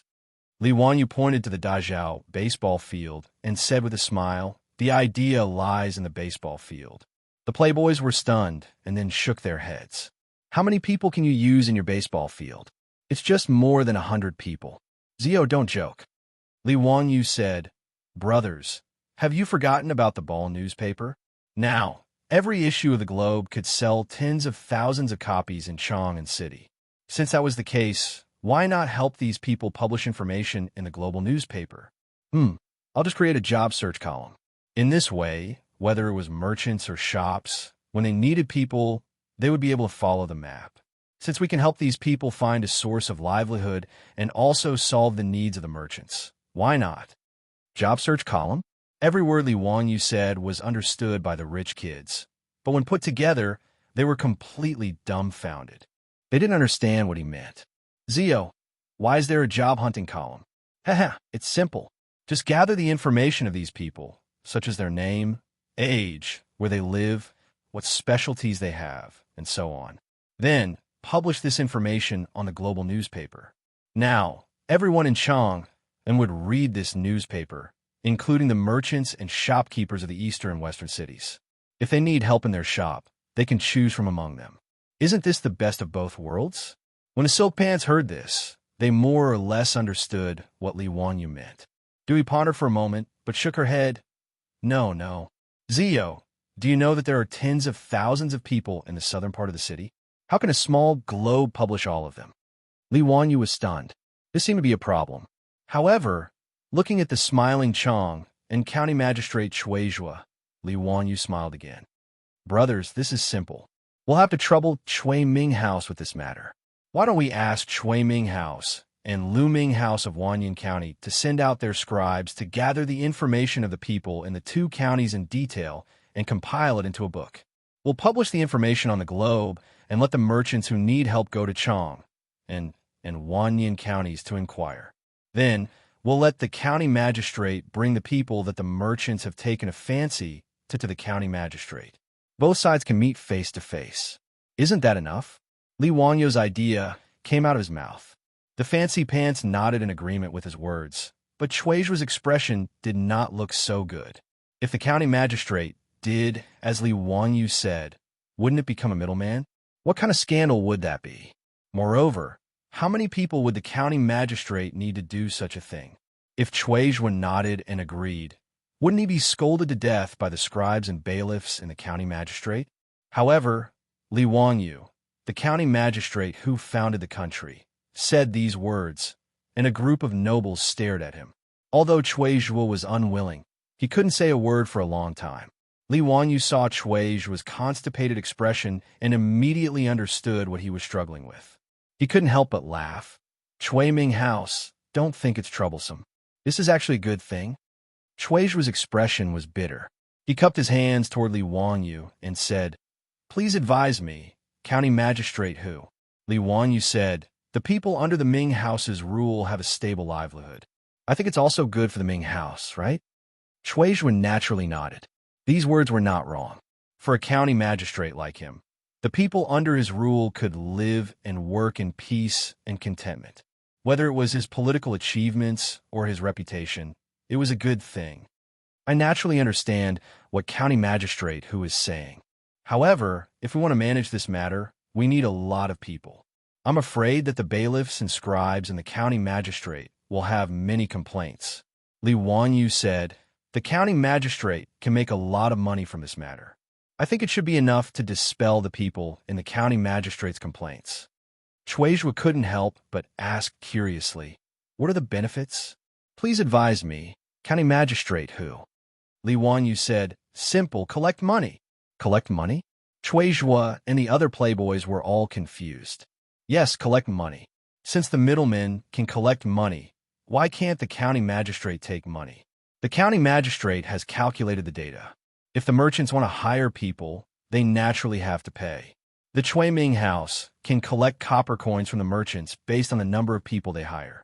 For example, for every person the merchants hire through the county magistrate, they will give the county magistrate 500 copper coins. Although this is not a lot, many little drops make a mickle. Under the rule of the Ming House in Chang, and there are tens of thousands of poor people, is the Ming House afraid that the county magistrate won't be able to make money? The Ming House can take out a portion of this money and use it to subsidize the bailiffs and scribes. Would they have any complaints after taking the money? Li Wanyu's words made Chuizhua's eyes light up. It seemed to make sense. If the middlemen could collect money, so could the county magistrate. However, for the county magistrate of Chang and Wanyin to collect money, he didn't know if the imperial court would allow it. Li Wanyu saw Chuizhua's concerns and continued, the Ming House doesn't have to worry about the imperial court opposing it. Hee, isn't there still Brother Eai and Brother Du? I think Prime Minister Fong and Prime Minister Du will give us some face. Ha! Chuizhua immediately looked at the playboys inquisitively. He wanted to see their opinions. Fong Eai, Du He, and the others looked at each other and nodded with a smile. It seemed that the officials and their manners wouldn't object to something that was beneficial to the people. Seeing that the playboys also supported his actions, Chuizhua became interested. Since county magistrate, Hu, and the other princes say so, then I will give it a try. Chapter 709. 10 days later, a new issue of the newspaper was released. Nowadays, reading the newspaper had become a trend in Chang, and whether it was the ordinary people, the shopkeepers in the two markets, or the officials and nobles in the imperial court, they were used to buying a copy of the newspaper and reading it carefully after it was published. It was not that everyone liked to watch the batting game or buy lottery tickets, but because everyone read the newspaper. If they didn't read it, they wouldn't even have a topic to chat with others. Therefore, whether they liked it or not, they would read the newspaper carefully. However, today's newspaper was a little different from the past. People were surprised to find that there was a content that had nothing to do with the batting game at the bottom of the newspaper. The newspaper stated that the Wanyu Charity Hall, which had recently become famous in Chang, and was now cooperating with the two counties of Chang and in Wanyin to help the poor. The two counties had registered the people in Chang and who had difficulty making a living, and there were tens of thousands of people who were willing to go out to work. Any shopkeeper in Chang and who needed to recruit workers could go to the two counties of Chang and Wanyin to recruit workers. This piece of news that had never been heard before immediately made the two markets, Ping Kong Square and Chongren Square, lively. Many shopkeepers gathered together to discuss this matter. Shopkeeper Zhang, have you read today's newspaper? It's interesting. The two counties of Wanyin and Chang, and are also doing business as brokers? Haha, I was just about to talk about this with shopkeeper He. This is new.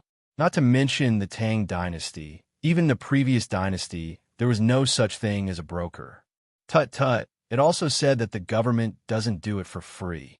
Every time they recruit someone through the government, they have to pay the government 500 coins. Chang and in Wanyan counties are so poor that they are crazy. Shopkeeper He, you're wrong. I think it's a good thing. Oh, what do you mean? Shopkeeper Zhang, please enlighten me. Shopkeeper He, you were also recruiting workers a few days ago, right? Yes, that's right. Shopkeeper He, are you satisfied with the workers introduced by the broker? This is just SOSO. After all, it was recommended by the broker house. We can only make a final decision after half a year of trial work. The trial period was the probation period. The merchants of the Tang dynasty were even more black-hearted. The probation period was as long as half a year, during which they were only given basic food, lodging, and a few copper coins. If he was an apprentice, it would be even worse. He would have to be an apprentice for at least a year. During that time, he would not be able to earn a single copper coin. She could tell that shopkeeper he was not very satisfied with the servant introduced by the broker house. This was also very normal. His shop needed workers, so he went to the broker house, and through various connections, he found someone to bring over for the shopkeeper to take a look. Regardless of whether it was good or not, he could only give it a try first. As for whether this person was suitable or not, and whether he could satisfy the shopkeeper, that was up to fate. Look at what's written in the newspaper. There are tens of thousands of people in Wanyin and Chang and counties. When we need to recruit people, won't we be able to choose at will? Wasn't that a good thing? In this old man's opinion, although I've never heard of the county yamen doing this, it's more reliable than finding a broker. Even if we were to pay the broker house, it would be more than 500 copper coins. Moreover, this was done by the Wangyu Charity Hall behind the scenes. What's wrong with that? The broker house in Chang and city was similar to the headhunting company or employment agency in the modern world. Naturally, they would charge a fee for introducing workers to these shops. Most of the workers in Chang and city were paid about 1 copper coin a month, and the broker house would charge a month's salary as a reward. In comparison, the fees in Chang and in Wanyan counties were half of the price of the broker house. Shopkeeper Lu's words make sense. No, I have to go to the Chang and County Yamen to take a look. If I can really find suitable workers, that would be a good thing. Shopkeeper, he thought that it was very reasonable. So he said this and hurried to the County Yamen. At this time, in the Chang and County Yamen, the 3 groups of Yamen runners and the scribes of the Yamen were chatting together. Leader Zhao, do you think that the Ming House has nothing better to do when they asked us to register the information of those people? For this matter, my legs are about to break from running. It's really the case that once the higher-ups ask, the subordinates run until their legs break. Who says they aren't? The Ming House can really think of something like this. What's wrong with the Yamen? Do they want to do business like the broker house? Everyone be quiet. If the Ming House hears you, you'll have to bear the consequences. A scribe was afraid of trouble and quickly stopped them. Leader Zhao glared at them and said, "What? My legs are about to break from running. Can I say a few words?" "Sure. Do you know who gave the Ming House this idea?" "Who? If I find out, I'll beat him up." "What kind of idea is that?" Leader Zhao glared at them. "That was the idea of County Count Hu, Duke Lu, Duke Lai, and Duke Zheng." "Haha, Leader Zhao, go beat them up." A scribe who knew what was going on made fun of him and said. After he said this, Leader Zhao, who was shouting at the top of his lungs, as well as the Yamen runners and scribes who were complaining, immediately shut their mouths. They even looked around with a guilty conscience.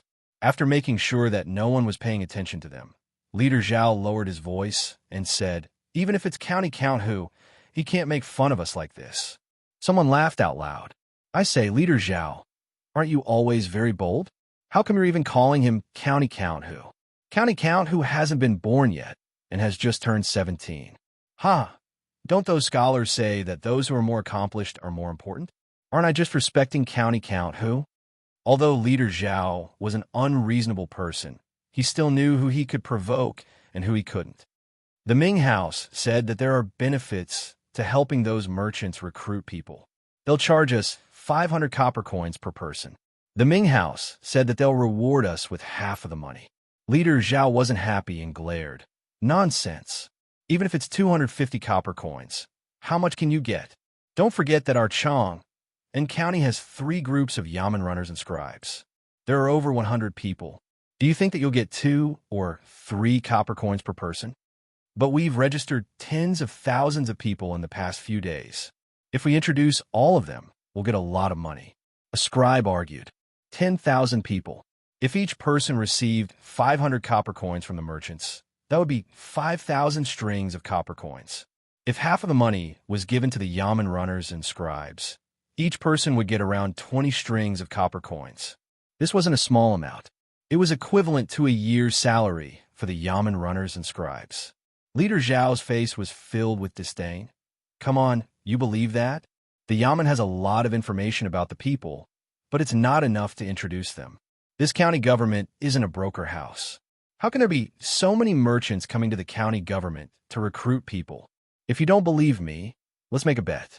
If 10 merchants come to the county government to recruit people within a month, I'll lose and bark like a dog. How about that? Okay, it's a deal. While the crowd was chatting, the Yamen runner who was on duty outside the Yamen rushed into the county Yamen. Quick, quick, someone's here. Leader Zhao slapped him on the head. What nonsense are you talking about? More people are here. What's going on? There are a lot of people outside the Yamen. There are hundreds of people. They're all merchants from Chang, and they want to recruit people. The Yamen runner was out of breath and quickly answered. Leader Zhao's face changed when he heard this. He quickly led the Yamen runners and scribes outside. Outside the county government of Chang and County, there were hundreds of merchants wearing all kinds of silk and satin gathered. Leader Zhao was stunned and asked, "Why have you come to the county government?" "Thank you. We're here to recruit people." "Where can we do it?" "Yes, I want to recruit 3 workers in my shop." "Where can I recruit them?" "The newspaper said that Chang and County can recruit people." "Is that true?" Leader Zhao was stunned for a while. Then he turned his stiff neck and looked at the person who made the bet with him. Woof, woof, woof. Chapter 710. Shopkeeper Run of the Renji Saddle Shop in Shi City had also been worrying about the recruitment of shop assistants and apprentices. Ever since he won the lottery, the business of his saddle shop was getting better and better. However, he was lacking in manpower. Shopkeeper Run had already asked the broker to help him find suitable workers. However, he was not satisfied with the few people sent by the broker. After all, he wanted to find skilled workers. How could he find them in such a short time? Shopkeeper Rin naturally saw the news in the Chio newspaper. After seeing the news, Shopkeeper Run was overjoyed. He immediately left the shop and rushed to the Chang and County Yamen. However, when Shopkeeper Run arrived at the Chang and County Yamen, he was shocked to find that the Yamen, which was usually quiet, was as busy as a market. Noda's Yamen was filled with merchants who came to recruit workers. Some merchants who were familiar with each other greeted each other loudly and asked how many people they were going to recruit today. It was very lively. Fortunately, this was the Chang and County Yamen, and there was no shortage of Yamen runners to maintain order. Under the urging of the Yamen runners, the merchants lined up and went to the Yamen runners to register what kind of people they needed and how many people they needed. Shopkeeper Rin saw the situation and did not bother to greet his acquaintances. He quickly went a line up. Chuizhua, the Chang, and county magistrate did not expect that the Chio newspaper would attract so many merchants. He was also shocked when he received the report from the Yamen runners. He ordered people to summon all the scribes in the county Yamen to greet the merchants, register them, and inquire about them. He also sent Yamen runners to ride horses to each lane to inform the commoners who met the needs of the merchants to come to the county Yamen to work according to the information given by the scribes. The Yamen runners of Chang and County were like the delivery men in the future. They were constantly going back and forth between the Yamen and each square. However, no one complained now. Even a fool could see that Chang and County was going to make a lot of money. The Yamen runners and the Yamen runners would also get a share of the rewards. After dealing with the matters in the Yamen, Chuizhua hurriedly sent someone to deliver a letter to the rich playboys. Chuizhua was clear about this matter. Although he and Liu Deheng were the 2 county magistrates who did the hard work, the Wanyu Charity Hall deserved the credit. However, the benefits that he and Liu Deheng received were real, not to mention the merits of governing. Even if the people had a stable livelihood, it would be of great benefit to him as the county magistrate of Chang and County. Chuizhua looked at the bustling scene in the county government office and admired Li Wanyu to the extreme. Chuizhua couldn't help but sigh with emotion when a random idea had such an effect. The same thing happened in the county office of Wanyan County.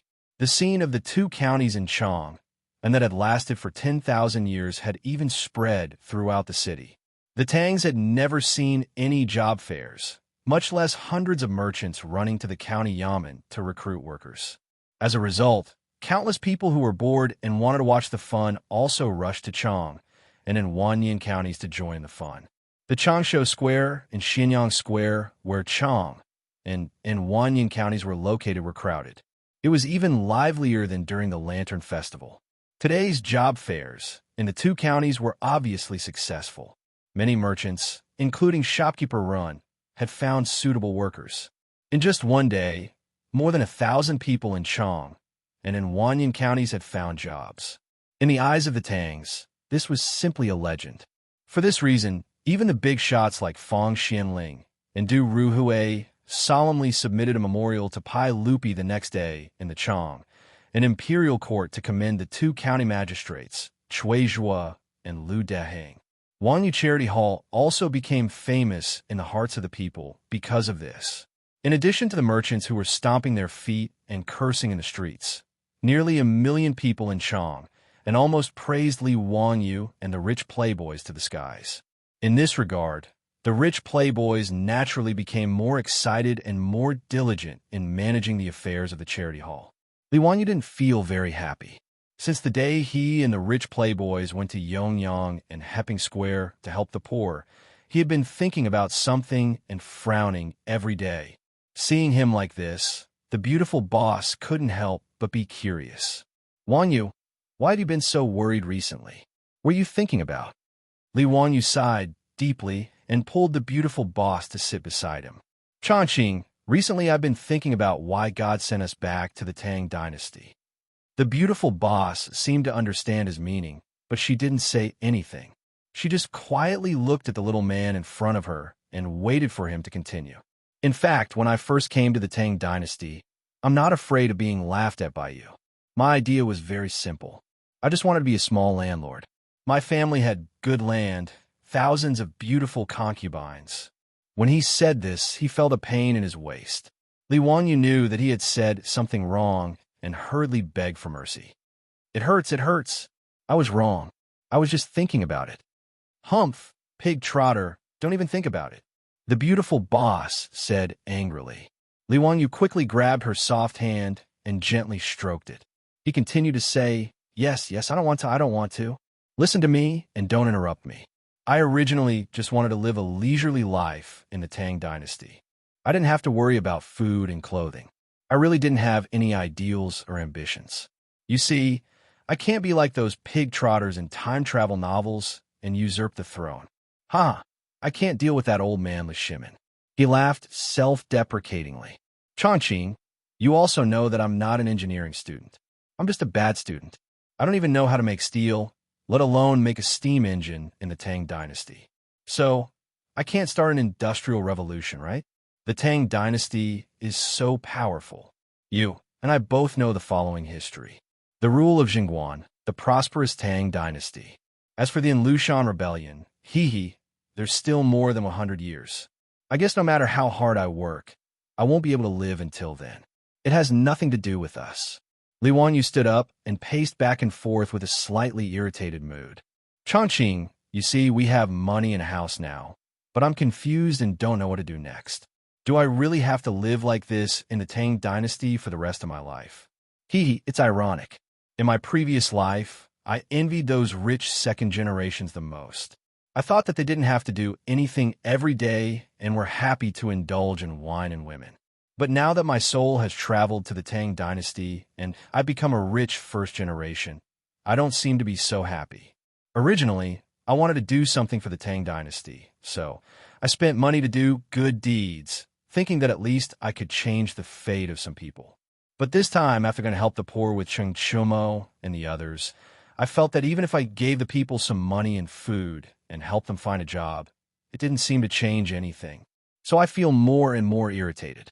The beautiful boss naturally understood Li Wanyu's thoughts.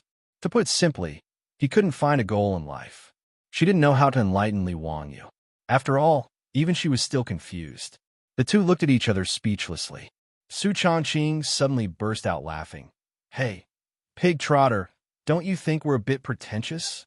Li Wanyu was stunned, and then he also laughed. It seemed that they were really a bit pretentious. Su Changqing covered his mouth and laughed for a long time, but suddenly his eyes lit up and he said to Li Wanyu, It turns out that I have a friend who was heartbroken. She also felt that life was gloomy and there was no meaning in living. Li Wanyu couldn't help but interrupt. Hey, I didn't feel like I was dying, and I didn't feel that life was gloomy. I didn't fall out of love, Listen to me, don't interrupt me. Su Changqing glared at him and continued. Later, she went to the Tibetan area to teach. Chapter 711. Later, she went to the Tibetan area to teach. The beautiful boss continued. A year later, when she appeared in front of me again, I almost couldn't recognize her. Although her appearance has darkened a lot, what's more important is her spirit. Wanyu, do you understand that feeling? It's like she's a completely different person, full of confidence and happiness. I asked her why she had such a big change. She said that when she was teaching, she felt the happiness and satisfaction of being respected, needed, and cared for. These were all things she had never experienced in her previous life, so she felt confident and happy. Li Wanyu was a bit confused. He looked at Su Changqing in puzzlement and asked, "Changqing, what do you mean?" The beautiful boss poked his forehead with her slender finger and said, "You're so stupid. I mean, since you can't think of anything to do for the time being, you might as well teach." Teach? Yes, since you want to do something for the Tang dynasty, you might as well teach and educate people. You can't change this era, but you might as well change a person's fate. Isn't that meaningful? Have you forgotten that sentence? Knowledge can change fate. Hee. Although you're a bad student in the Tang dynasty, well, you can barely be a teacher. Ma Zhou and Yin Libin were fooled by you, weren't they? The beautiful boss laughed. Li Wanyu said, "Don't you know how to chat? What do you mean by fooling? They were the ones who begged me to be their teacher. By the way, do you mean that I should take in a few more disciples?" The beautiful boss was speechless. She directly rolled her eyes and said, "You're so stupid. Why take in disciples? What I mean is that you should run a school. Speaking of which, Dingzhou village doesn't even have a private school now. Aren't you embarrassed to watch those naughty kids run around the village all day long? In the future, at this age, they've already gone to school." Li Wanyu couldn't help but feel embarrassed after hearing the beautiful boss's words. He muttered, "Changqing, don't joke around. Me? Run a school?" If my primary school's homeroom teacher heard this, he would probably laugh his head off. He didn't think that he could start a school. Wasn't this a joke? A flunky from second-tier university came to the Tang dynasty to engage in education?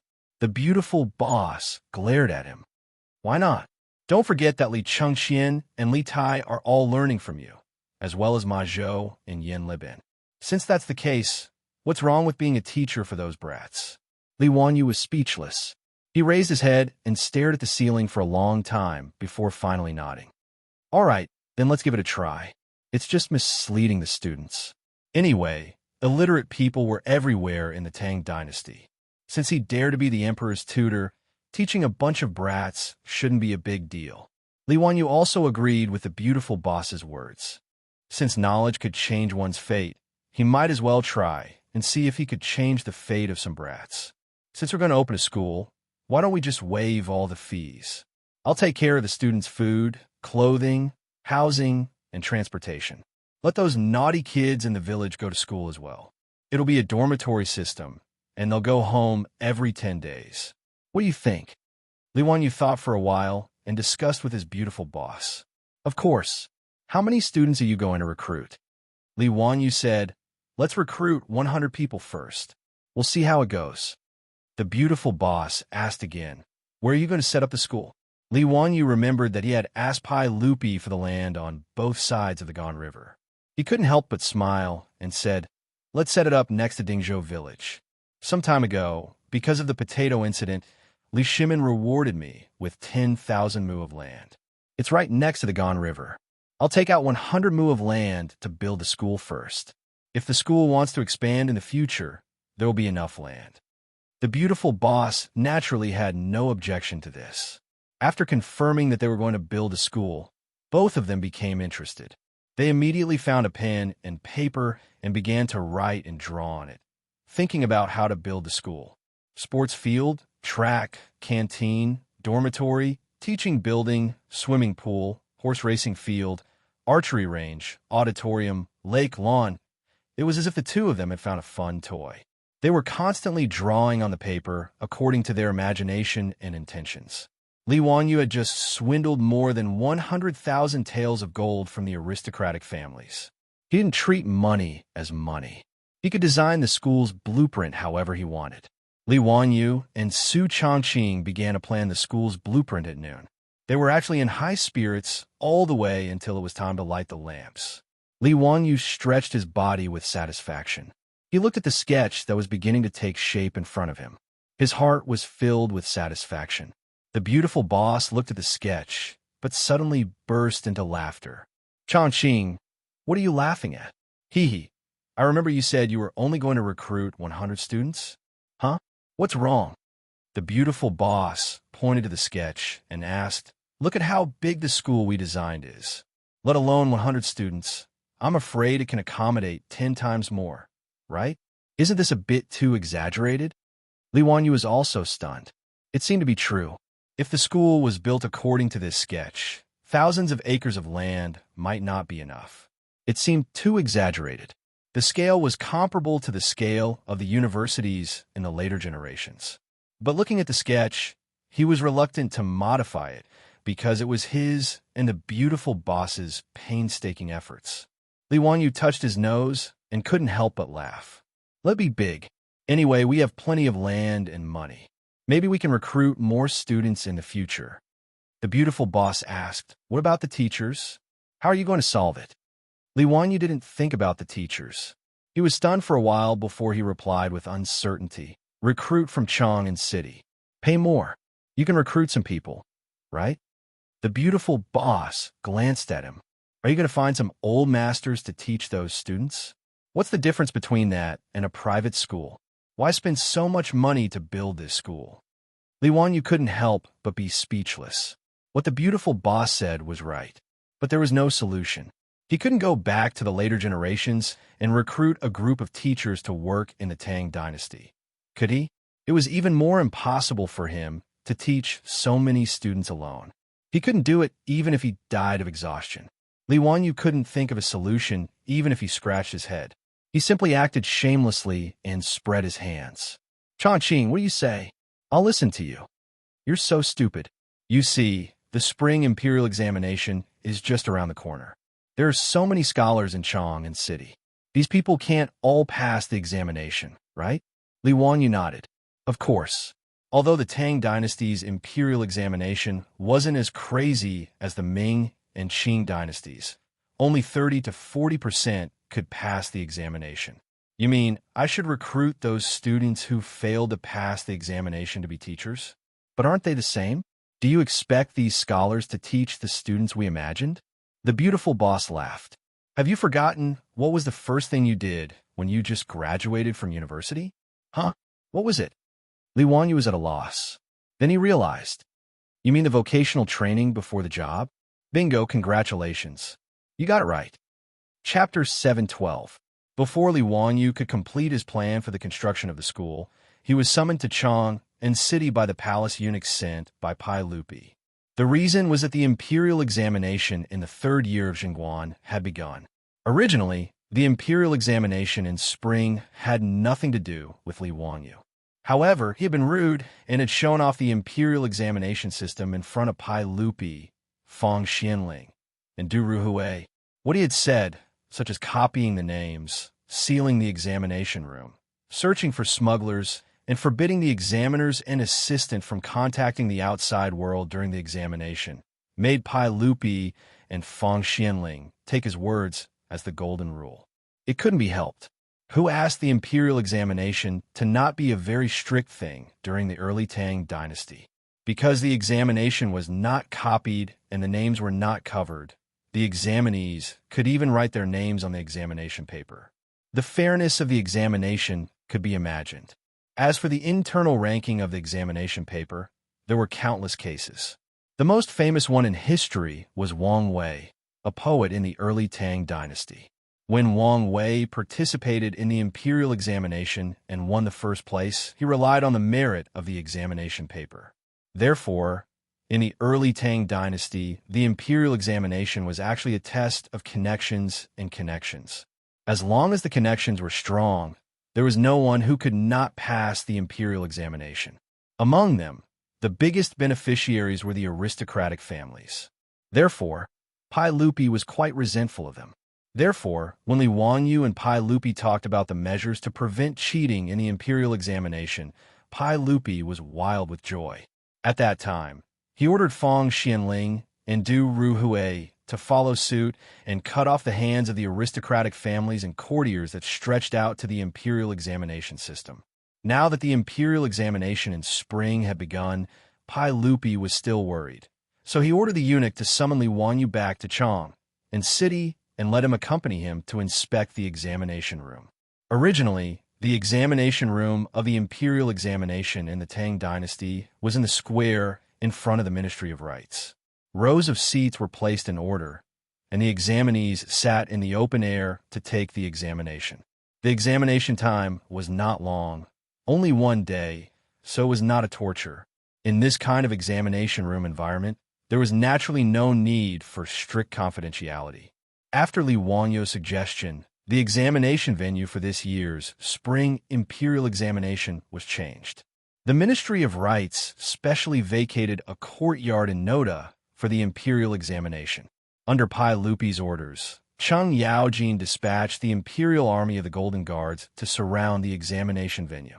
Outside the examination hall, the candidates who were preparing to take part in the imperial exam this year had already gathered in front of the examination hall, waiting for the examination hall to open. There were many subjects in the imperial examinations, such as Ming Fa, Ming Swan, and Ming Ci, which are not taken seriously by others. Even if one passed the imperial examinations, one would only be appointed as a small official by the imperial court. The elementary scholar section was abolished because it was too difficult. The earliest Xiaotsai was worthy of being called a talented scholar. It was not something that the scholars of the Ming and Qing dynasties could compare to. At this time, the imperial examination of the Tang dynasty paid special attention to the Jinshi and Ming-Jing examinations. Jinshi was tested on current affairs, poetry, and essays. Ming Classics was tested on current affairs, calligraphy, and Moi. However, Li Wanyu knew that many of the prime ministers of the Tang dynasty were Jinshi. Therefore, the Jinshi examination was the most important. The advanced examination naturally did not test on the Ming and Qing dynasties. Instead, it focused on poetry. Therefore, when Yu Shiren saw Li Wanyu plagiarizing 2 of Li Taibai's poems, he was certain that he would pass the spring imperial examination. The Ming-Jing examination was about calligraphy and Moi. In layman's terms, it was about filling in the blanks and writing from memory. It was relatively easy. After all, one only needed to be familiar with the calligraphy and annotations to pass the intermediate examination. On the other hand, composing poems required a certain amount of talent. Therefore, it was very difficult to pass the Jinshi examination. In the Tang dynasty, there was a saying, 30 years old Ming-Jing, 50 years old Jinshi. It meant that if one passed the Ming-Jing examination at 30 years old, one would be considered old. However, if one passed the Jinshi examination at 50 years old, one would be considered very young. The advanced examination had the lowest admission rate. On average, there were only 20 people on each roll. The rate of passing the Jinshi examination was only 1 in 60. At this time, more than 1,000 examinees had gathered outside the examination hall. It was a spectacular sight. Pai Lupi, in casual clothes, stood outside the crowd with Li Wanyu. Fang Xianling, Du Ruhui, and a few others were also in casual clothes. Pai Lupi looked at the thousands of examinees and was very satisfied. Zio, look at these examinees. They are the foundation of the Tang dynasty. I wonder how many of them will be able to pass the Jinshi examination and serve the imperial court. Li Wanyu was very tactful and flattered. Congratulations, uncle. All the heroes in the world are in your hands. Haha, you bastard. I said this in the beginning, but later I found that it was not completely true. However, with Zio's good plan to improve the imperial examination, I can now say this again. Pai Lupi was very proud. Fang Xianling suddenly smiled at Pai Lupi and said, Your Majesty, speaking of the imperial examination, Zio mentioned something interesting a few days ago. Oh, what is it? Tell me about it. Fang Gonggong. Fang Xianling twirled his beard and said with a smile, I also heard from my son that Zio was drinking in a restaurant and happened to meet several examinees participating in this year's spring imperial examination.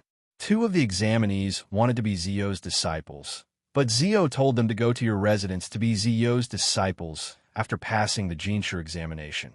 Your Majesty, don't you think Zio is deliberately making things difficult for them? Duruhui also said, haha, that's right. I also heard about it. It is said that Zio said with certainty that the two examinees will pass the Xianxia examination this year. I don't know why Zio is so confident. I heard that the two examinees are not yet 30 years old. If it is the Ming Classics examination, it will be fine. But it is the Xianxia examination. I'm afraid it will not be easy.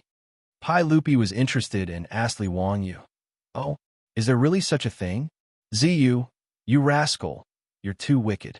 If you don't want to accept them as disciples, just say it. Why do you have to make things difficult for them? Haha, you only accept them as disciples when they pass the Xianxia examination. It is really difficult for them." Li Wanyu laughed in his heart. What a joke. If the two future prime ministers of the Tang dynasty failed to pass the Xianxia examination, wouldn't it be funny? However, the admission rate of the Xianxia examination was too low. Li Wanyu did not dare to guarantee that Lu Rengue and Shang Wanyi would pass the Xianxia examination this year. After all, he only knew that the two of them had passed the Xianxia examination in history. But who knew when they passed the Xianxia examination? Li Wanyu could only pretend to be mysterious when Pai Lupi, Feng Xianling, Du Ruhui, and others made fun of him. He said, "Hey, Uncle, Master Feng, and Master Du, let's wait and see." Pai Lupi said, "I don't believe that, Zio. You can casually pick two examinees in a restaurant and pass the Xianxia examination. Tell me the names of the two people. I want to see the results when the list comes out this year." The two people are called Shang Wanyi and Lu Rengue. They are both examinees from Hunan province. "Hey, Uncle, maybe the Xianxia examination this year will be one of them." Li Wanyu said. The Xianxia examination was the Zhuangyuan, but there was no such thing in the Tang dynasty. The term Zhuangyuan was later changed to Xianxia because people thought that Xianxia was too indecent. Li Wanyu was just saying it casually. Anyway, Shang Wanyi and Lu Rengue must have real talent. As for whether they passed the Xianxia examination or not, it didn't matter. Anyway, bragging didn't pay any tax. However, Pai Lupi took his word seriously. Chapter 713. The drum outside the Ministry of Rites sounded 3 times, signaling the opening of the examination hall.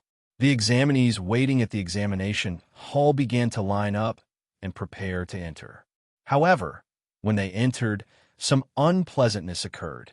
The reason was that the Imperial Army of the Golden Guards who were guarding the examination hall wanted to search the examinees' bodies to see if they had any notes. When this news spread, the entrance of the examination hall at the Ministry of Rites was instantly thrown into chaos. This year's spring examination was too different from previous years, causing the examinees to be caught off guard. In particular, the examinees were actually being searched by the Imperial Army. This made the examinees even more dissatisfied. This was something that had never happened before. This is a disgrace to the educated, truly a disgrace to the educated. We are all examinees participating in the spring examination. Why are we being searched by the Imperial Army? I have also participated in the spring examination a few times, but I have never been searched like this before. Why are we being searched this year? The entrance of the examination hall was in chaos. There were even people who shouted "charge in." Such provocative words made the scene even more chaotic. Seeing this situation, Pai Lupi couldn't help but frown. His good mood from before was instantly ruined. Nonsense! How dare these examinees be so impudent? Mitua, pass down my decree. Those who cause trouble will be disqualified from this year's spring examination.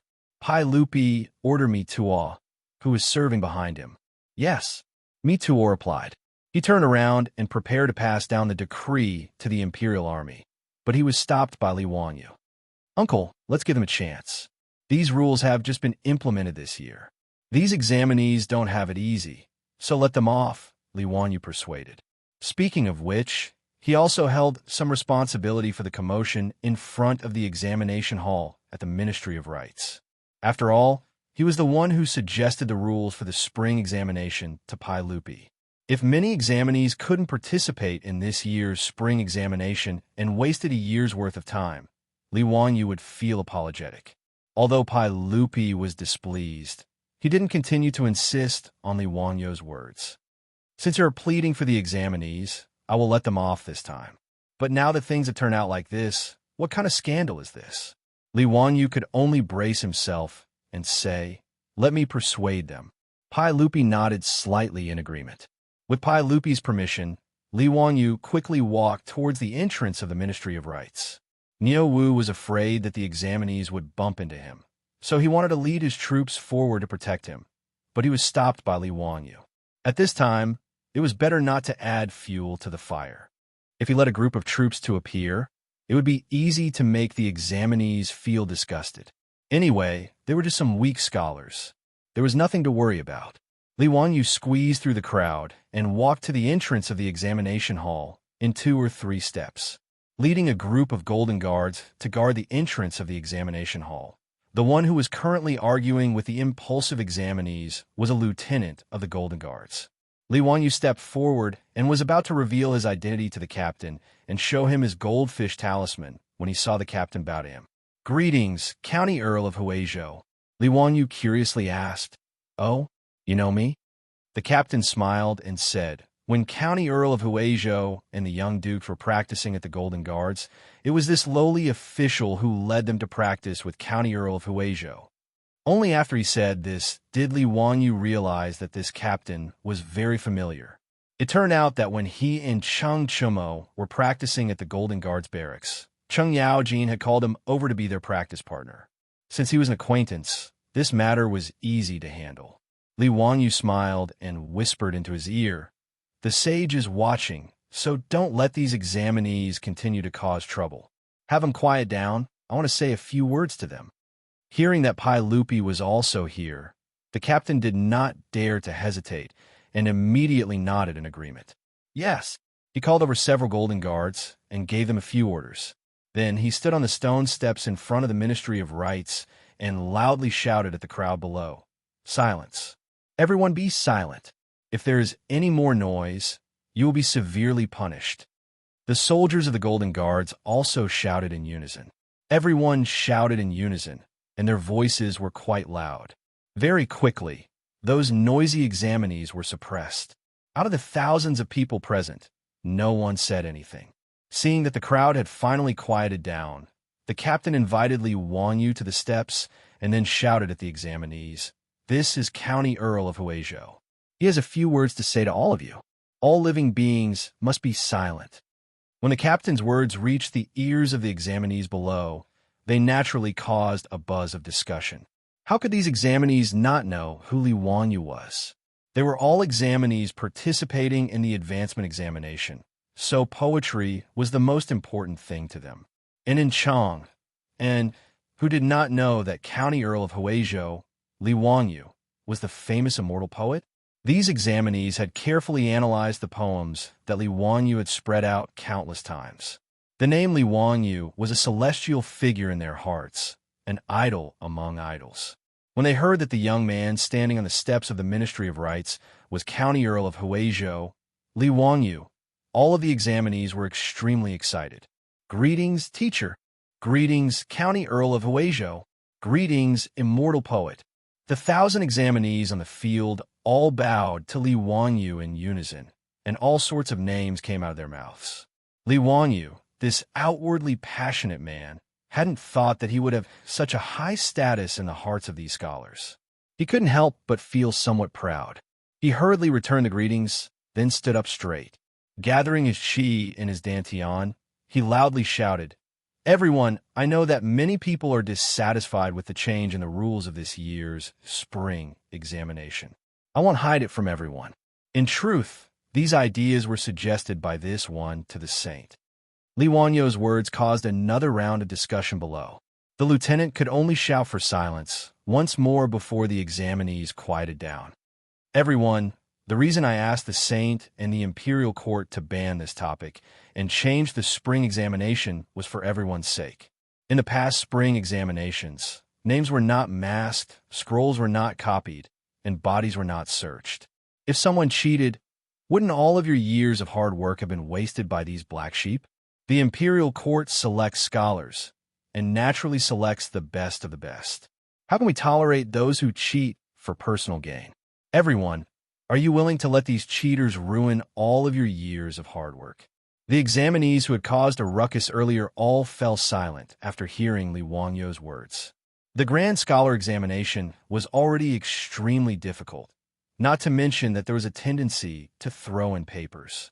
Of the 1,000 or so examinees present, how many of them truly had connections and backgrounds?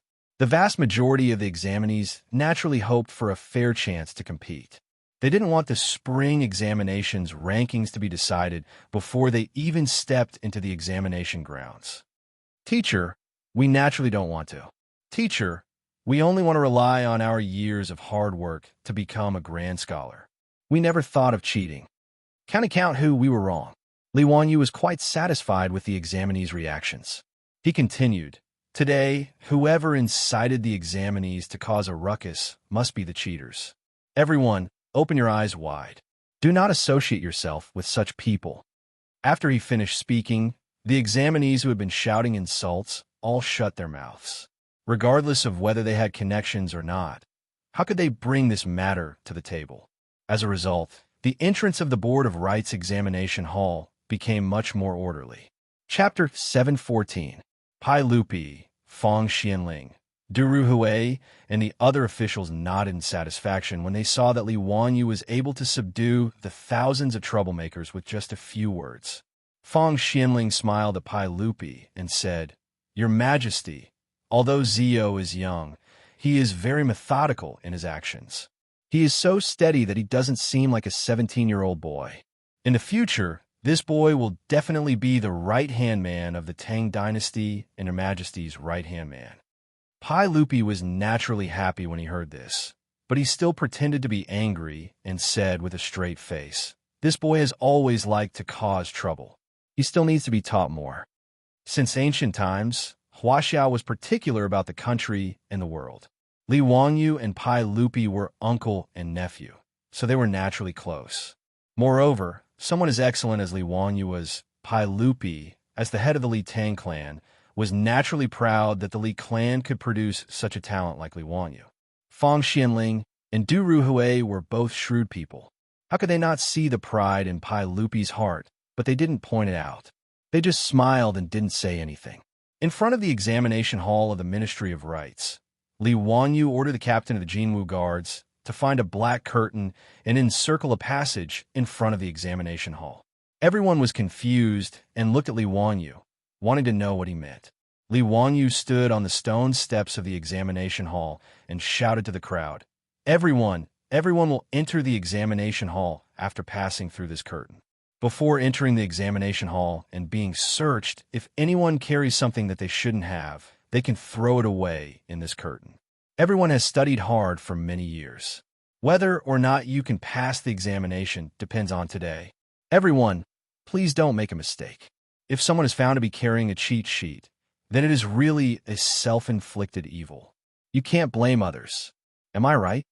The reason why Li Wanyu did this was because he could tell that even though the scholars no longer objected to the golden guards searching their bodies, he could also see that many of the examinees were avoiding his gaze with fear on their faces.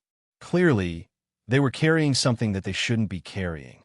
This was actually normal. After all, the previous spring imperial examinations were very lax. Li Wanyu reckoned that it was common for someone to find a gunman to take the test for them, let alone bring along a cheat sheet. Because of his advice to Pai Lupi, the spring quarter examinations had suddenly become much stricter. It was normal for the examinees to feel uncomfortable. That was why Li Wanyu came up with this idea. He wanted to let the examinees who brought along their notes to discard their contraband without hurting their reputation. Thank you for your protection, sir. Thank you for your kindness, teacher. The group of examinees were sincerely convinced and bowed to Li Wanyu once again to express their gratitude. This scene naturally fell into the eyes of Lu Quan, the Minister of Rights. Lu Quan had originally heard an official from the Ministry of Rights report that the examinees were causing trouble in front of the examination hall because of the body search. Lu Quan, who was startled, hurriedly rushed over and happened to see the scene of the students bowing to Li Wanyu. Seeing that order had been restored in front of the examination hall, Lu Quan's hanging heart finally relaxed. The official from the Ministry of Rites hurriedly explained to Lu Quan how Li Wanyu had handled the situation. Lu Quan repeatedly nodded his head in praise. As expected of County Count Hu, such an exquisite heart is truly hard to come by. I was worried that something big would happen in the spring quarter examinations today, but I didn't think that County Count Hu would be able to resolve this matter with just a few words. Okay, quickly arrange for the examinees to enter the examination hall. Don't delay the start of the examination. Lu Quan instructed the official from the Ministry of Rites. At the front of the examination hall, thousands of examinees walked through the black curtain under the direction of the official from the Ministry of Rites. Then, they handed in their certificates for public examination. After verifying the examinees' identities, they were searched by the Imperial Guard before being allowed to enter the examination hall. Li Wanyu stood beside the stone steps of the examination hall with his hands behind his back. He smiled as he watched the examinees enter. When the examinees passed by him, they all respectfully bowed to Li Wanyu before stepping into the examination hall. Shang Guanyi and Lu Ringue were also in the crowd. They slowly walked in front of Li Wanyu and bowed to him. "Greetings, teacher." Li Wanyu smiled and nodded at them. "Do well in the examination and strive to get a good result. As the saying goes, no one asks about you for 10 years, but you become famous in one fell swoop. Today is the day that the two of you become famous." Shang Guanyi and Lu Ringue looked at each other. Their eyes were filled with excitement. "Thank you, teacher." Li Wanyu nodded pretentiously. "I'll give you another poem. The past was filthy and not worth praising, but the present is debauched and boundless. Riding the wind and galloping horses, I've seen all the flowers in Chang and in a day. Go, do well in the examination. I'll be waiting for you in Dingzhou village." "Teacher, you mean?" Li Wanyu's words made Shang Guanyi and Lu Ringue's eyes widen. Did this mean that the immortal poet was willing to accept them as disciples? In their surprise, they didn't even have time to ponder over Li Wanyu's poem. That day in a restaurant, Li Wanyu had said that he would accept them as disciples when they passed the Grand Scholar examination. But now that Li Wanyu had called himself a teacher, it naturally meant that he had acknowledged their identity as disciples. How could they not be surprised? Li Wanyu smiled. "I've boasted to the saint that one of you will definitely pass the examination. Don't let me go back on my words, haha. Yes, we won't let you down." After Shang Guanyi and Lu Ringue finished speaking, they knelt down respectfully and kowtowed 3 times to Li Wanyu before getting up and entering the examination hall. After everyone had entered the examination hall, the door of the Ministry of Rites closed with a bang. The 3rd year of the Jingguan Imperial examinations had officially begun. After the black curtain in front of the examination hall was removed, Li Wanyu looked at the scattered pieces on the ground. He didn't know whether to laugh or cry. Not only were the pieces of paper full of small words, but there were also dozens of books of the 5 classics on the ground. Li Wanyu was speechless. Damn, did they think that the examiners were blind? The 5 classics on the 5 classics was a book that examined the Book of Changes, Xianxia, Mao Shi, Book of Rites, and Zhuan. It was the official textbook of the Tang dynasty. Could it be that those examinees were still hoping to openly flip through the books and copy the answers during the spring imperial examination? What was even more strange was a robe that was thrown on the ground. Li Wanyu was curious and picked up the robe. He couldn't help but be amused after taking a closer look. The inner lining of the robe was actually filled with small words, which were all the contents of the Mai scriptures. This guy was really a genius. He could even think of such a way to cheat. Pai Lupi led Fong Xianling, Du Ruhui, and the others over. They couldn't help but be a little unhappy when they saw the mess on the ground. Sure enough, Zio was right. If it weren't for this spring examination, Zio, who asked for a body search, I wouldn't have known that these examinees were so daring. Everyone, look at this.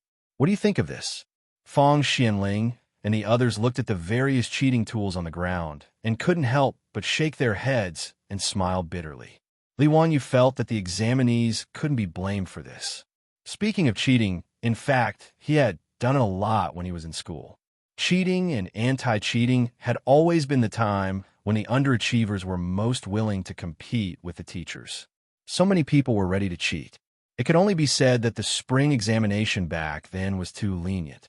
The spring examination was like the college entrance examination of the modern era. Naturally, it needed to be restrained by rules. Li Wanyu was an underachiever. He dared to cheat in the school exams on weekdays, but how many people dare to cheat in the college entrance examination?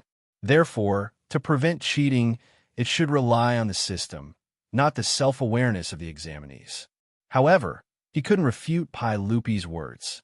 He could only change the topic. Speaking of the spring examination, I thought of a joke. Uncle, are you interested in hearing it? Chapter 7:15. Pai Lupi asked, "What joke? Tell me about it." Hey, Uncle, there are 4 joys and 4 sorrows in life. Do you know what they are? I don't know. Tell me about it.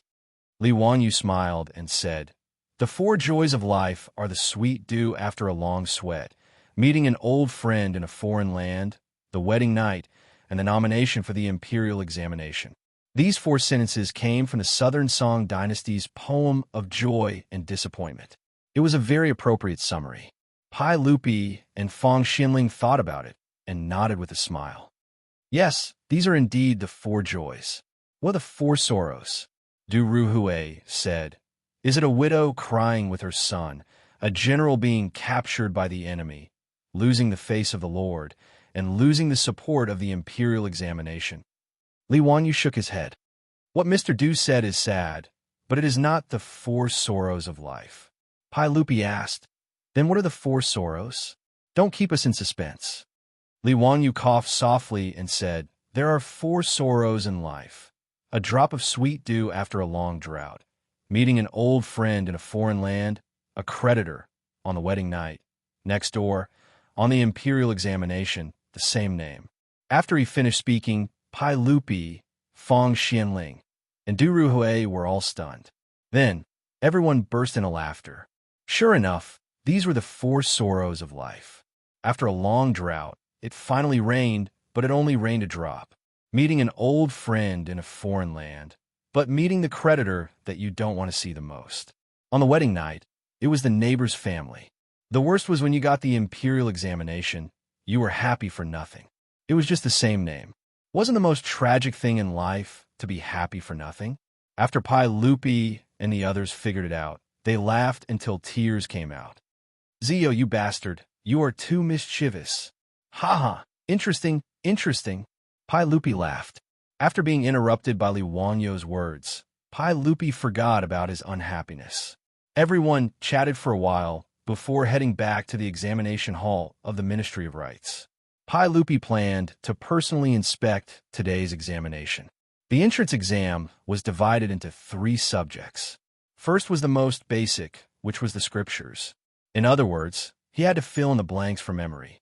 The standard answer was the fixed text of the 5 classics. Li Wanyu felt that the examinees who cheated in the scriptures exam and even tried to smuggle in scriptures were most likely the same as him in his previous life. After the basic examination, it was time for the essay examination, which was also the poetry examination. Composing an essay or a poem was the most difficult and important part of the advanced placement examination. Finally, there were 5 questions on current affairs policy. This was very similar to the civil service examination in the future. It was aimed at practical matters and required the examinees to come up with policy theories. Whether it was Pai Lupi, Fong Xinling, Du Ruhui, or Zhang Sunwuji, these big shots, they were all very pragmatic. The contents of the Jinshe imperial examination placed more emphasis on the examinee's ability, unlike the Ming and Qing dynasties, where they relied on an empty 8-legged essay. Li Wanyu accompanied Pai Lupi and a group of big shots into the examination hall of the Ministry of Rites. Under the accompaniment of the Minister of Rites, Lu Quan, they began to patrol around the examination hall. More than 1,000 examinees were currently taking the scriptures exam. Li Wanyu looked around. The performance of these examinees was not much different from the students in the future. Top students like Shang Wanyi and Lu Ringue were definitely focused on writing. Their expressions exuded a kind of brilliance that said, "This question is so easy." This kind of expression was what Li Wanyu hated the most. On the other hand, those who were biting their pencils and pondering hard with a conflicted expression on their faces were obviously bad students. Some of them had even begun to daydream. They were undoubtedly bad students. Li Wanyu was also like this in the past, so he was very clear about the meaning of this expression. Thinking of the scene of being tortured by exams when he was in school, and then looking at the examinees of the Tang dynasty in front of him, Li Wanyu couldn't help but laugh out loud. Pai Lupi glanced at him. "Zio, why are you laughing?" Li Wanyu couldn't help but feel embarrassed. He could only vaguely answer, Nothing.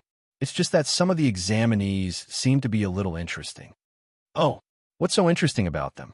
Tell me about it," Pai Lupi still asked, making Li Wanyu speechless for a while. He couldn't say that looking at those examinees reminded him that he was also a bad student in the past, right?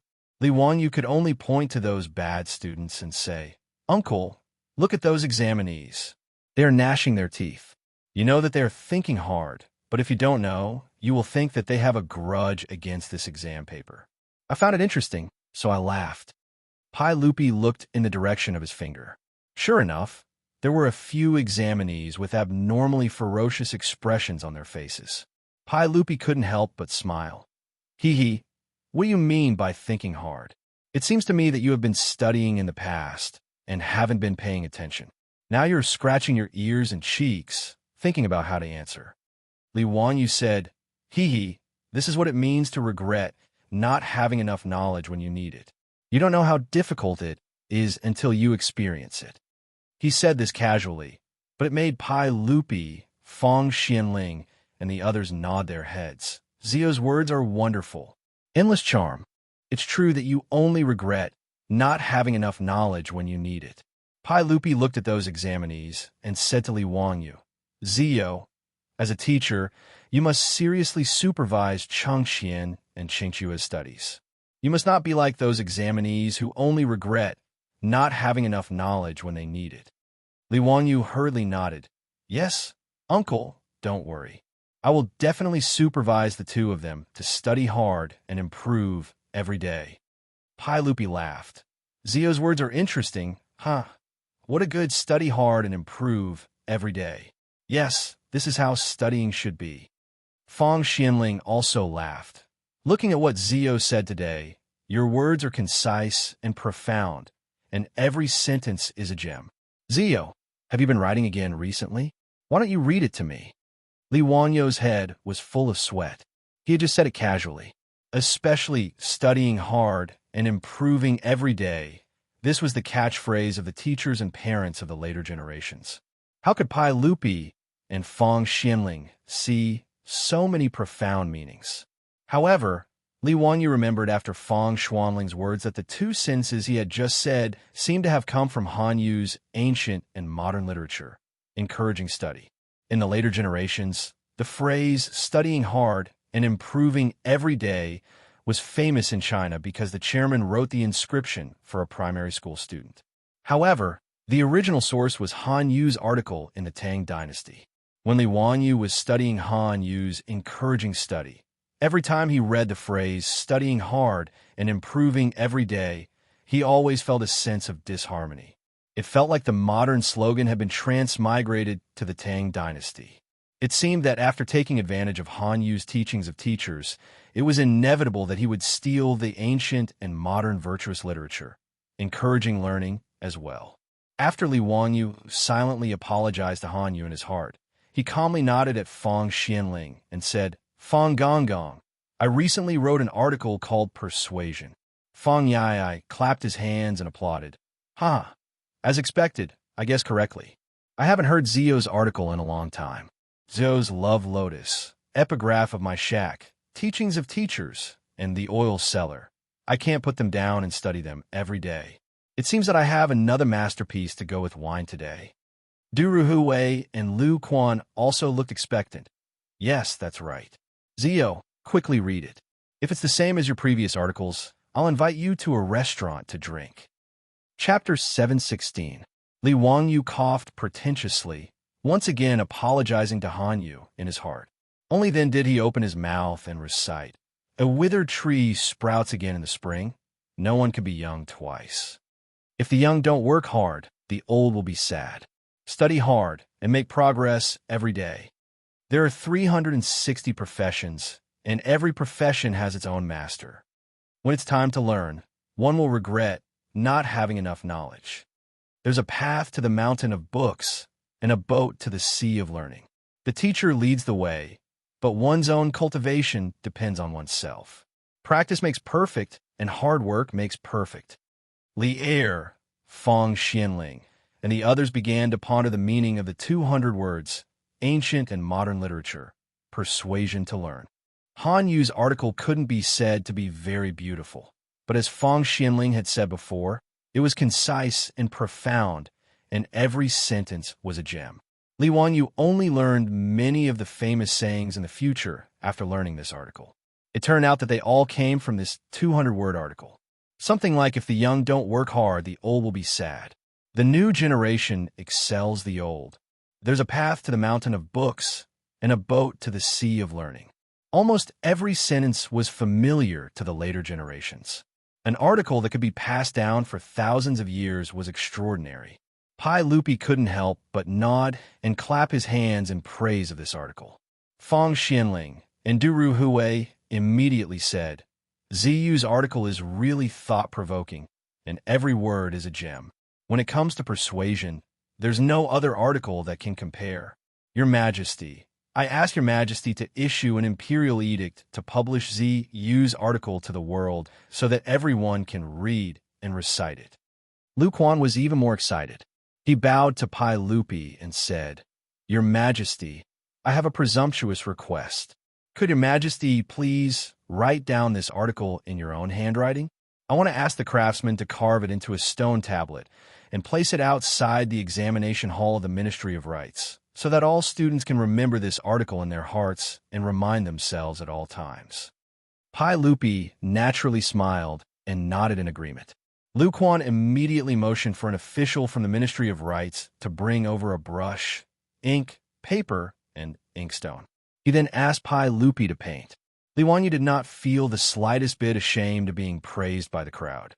After plagiarizing so many times, his face was already as thick as the wall of Chong and City.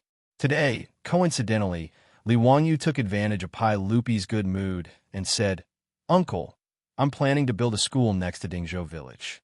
I'm preparing to recruit students to teach and dispel doubts.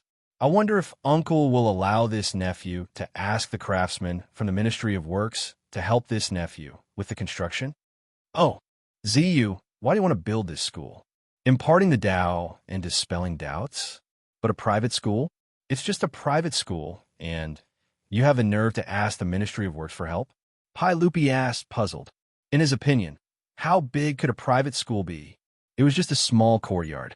It was making a mountain out of a molehill to ask the Ministry of Works for this. Li Wanyu scratched his head and did not know how to explain the word school to Pai Lupi.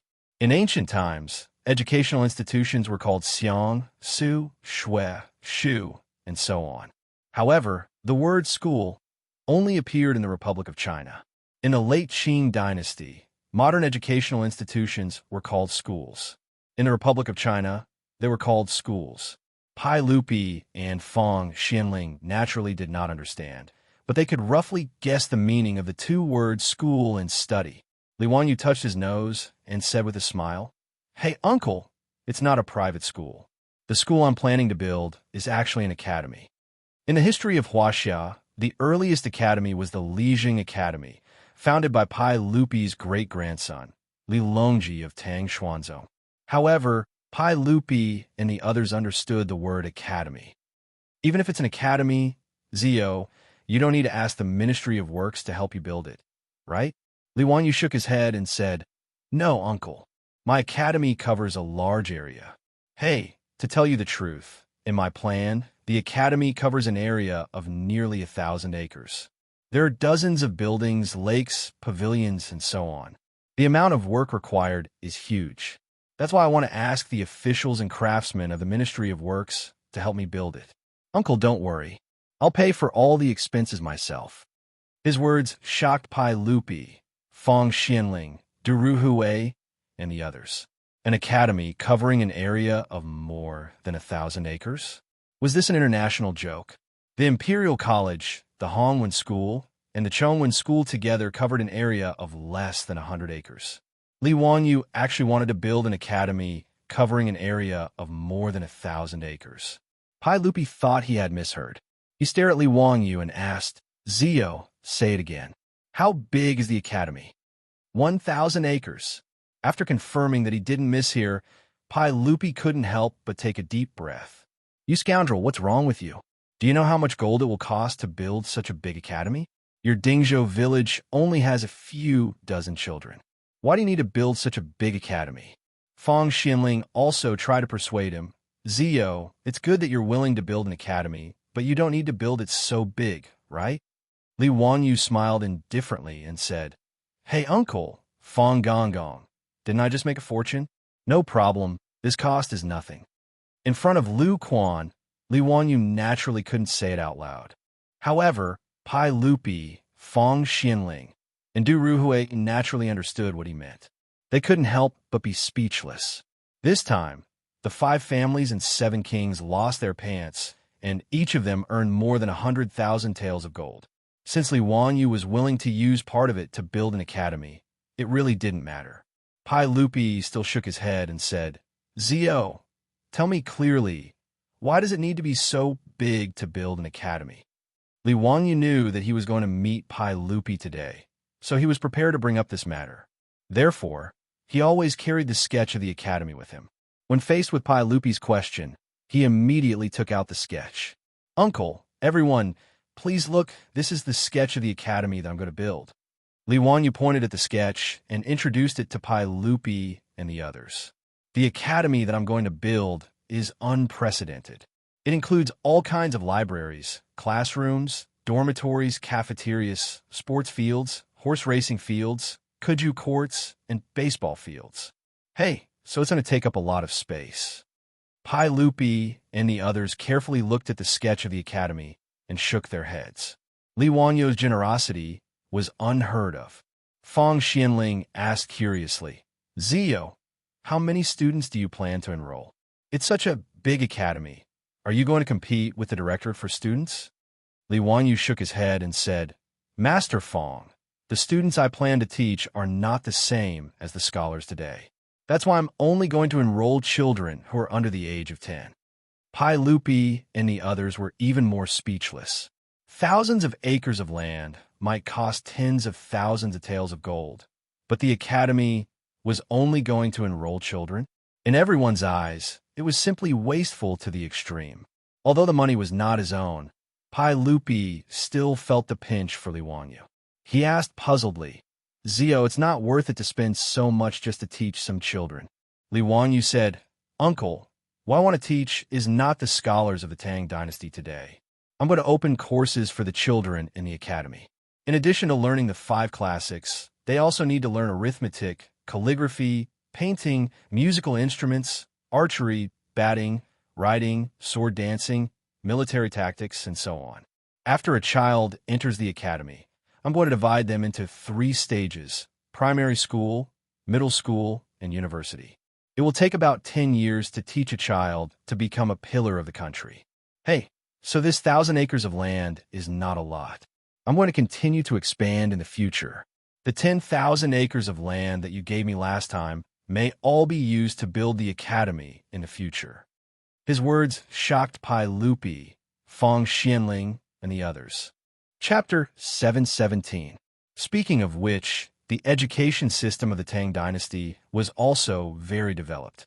Especially after inheriting the system of the Sui dynasty and improving it, its ideas and system were not considered backward. Even many education experts in later generations thought that the education system of the Tang dynasty was worth learning from. In addition to the Guoxue and the Imperial College, all the provinces and counties of the Tang dynasty had official schools. Pai Lupi also attached great importance to education. During the Jingguan year, when he was the emperor, the number of official schools in the Tang dynasty increased by more than 1,200. The private schools run by the people were not recorded in the records.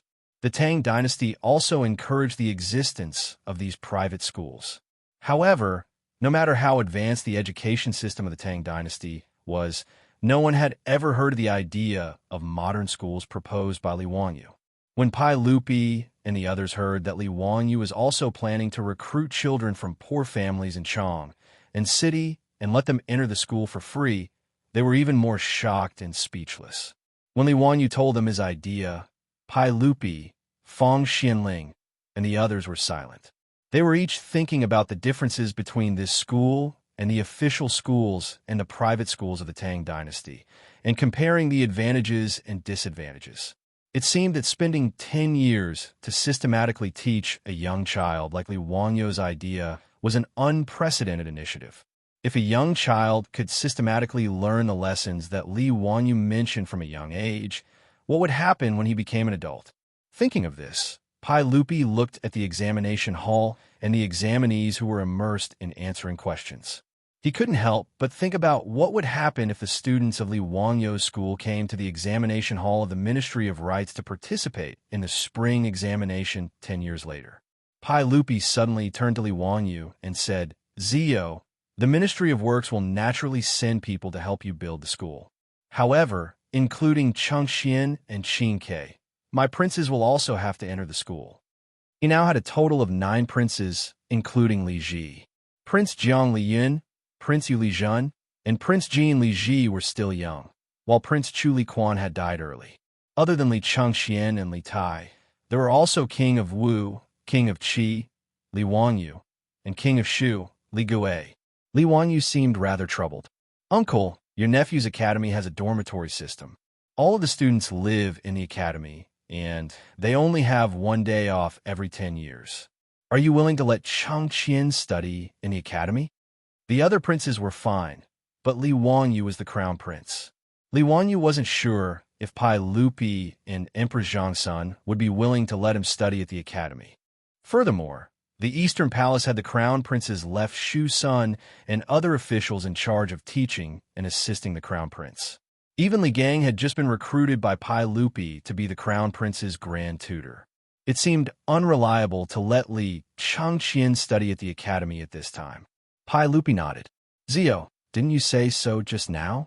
You don't have to worry about being too old to accomplish anything. You only have to worry about being too young to learn. I just thought about it carefully. Your academy has its merits. I trust you and will not hold back Chengxian and the others." Since Pai Lupi had said so, what else could Li Wangyu say? He could only nod helplessly.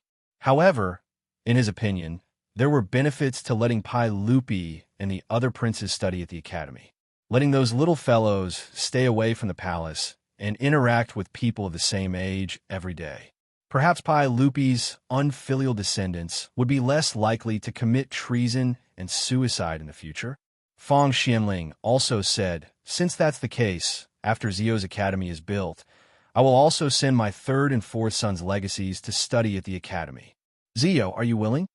Lu Quan also asked, "Can I count who? I also have 2 grandsons. Can they also study at the academy?" This time, it was Li Wangyu's turn to be stunned. What the hell was this? He had originally built the academy to teach the children of poor families.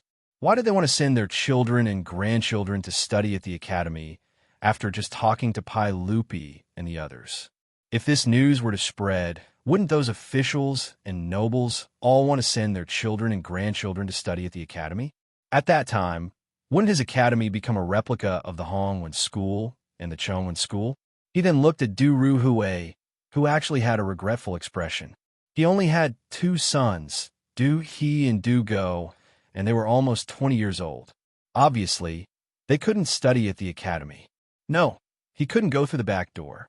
Li Wangyu smiled at Fang Xianling and Lu Quan. "Hee, Lord Fang, Lord Lu, it's not that I'm pretentious.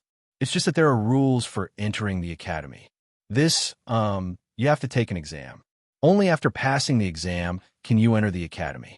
If I rashly agree to let the children and grandchildren of Lord Fang and Lord Lu enter the academy, there are so many officials and nobles in Chang and City. Please forgive me, Lord Fang and Lord Lu." Why don't you let them take the entrance exam after the academy is built? With your family's education, wouldn't it be easy for you to pass the entrance exam? Fang Xinling and Lu Quan looked at each other. They understood and nodded with a smile. Li Wangyu then said, however, the academy also plans to recruit girls. If Lord Fang and Lord Lu have girls of the right age, they can directly send them to study at the academy without the exam. His words stunned Pai Lupi and Fang Xinling. Li Wangyu also planned to recruit girls? Although the Tang dynasty was open-minded and didn't have the Ming and Qing dynasties, there were very few girls who went to study at the academy. Zio, I'm afraid this is inappropriate. Your academy also plans to recruit girls? If men and women study at the academy together, it will cause a lot of trouble. Zio, I advise you not to do this. Lu Quan couldn't help but persuade. Li Wangyu scratched his head helplessly. He also knew that recruiting girls would cause a lot of trouble. In Chang'an City, building a female toilet caused a lot of trouble, let alone a girls' school. Fortunately, he and his beautiful boss had already expected this. Lord Lu, it's not a girls' and boys' school. Instead, it's a girls' school on the side of the academy. Men are not allowed to enter, and only female teachers are invited to teach. Li Wangyu pointed to a corner of the sketch and said, in fact, his girls' school was just skirting the boundaries. That area was just the girls' dormitory area. After these girls entered the academy, they would still be in the same academy. Lu Quan didn't know his plan. He sighed and said, Zio, what's the use of girls entering the academy? Even if you teach them to be extremely knowledgeable, could it be that they would still be able to become officials? It's enough if they can read and understand the principles. Why do they have to study at the academy? As the saying goes, a wise woman can topple a city. What's the use of girls studying? Li Wangyu smiled and said, Lord Lu, you're wrong. It's always good for girls to study. Even if they marry a husband in the future, they can at least write and calculate. They can also manage the family business. What's more, they have to help their husband and teach their children. If they can't read and write, how can they teach their children well? If the Empress is not talented, how can she write the book, Women's Principles, and teach all the women in the world? Lord Lu, don't you think so? He even mentioned Empress Zhang's son, so Lu Quan naturally couldn't say anything. He just shook his head, obviously not agreeing with Li Wangyu. Chapter 718. Even Pai Lupi did not comment on Li Wangyu's intention to recruit girls. Although he did not care much about etiquette, he still felt that it was troublesome. If he nodded his head and allowed his princesses to study at the academy, those old officials in the imperial court would probably start nagging again and be very annoying. Therefore, Pai Lupi did not comment on Li Wangyu's suggestion. He neither supported nor opposed it. Li Wangyu saw that no one wanted to talk about it, so he did not say anything. Anyway, recruiting girls was not something he had to do. He was not a feminist. If it was not for the strong request of his beautiful superior, he would not have bothered. After chatting about the academy for a while, they turned their attention back to the ongoing imperial examination. It was time for the examination. The officials from the Ministry of Rites came forward to collect the examination papers. The examination papers were held by the Imperial Army and immediately sent to a side room. The Ministry of Rites had prepared hundreds of scribes to copy the examination papers and hand them over to the examiners for marking. After the examination, there were officials from the Ministry of Rites who read out the questions for this year's spring imperial examinations to the candidates. The 3 examinations of the advanced examination would be finished in one day. After that, it would take about 3 days to mark the papers and determine the rankings. Pai Lupi remembered that Li Wangyu mentioned 2 people called Shang Wanyi and Lu Rengue outside the examination hall of the Ministry of Rites. He could not help but be interested. Zio, just now outside the examination hall of the Ministry of Rites, I saw 2 students kowtowing to you. Were they the Shang Wanyi and Lu Rengue you mentioned? Li Wangyu said, yes, it was them. I have decided to take them as my disciples. Pai Lupi smiled and said, oh, you have so much confidence in them? You said before that you would only accept them after they passed the imperial examination. Why did you change your mind? Li Wangyu said, I think that the 2 of them will definitely pass this year's spring quarter examination. Who knows, maybe they will be the Tanhua envoy this year. In fact, Li Wanyu was just bragging. Whether Shang Guanyi and Lu Ringgui could pass the exam or not was another matter. After all, the admission rate for the advancement course was too low. Out of more than 1,000 examinees, only 20 or so would be accepted. No one dared to pat their chest and guarantee that they would be able to pass the Grand Scholar examination. But since he had already said so much, he couldn't afford to lose face, right? Naturally, he had to say this. When the results were released, it would be great if he won. It would be a good story. Even if they didn't pass, it wasn't a big deal. They could just kidnap Shang Guanyi and Lu Ringgui to teach in the academy and take the exam next year. As for being mocked by Pai Lupi, would he care? The Tanhua Shi that Li Wanyu mentioned was also called Tanhua Lang, but it didn't mean the Zhuang Yuan, Banyan, or Tanhua of the later generations. In the imperial examination of the Tang dynasty, other than the Zhuang Yuan, there was no such thing as the Zhuang Yuan. As for Tanhua Lang, it didn't refer to the third place. After the Grand Scholar examination, Pai Lupi would give the new Grand Scholar examination a grand celebratory banquet. This banquet was held in the apricot flower garden of the Xiujiang Pond. The Tanhua banquet, as the name implied, was to select the two youngest and most outstanding Grand Scholars to be the Tanhua Shi. Their task was to travel around the famous gardens and pick fresh flowers along the way. Then, they would compose a poem in the Qiongling Garden and welcome the Zhuang Yuan with fresh flowers. There were unspoken rules for the selection of the Tanhua Shi. First, they had to be young, and second, they had to be handsome. Therefore, the person who was selected as the Tanhua Shi might not be the Zhuang Yuan, but they were the most popular people. Every year after the spring imperial examination, the reputation of the Tanhua Shi would be much higher than the Zhuang Yuan Shi. Therefore, looking at one's face was something that had existed since ancient times. It wasn't just the later generations that looked at faces. Every year, the man who came in third place was also the object of the hearts of many unmarried young ladies. After all, he was young, handsome, and talented. Naturally, he would attract the attention of the young ladies. Currently, Shang Guanyi was only 21 years old and had just turned 20. Lu Ringgui was only 28 years old. If the two of them could pass the Grand Scholar examination, it wouldn't be strange at all for them to be Tanhua Shi. Shang Guanyi's appearance was naturally not bad. Otherwise, she wouldn't have given birth to a granddaughter like Shang Guanyi. Lu Ringgui wasn't as delicate and pretty as Shang Guanyi, but he still had a dignified appearance and could be considered handsome. When Pai Lupi heard this, he only smiled and asked Li Wanyu to point out Shang Guanyi and Lu Ringgui to him. Li Wanyu searched among the thousands of examinees who had their heads buried in their books for a long time before he found the two of them and introduced them to Lier. Not bad. They're indeed two handsome young men. If the two of them can really pass the Grand Scholar examination, then the Tanhua Shi would definitely belong to the two of them.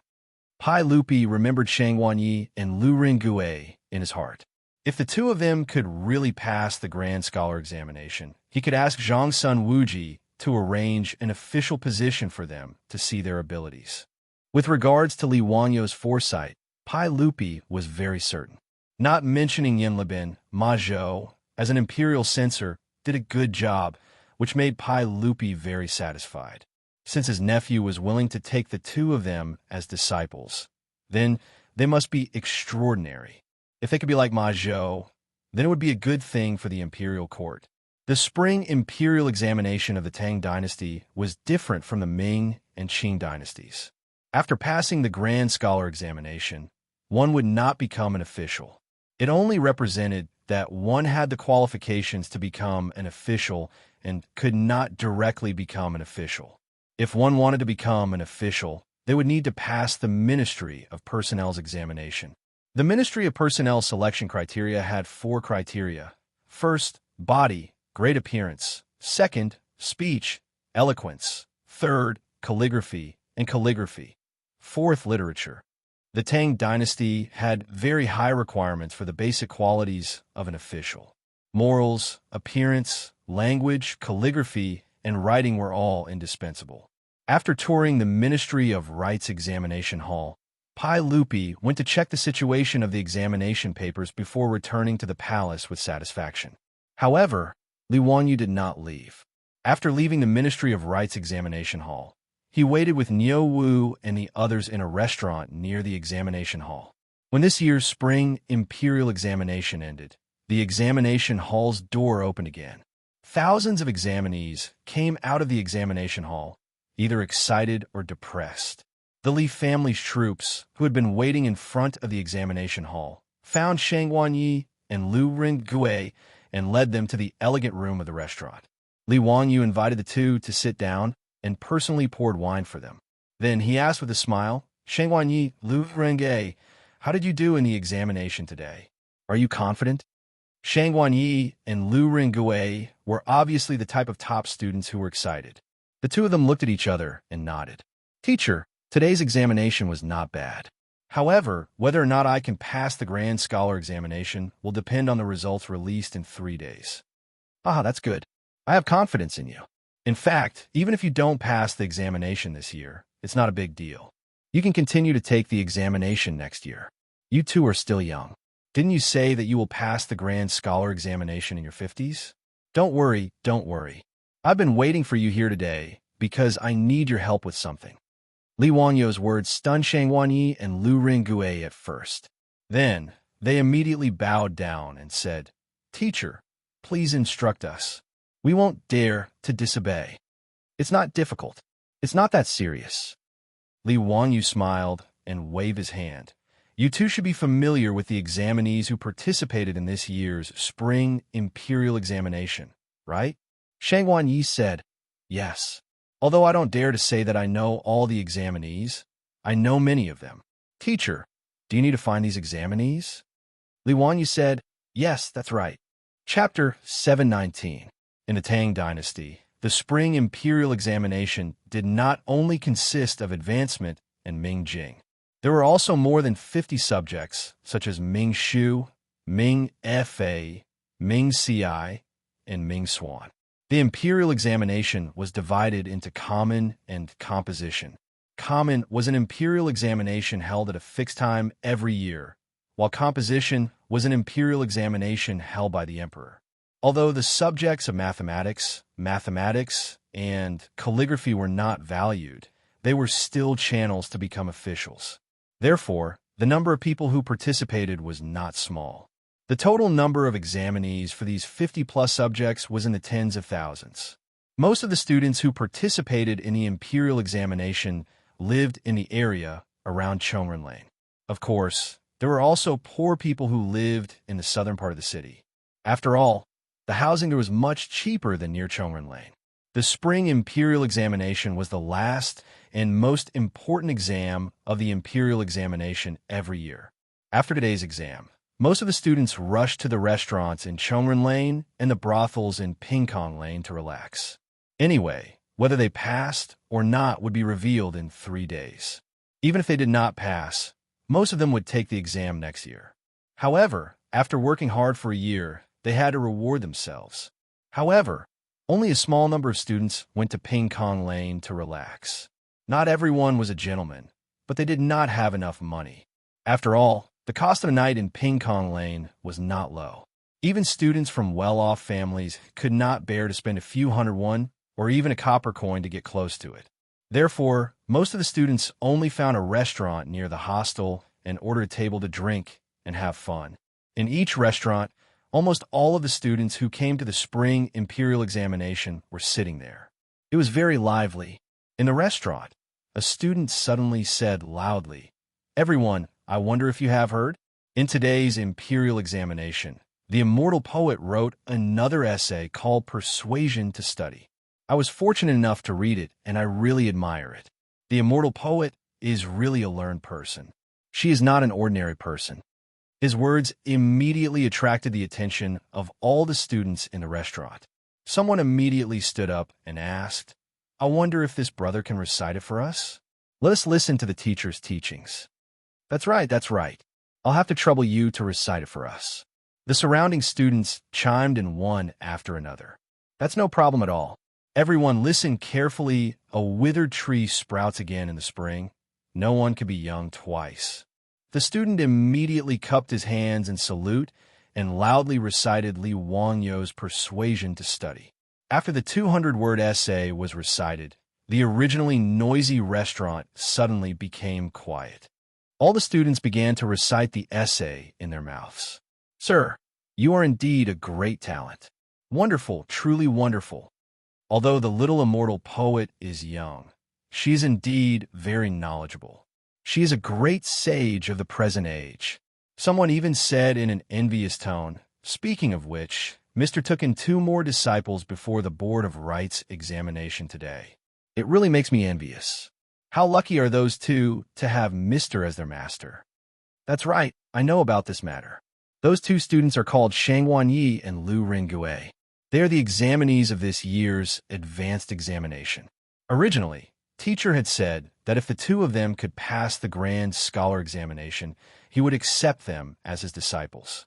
However, I don't know why teacher changed his mind. The moment before the examination, he made the 2 of them kowtow and acknowledge him as their master. The restaurant was filled with the envious voices of the examinees. If they can acknowledge teacher as their master, what does it matter if they pass the spring examination or not? Yes, teacher's disciple, Imperial Censor Ma, didn't participate in the spring examination. However, he was directly appointed as an imperial censor by the saint. How glorious is that? It's a pity that we can't enter teacher's eyes. It's a pity that we can't be his disciples. Every time I read Mr.'s essays and poems, it makes my respect for Mr. grow even stronger. Let's not talk about teacher's essays and poems. Just talk about the novel, Romance of the 3 Kingdoms. How magnificent is that? Only someone like teacher can write something like that. Sigh. Even if I can't acknowledge teacher as my master, it would be good if I could follow teacher and serve him. Someone couldn't help but laugh out loud when he heard this. Stop dreaming. You're not that beautiful young lady. Why would Sir need you to serve him? Haha, that's the reason. The restaurant was filled with laughter again. At this time, someone loudly said, "Actually, it's not impossible. Do you know? Teacher plans to build an academy in Hu County. He plans to recruit people from the Confucian scholars." His words immediately attracted the attention of the crowd. They all gathered around him and asked him questions at the same time. "Brother, can you explain it more clearly? What academy? Can you recruit us?" "Yes, but can we study under teacher?" That person shook his head. No. The academy that teacher wants to build will only recruit children around 10 years old." "What? Only recruit children? This is too much of a waste of teacher's talent. How can teacher teach children? Could it be that there's a mistake? How is this possible?" The man who spoke shook his head again. "The academy that teacher wants to build will not only recruit children, but it will also teach these children for 10 years until they turn 20. It said that children from poor families won't have to pay a single copper coin for tuition. Teacher will also provide them with food and lodging for 10 years until they graduate." These words immediately stunned everyone. For a moment, no one said anything. They just looked at each other in dismay. After a long time, someone finally muttered, "Teacher is so generous. Why didn't I be born a few years later? Those children will have to study under teacher for 10 years. This is too inconceivable." The man continued, "Moreover, from what I know, Teacher's Academy will not only teach children the Confucian classics, but also mathematics, calligraphy, painting, musical instruments, archery, ball shooting, horse riding, sword dancing, the art of war, and many other subjects. Therefore, they will need to study in the academy for 10 years. Another round of gasps could be heard in the restaurant's lobby. After a while, someone asked, "Brother, what did you mean when you said that teacher plans to recruit people from the Confucian scholars?" "Haha, teacher wants to recruit hundreds, if not thousands, of children to study in the academy. With so many people, he naturally can't teach them himself. Therefore, teacher plans to recruit people from the Confucian scholars to teach in the academy." These words caused the Confucian scholars to fall silent. County Count, who wanted to recruit them to teach in the academy, teach those children? Everyone began to make all kinds of plans. After all, they were all scholars. Even if they didn't pass the imperial examination this year, they could still take the examination next year and obtain the qualifications to become an official. But if they went to teach in the academy, how could they become an official in the future? Although Li Wangyo's reputation was very attractive, it wasn't enough for these Confucian scholars to give up their aspirations for fame and turn around to devote themselves to the great cause of education. The old teachers in the private schools of the Tang dynasty were all scholars with no hopes of becoming an official. How many people as young as them would be willing to give up on fame?